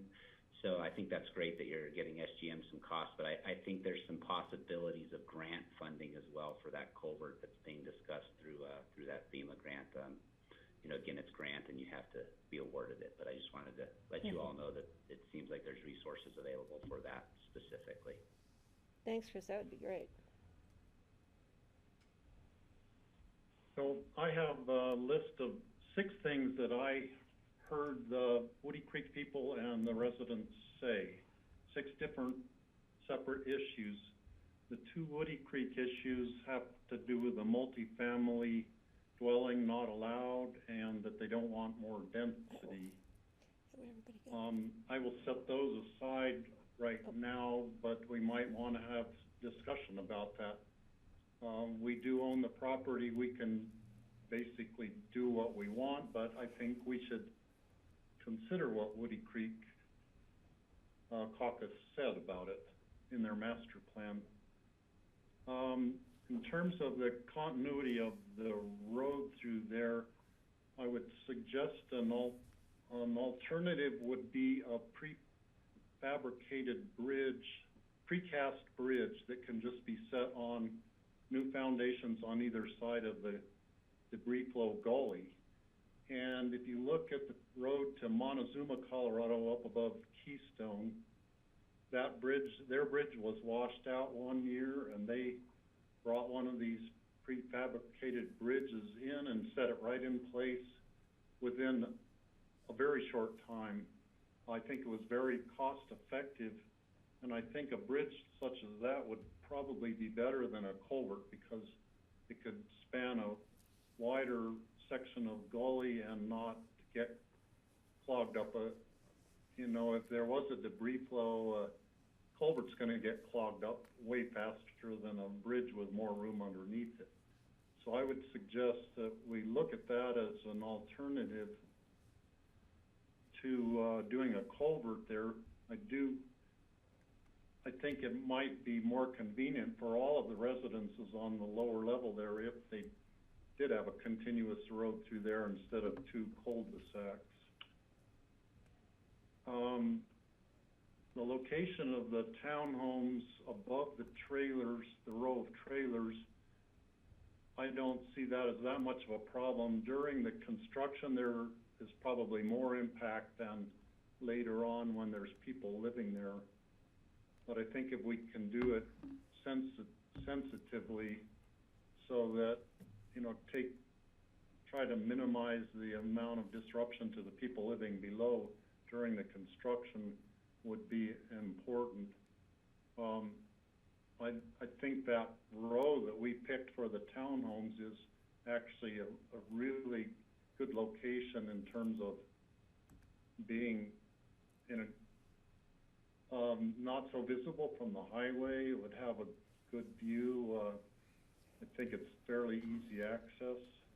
So I would be in favor of still leaving that row of townhomes there. There's the issue of the cabins on the riverside. Now, I think there are 4 cabins. They're all on the upper bench farther away from the river, if I remember correctly. And having one of them be the privately owned building on our land, suggesting that they would put in a septic system if they could continue to live there, makes me wonder, is there any possible way? I don't think those are in the floodplain. I can't imagine them. They're up at a higher level, closer to the highway. I don't think they're in the floodplain personally, but I don't remember what the maps showed where the exact line is, but they're even farther removed and higher than the trailers that are closer to the river.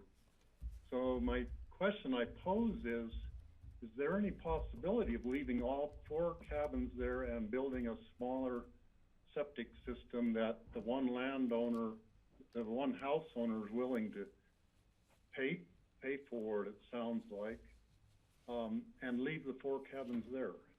That to me should be reconsidered as a possible solution there.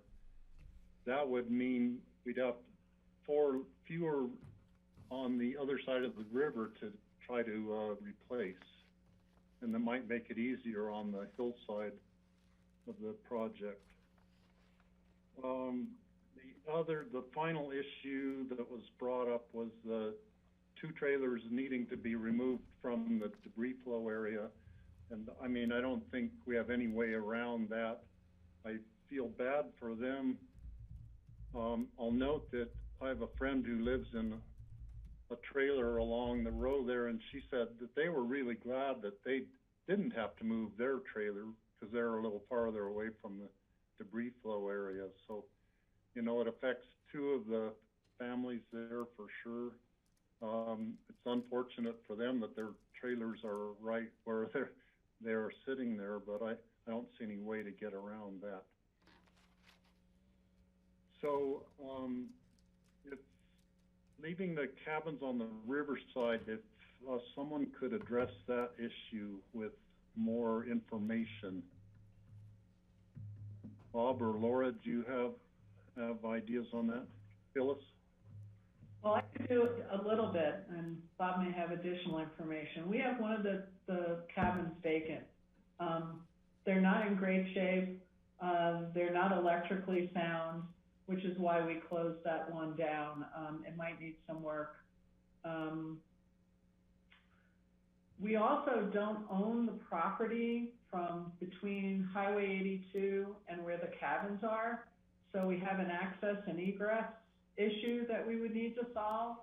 So we're going to need to put additional money into having 4 maximum residences. They are not in the floodplain, Steve. You are correct about that.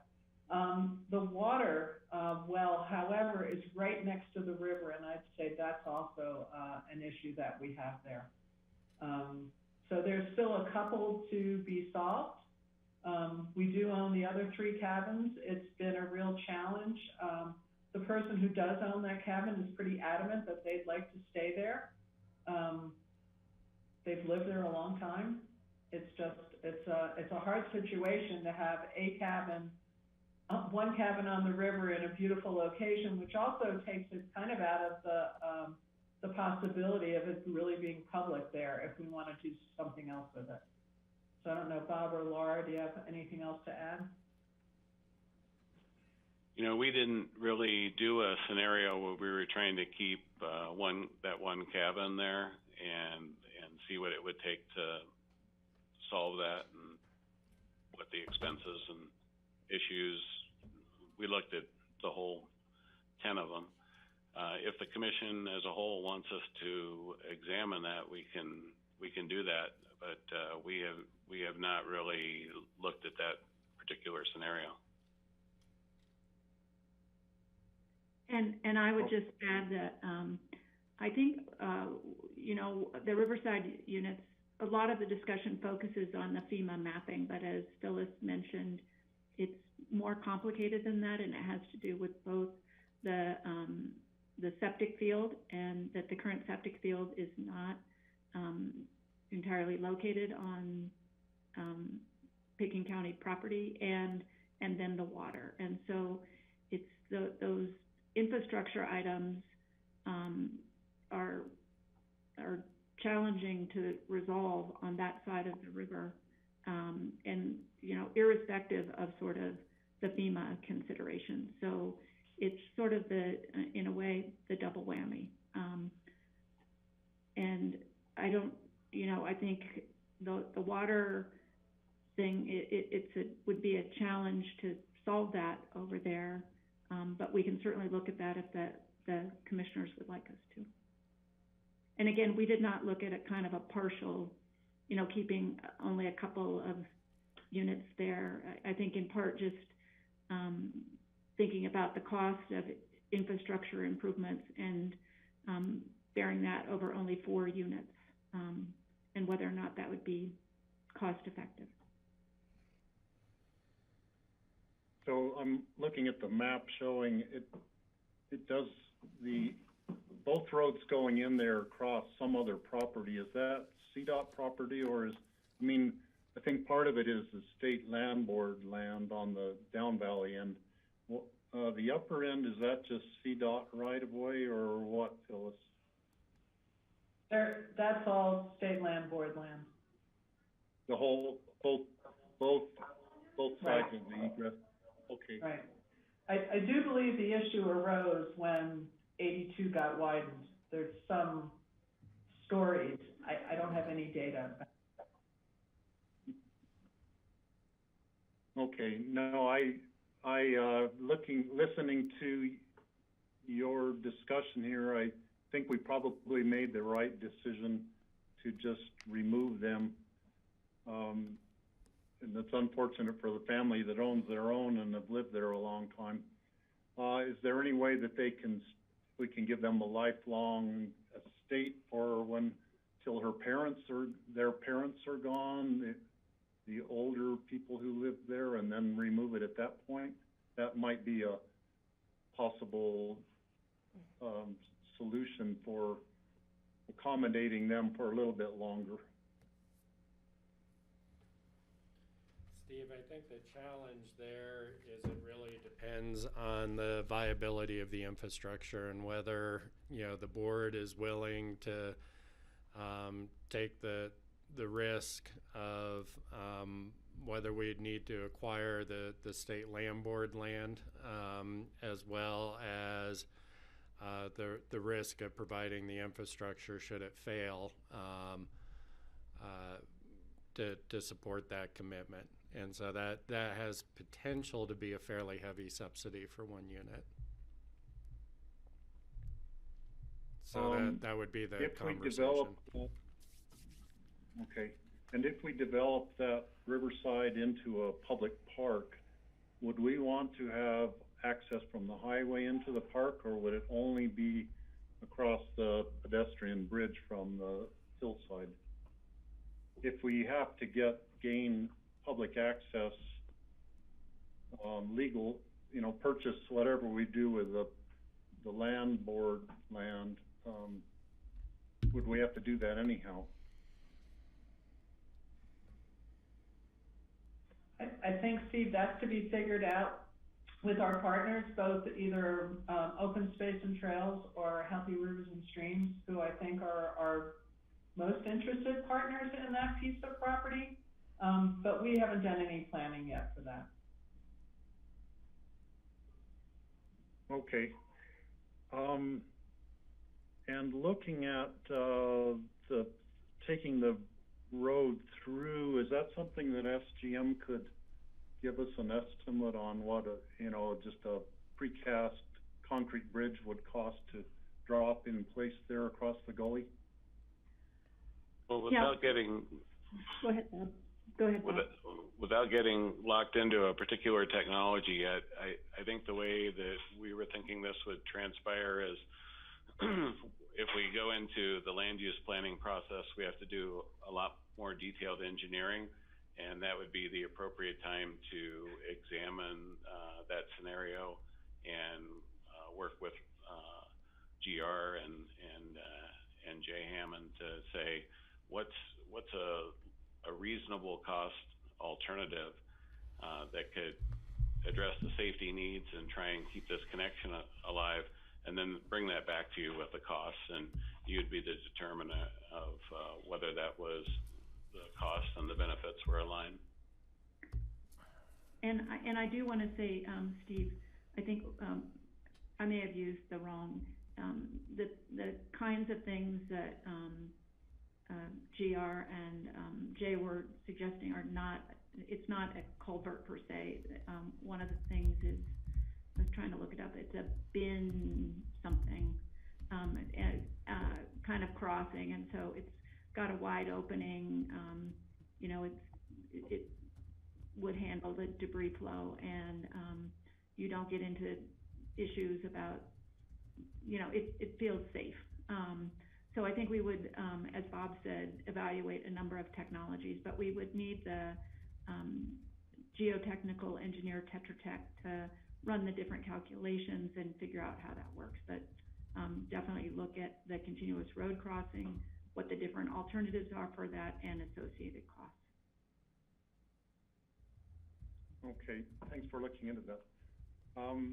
The other two, to me, the issues that are unresolved would be the Woody Creek Caucus. Two issues about what's in their master plan, and I'll just, I'm curious what other board members feel about that issue.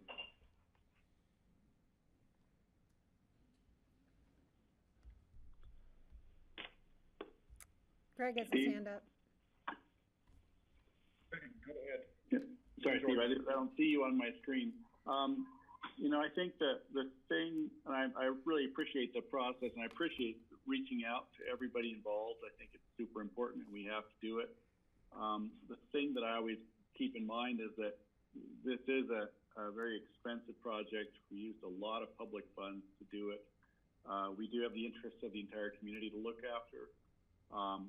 And so when it comes down to possibly losing what we thought would be a public asset or impeding access to it, or diminishing that, it makes me nervous. I voted for this originally because I thought we were going to go for the best in energy efficiency with any new construction or any moves for that matter.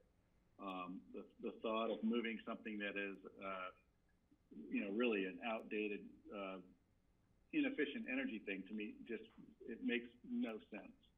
So I don't want to spend money on doing something that is, clearly not sustainable.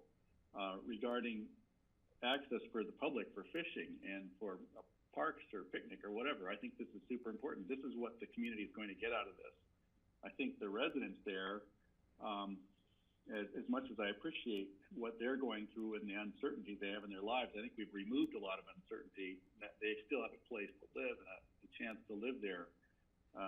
So I know they're not all going to get everything they want, but I think that through a lot of compromise and a lot of planning, we've arrived at a pretty good solution. And I'm sure it'll change regarding how the bridge works for the continuity. Things will evolve as you get deeper into the process. But I do, as George said, I do like where it's going right now. And I think that our solutions for the new construction are visibility screens, very important. They're private. We're increasing the density, but not dramatically, in order to make it affordable. And I think everyone will appreciate that. No one's going to be entirely happy, but I think we've done a pretty good job so far. However, I'm eager to continue listening, and I want to make sure we hear everyone's thoughts on it. But I think we're on the right track, and I hope the residents can understand that, if you're living in the area, which is really the best rent, the best deal people could have in the whole valley, which is great. But there's only one way it can go, is kind of up, and I apologize. I'm sorry about that, but things just get more expensive, and I know we're trying not to make it so, but that's what we're up against. We're simple economics. It's going to be more expensive. But anyway, I think we should keep moving, and I like where we're going. I do like the sound of the compromise on the bridge.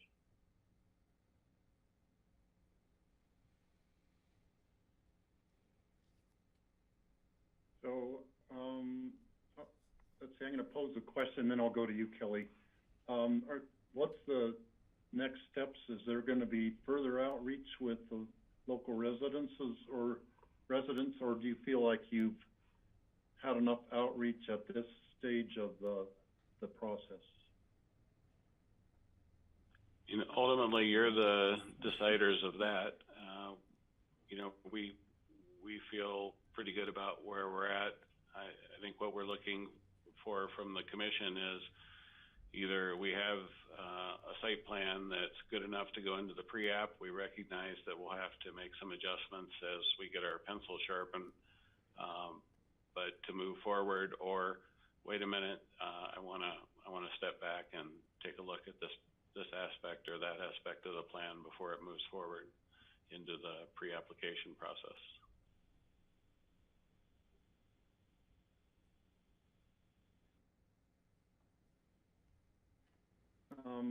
One thing I just looking at the map again that I noticed is we are actually encroaching on that upper pasture somewhat with the 10 trailer sites,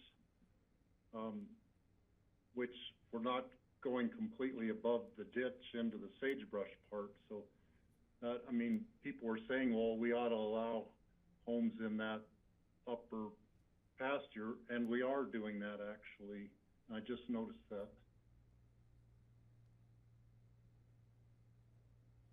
Kelly, raise your hand. So, board, oh, Kelly, sorry, I was gonna, yeah, Kelly, go ahead. That's okay. Thanks, Steve. So I'll just address some of the points that you asked for input on. You know, I understand Woody Creek Caucus's input and their reference to their master plan. I also appreciate that they seem to express some sentiment that and understanding that we're trying to really strike a balance here by continuing to let this be an affordable place, and that we needed to increase the density to achieve that in a way that the current residents could afford. So that, I think, continues to undergird our density the increase in density and the proposals around that. Maybe that changes, you know, as funding comes in, and we can revisit that and how we phase any addition of new units. And I think that we've already said that that will kind of be ongoing in our conversations. Additionally, you know, with the multifamily homes, I think that also is just, we're trying to strike a balance between how to get a good bang for buck out of our money and our commitment to energy use reduction, and just what those modular type units and multifamily construction can afford to us in that realm. So, you know, we are trying to strike a balance among a bunch of different objectives here. So that would be my response to those two. And I think, you know, again, this can be, there are opportunities where those questions can continue to come into play if we do have funding that helps to lower the amounts that the current residents will have to contribute. Connected to that, I also don't want to invest a whole lot of money in infrastructure on the riverside for one unit that then brings up the costs for everybody else who will be living on the hillside. I don't think that's fair. And, you know, maybe we can consider, you know, letting them stay as long as is feasible for that property and for how our planning for that portion of the development takes place, and any future conversations with open space and healthy rivers and programming for that side comes into play. One big question I have regarding that is how does that fit into our obligations and responsibilities for what's the word? Moving people, what's the technical word for that? Relocating. I guess I don't fully understand in the legal requirements that we've signed up to adopt for the funding that we're pursuing and the fair treatment of everybody under federal law, what that means to have one unit that, you know, is treated differently. So I would consider, you know, that commitment to letting them stay as long as possible if it doesn't throw a wrench into the other commitments that we've made to move the project in its entirety forward. I think based on the practical concerns that we've heard from residents, you know, they're waiting for answers that rely on us moving forward, and waiting for answers that rely on us getting through our phases of development and construction. So, you know, that to me makes me give more, you know, additional or stronger, just as strong support, but I guess more fortified support behind the plan as we have it, because we're not hearing things, move these buildings, you know, put stuff back on the lower agricultural fields. We're not hearing any design related feedback. We're hearing we need answers to things that depend on you guys moving this project forward. So let's get it into the application, you know, into the application process and start moving it forward as where I'm at.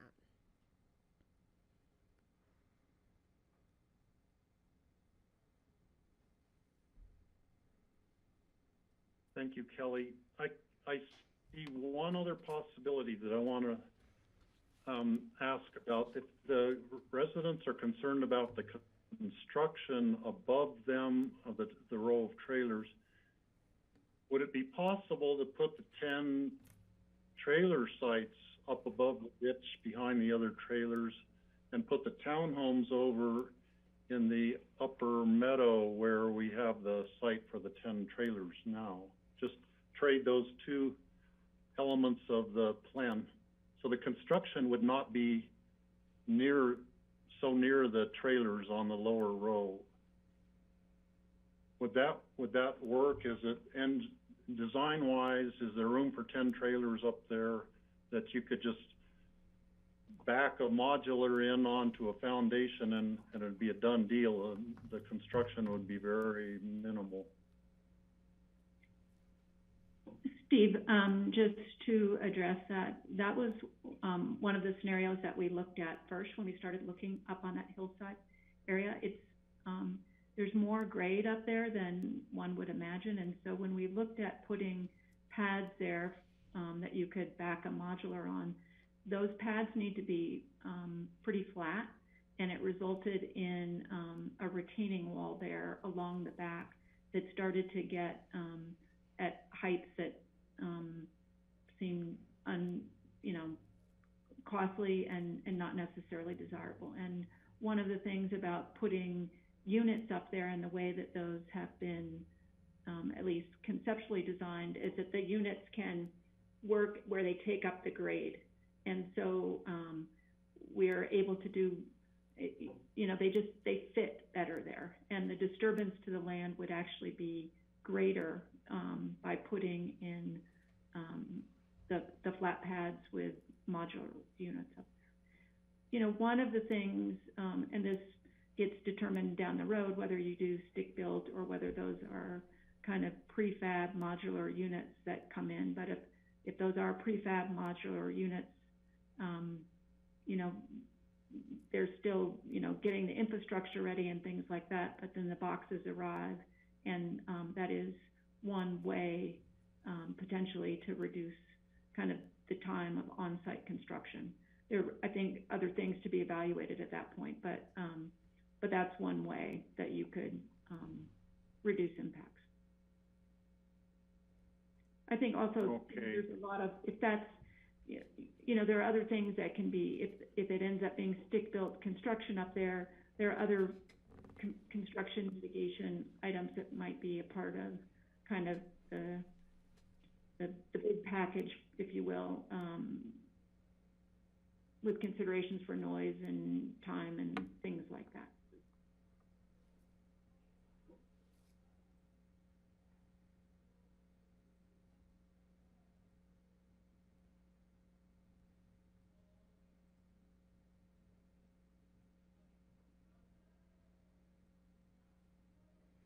Are we losing everyone? I think Steve just does it. Are we done? Can you not hear us, Steve? No, my internet has been so unstable today. I don't know why. On a nice day like this, something is going on. It's weird, but let's see. Okay, I remember when we had a discussion about the townhome back wall actually would serve as the retaining wall for the hill, the way they could be constructed.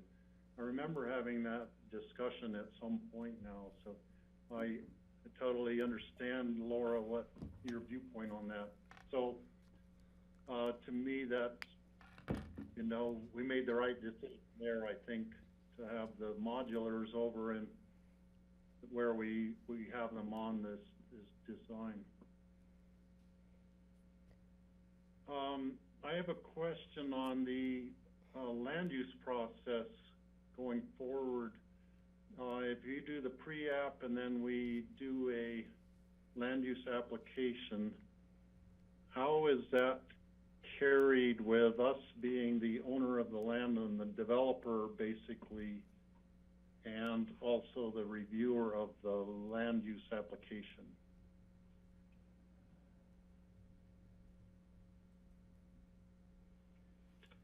I can just tell you the process part of it. John may be able to speak. I think you have a lot of projects that you do that go through the land use process that are county projects, but the nuts and bolts from the land use would be we would update our site plan and create a little one-page description of could be 2 pages of the project, and we would meet with planning staff, and they would treat us like any other applicant. They would say, here's the process that we'll use to review it, here's the criteria that we would use, and here's what we expect you to provide for submittals. And then we would have to go out and create those. It's inevitable that information comes out of those that we need to circle back to you and share with you and get direction on. And then at some point we actually submit a land use application, and then your relationship changes a little bit. So we would try and get as many things ironed out as possible before we submit a land use application. I think John probably has a better thoughts on that than I.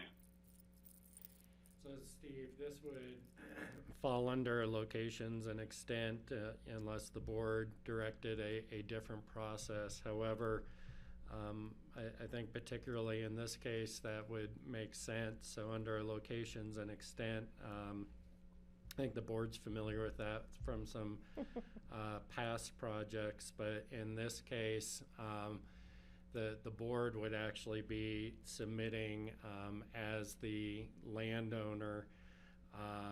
The Planning and Zoning Commission would then make a determination as to whether the proposed plan met the any master plans for the area, and then would give an approval or not. If for whatever reason the P&Z did not approve the project, the board would have the option of amending the project per P&Z input, or approving the project yourselves with a supermajority vote. So a vote of, I think it'd require 4 of the 5 of you. And we'd bring in the Woody Creek Caucus at some point when we had a land use application? That would be up to you, yeah.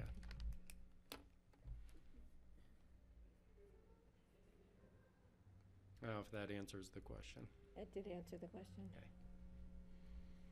Yeah, okay, thank you. Are there any other board questions or considerations to look at right now?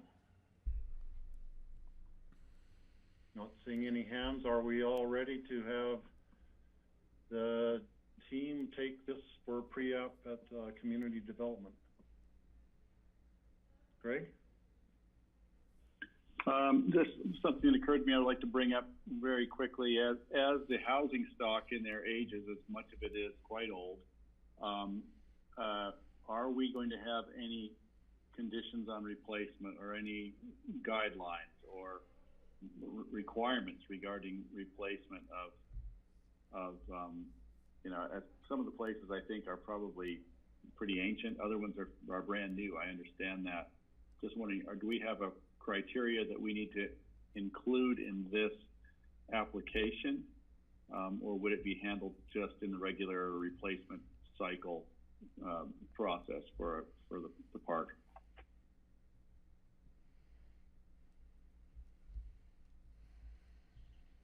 John? John, you want to respond to that? I'm not sure who wants to take that one, yeah. I'll take it. I so- think it's part of a replacement cycle. An individual comes in and wants to replace, who knows what the building codes will be then, or the environmental impacts or environmental improvements in modular homes. So I think we need to evaluate it when somebody comes in and wants to replace their house. We evaluate it at that time. Yeah, and I don't necessarily see it as part of the land use piece at this point. Certainly the board has adopted more stringent codes. How those apply to mobile homes is probably a question we'd still need to answer, but I think that's a conversation for the board to have about how you manage the transition of this site. Yeah, and I'd add that there's still some process development that we have to have as this site, the units get changed over and people have renters and how all that gets.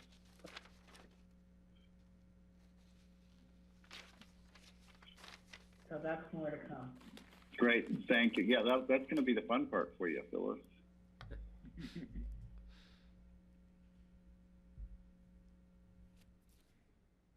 Can we? Okay, So did we get direction to move this forward then, that we?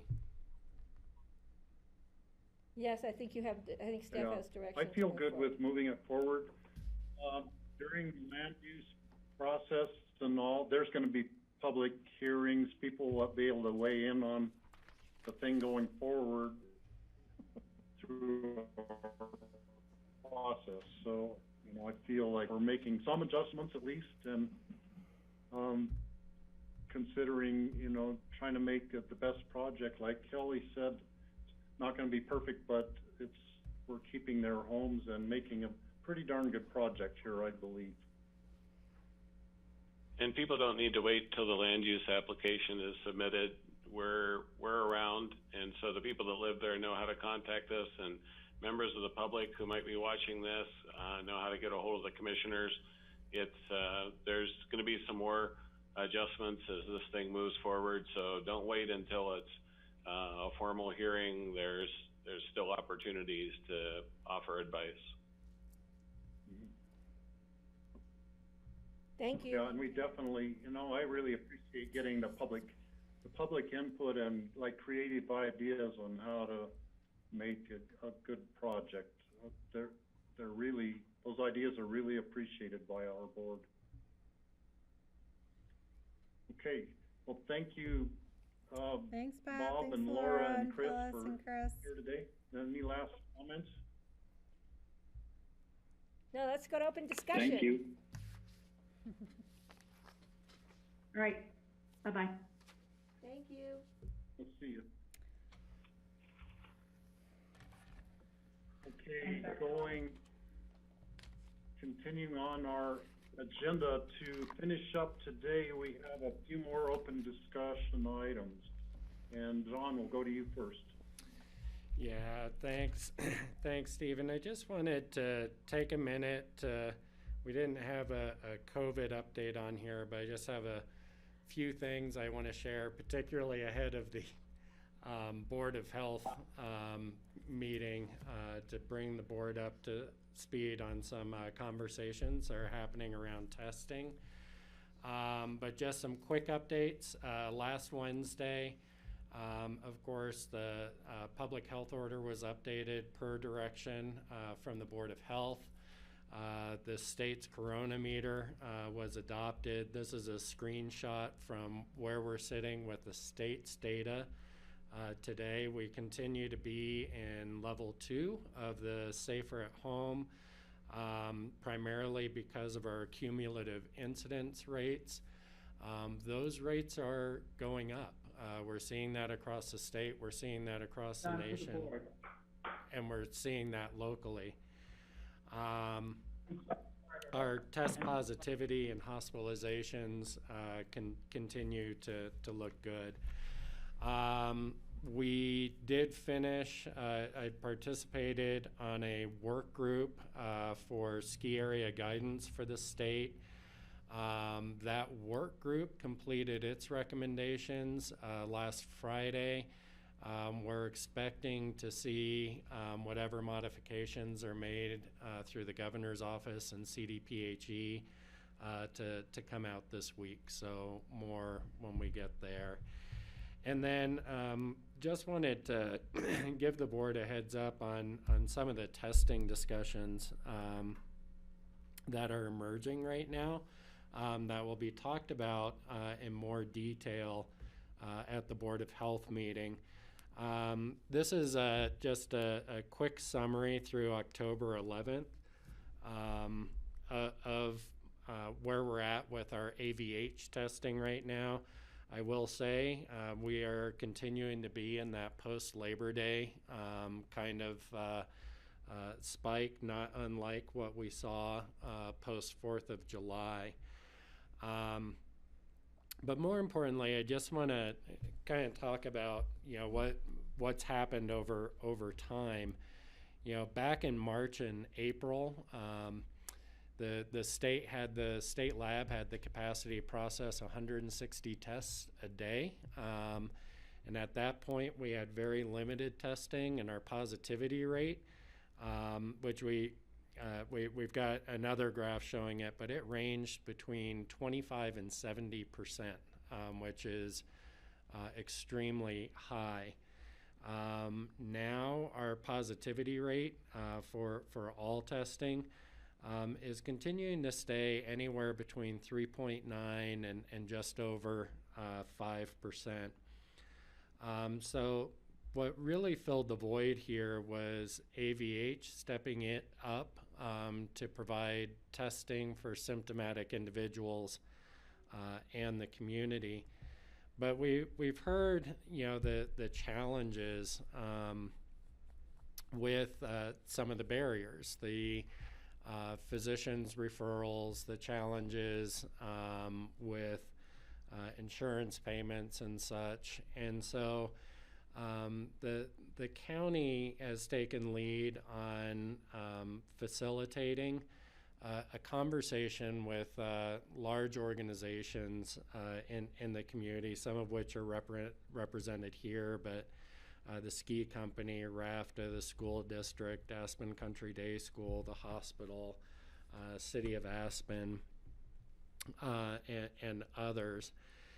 And what we're looking at doing now, there's been some newer models that have emerged with third parties that are providing some of the initial infrastructure to help with scheduling, insurance billing, and even telemedicine follow-ups on the back end. And so there's a whole process that can be set up. And so we're looking at creating a multi-organizational partnership to enhance testing capacity with the goal to increase access to safe and timely symptomatic testing. And there's a reason for the focus on symptomatic testing. Decrease barriers, which we've heard, the physician orders, while also assuring equity in terms of access. Really looking for help with best practice logistics to accomplish all of that. And by working together, bringing economies of scale that we just haven't been able to accomplish yet. The partnership would also conduct targeted asymptomatic testing for like congregate housing settings or high risk kinds of settings.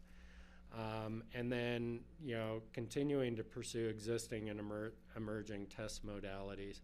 The testing wouldn't just be for these organizations. These organizations would be partnering to bring the infrastructure together, but the idea would be for these testing sites to be available for the whole community.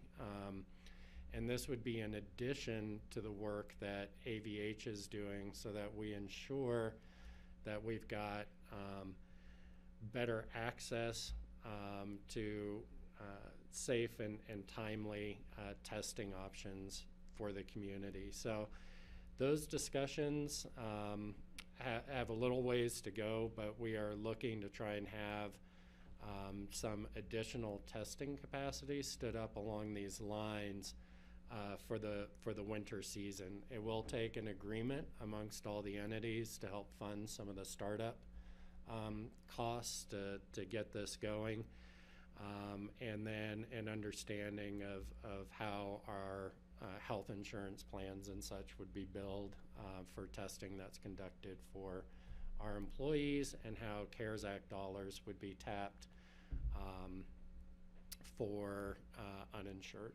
So I know these conversations, there's a brief presentation, I think, to the hospital board and to city council where this type of information was shared. So I just wanted you to be brought into the loop. We're hoping to have a little bit more detailed discussion with the Board of Health in terms of what these models look like. So that is it. I just wanted you to be up to speed on that. Is that all you have? Any questions? So, John, Greg, go ahead, then I have a question too. Thanks, John. This is great. It's great news to see that this coalition is forming. I guess my question is regarding our tourist season that's approaching. Mm-hmm. Are the I'm just wondering, would ACRA or the hotel industry or even the real estate association, board of realtors, people like that who actually work with a lot of transient tourists and people coming in and out of town, be involved in this? And I'm wondering, how does our visiting tourist population fit in? This seems like a solution for the community and the working people and people who live here. Was the discussion go farther out there? And it's kind of it's a difficult one because they're not here, 2 weeks in advance to get tested. But, yeah, Greg, thanks for asking that question. So we're going to be seeking proposals that serve a broader population. So that would be inclusive of the visitor population as well as seasonal workers and that sort of thing. And so we are working on building some models around the population estimates that you've seen in the past. We've modeled kind of a high, low, and annual average season. There are some different ways to get at what we think the testing demand will be. One model that we've looked at is using Harvard's Institute of Health standard of 150 tests per 100,000 in population per day, and then estimating what our daily population is, including guests, including commuters, including workers, including our second homeowners and our residents, and making sure we've got capacity to serve that population with this model. Another way is looking at the incidence rates that would put us in different levels of the safer at home criteria, and understanding what kind of test capacity we would need to keep our test positivity below that 5% mark. So we're still very much in these negotiations, but the intent is that we'd seek proposals that meet the overall testing need, not just the testing needs of these particular employers or their employees. Great, thanks. Mm-hmm. So, John, my question has to do with the number of positive cases that there were. Now, I heard from an employee at St. Mary's that there was a wedding at St. Mary's where 18 people were infected with the virus. They were all from Texas, and I presume they're counted differently than if they were local people who all got infected. Is that how do those get counted on the charts and accounted for on the state level and everything? So we're tracking both ways. So for the state level tracking for the coronameter, it is for Pickens County residents. However, in the testing data that is showing you from AVH, it's inclusive of everyone who's been tested there, whether they are visitors, residents of another county, or residents of Pickens County.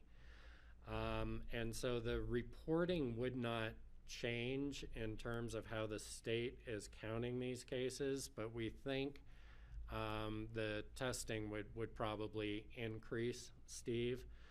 The reason right now for sticking with symptomatic testing versus asymptomatic testing is it helps us manage the number of false positives. There's a higher incidence of false positives, particularly amongst asymptomatic, which would count both in our contact tracing. Those people would be quarantined and isolated, and they'd also count in our state metrics for moving between levels of the coronameter.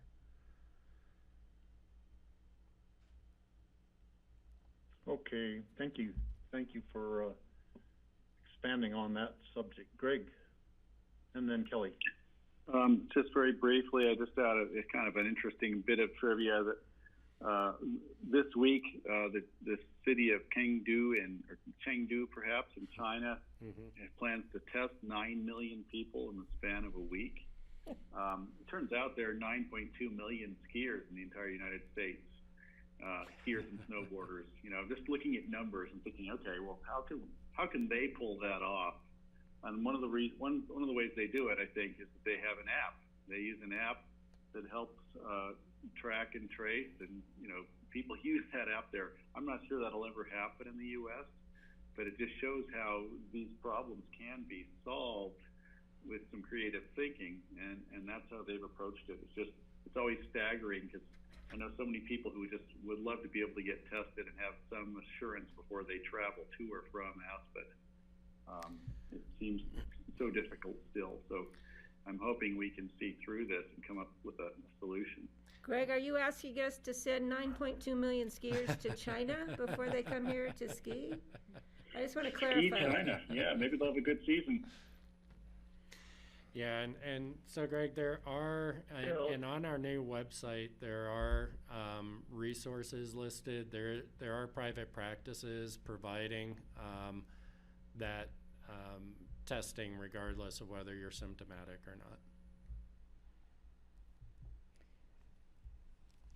Can I jump in here, Steve? Did we lose him? Kelly just Yeah, go ahead, Kelly. Yeah, well, a couple of observations. One, I guess, maybe simpler is better. I guess I'm just wondering if the goal is to test, 150 tests per 100,000 people, then that for us at a high is 75 tests a day. And I don't see us testing. I guess I just would assume that a bunch of that would have to be asymptomatic people if we're testing 75 a day, but maybe not in our high season. Maybe there will be 75 symptomatic people showing up. So I guess I'm confused about how do we reach that metric if we're only, if we're still really prioritizing symptomatic versus asymptomatic individuals.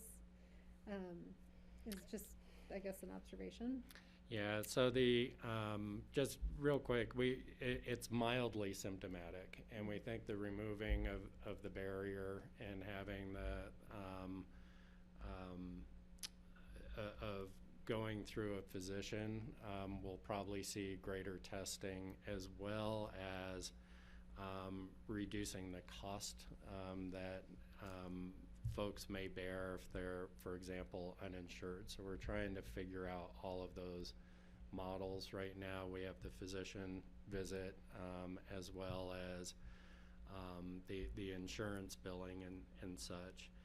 The difficulty with asymptomatic is the false positives, and if you do enough testing of asymptomatic folks, you can actually keep yourself out of the protect our neighbor at these testing levels. Yeah. John, I think the bigger question is turnaround time. A lot of people don't want to get tested because the turnaround time can be 3, 4, 5 days or longer, and they don't want to have to self-quarantine waiting for those test results. So I think if we make the whole process more efficient, cost and turnaround time is going to be a huge factor. Yeah. So I want to come back because I wasn't sure. Sorry, Beth. I wasn't finished, yeah. It's okay, you can answer Patty's question. So Thank on you. the turnaround time, that's where the emerging test modalities are going to be important. Right now, the options that we're seeing still would probably have about a 48-hour turnaround time with labs. And so we're hoping to kind of keep it to that 2 days or under. We haven't achieved that yet with our turnaround times. They're averaging between 2.5 and 3 days. And Or longer. Or, and that's an average. So you're going to have much some longer. that are My longer, and you're experience. going to have some that are much quicker. But the availability of rapid testing, we think, is going to improve, but it's still not there to provide this level in the community. And the last thing I would say, I just would note that AVH already seems to be expanding their testing availability. I note they have some weekend hours now, even though there's still the barrier of a doctor's visit. At least that I think is moving in the right direction. And Aspen Valley Hospital will continue. The idea is to build capacity, and they're definitely part of these conversations. Mm-hmm. So anyway, more to come on it. Just wanted you to be aware in case there was chatter out there in the community. And that's it. How do I stop sharing? Okay, I've got at least 2 items. Does anybody else have anything first for open discussion? Don't ever say we're going to get out early. Okay, No, I'll I jump should have in. knocked on wood. Don't ever say that again. First of all, the first list of FYI, I met a guy yesterday who works for the ski company, and he said that they are planning to do the X Games without any crowd there. Just have the athletes there and no public. So that's just an FYI. Is that a press release? Because I haven't heard that. I don't know. No, he's an employee who just a worker guy, works for the ski company, and we were having dinner and he just mentioned that. So I thought I'd just let you guys know that that's from one employee. That's an indication of what the ski company's planning for X Games. The second issue has to do with our CCI, 4 CCI bills that we had.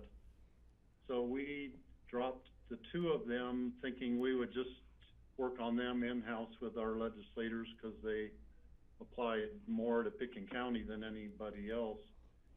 The other 2 that we presented on Friday to CCI were the hemp legislation and the real estate transfer tax legislation. Neither one of those made it through to be accepted as a CCI bill.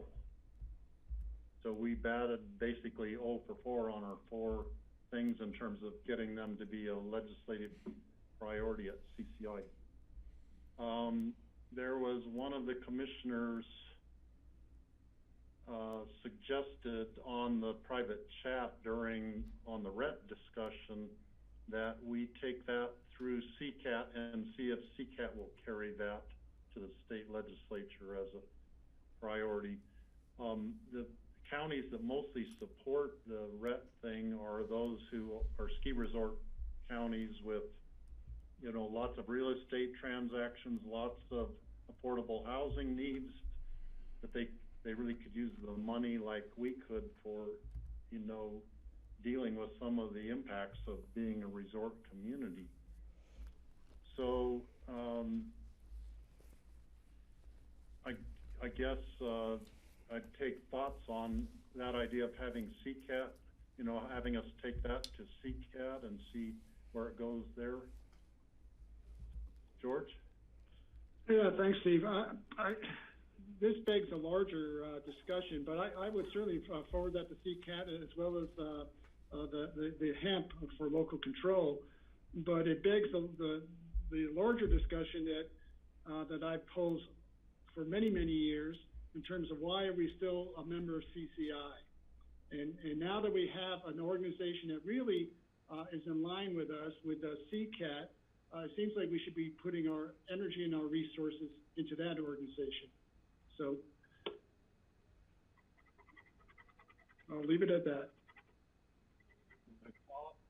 That thought has crossed my mind, and I know it has crossed Kelly's mind too, because we're the ones in the trenches there getting totally frustrated by this block of Republican counties voting against us, basically, is what a lot of it boils down to. Going to the hemp thing,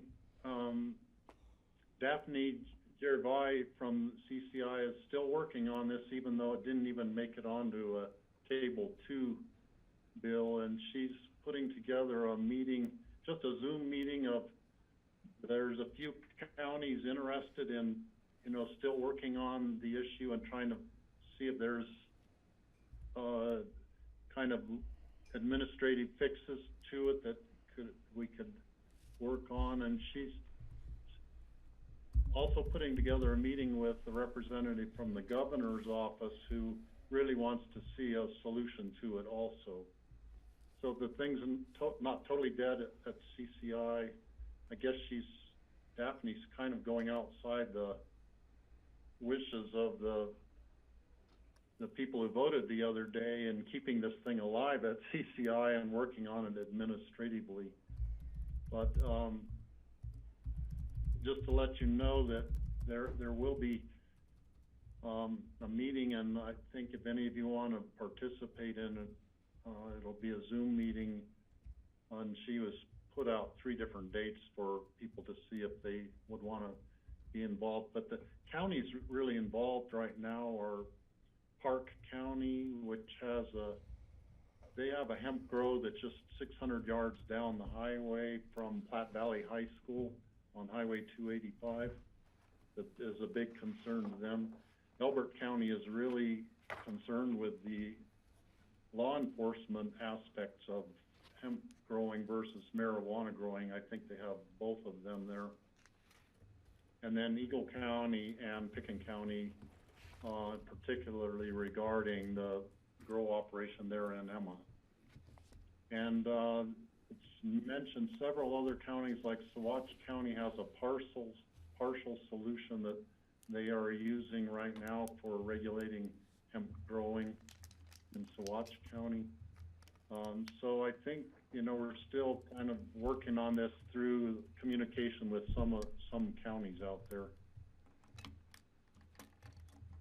So I'm going to leave it at that. I think a lot of what we're going to do, we're going to have to just do it on our own at this point without a lot of help from CCI on the 4 different issues.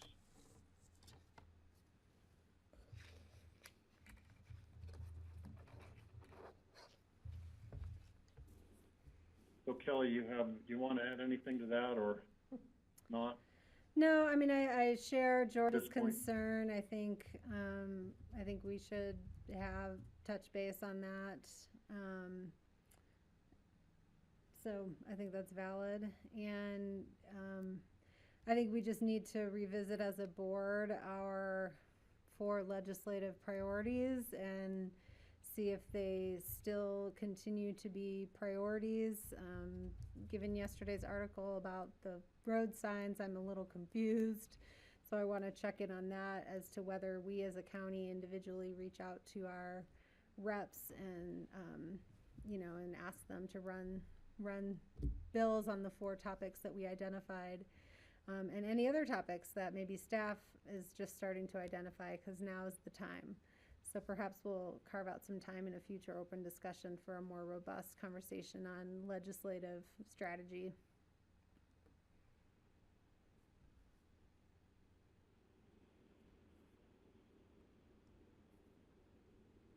Yep, no, I didn't want to have all that discussion today, but just to let you know what's happening, that the 4 are defeated. I don't know if you guys can hear me. My internet is like going haywire here. Yeah, we can hear you. Okay, So, all right, it's 4:30. We're right on time for the agenda saying we adjourn at 4:30. If nobody else has anything to bring up right now, this meeting will be over right now. Thank you, Grassroots. Thanks, Don't see guys. any hands raising. Thanks, See you guys Grassroots. See you tomorrow tomorrow. at noon. And everybody else, your assignment for the proclamations for tomorrow. Yes, and how long do you estimate the proclamations So taking? that'll be fun. I'm planning on being in there in person tomorrow, so I won't have this network difficulty tomorrow. I want to make sure that the proclamations were sent out, the final proclamation. So we're still live. I'm gonna end our meeting and say goodnight to Grassroots. Thank you.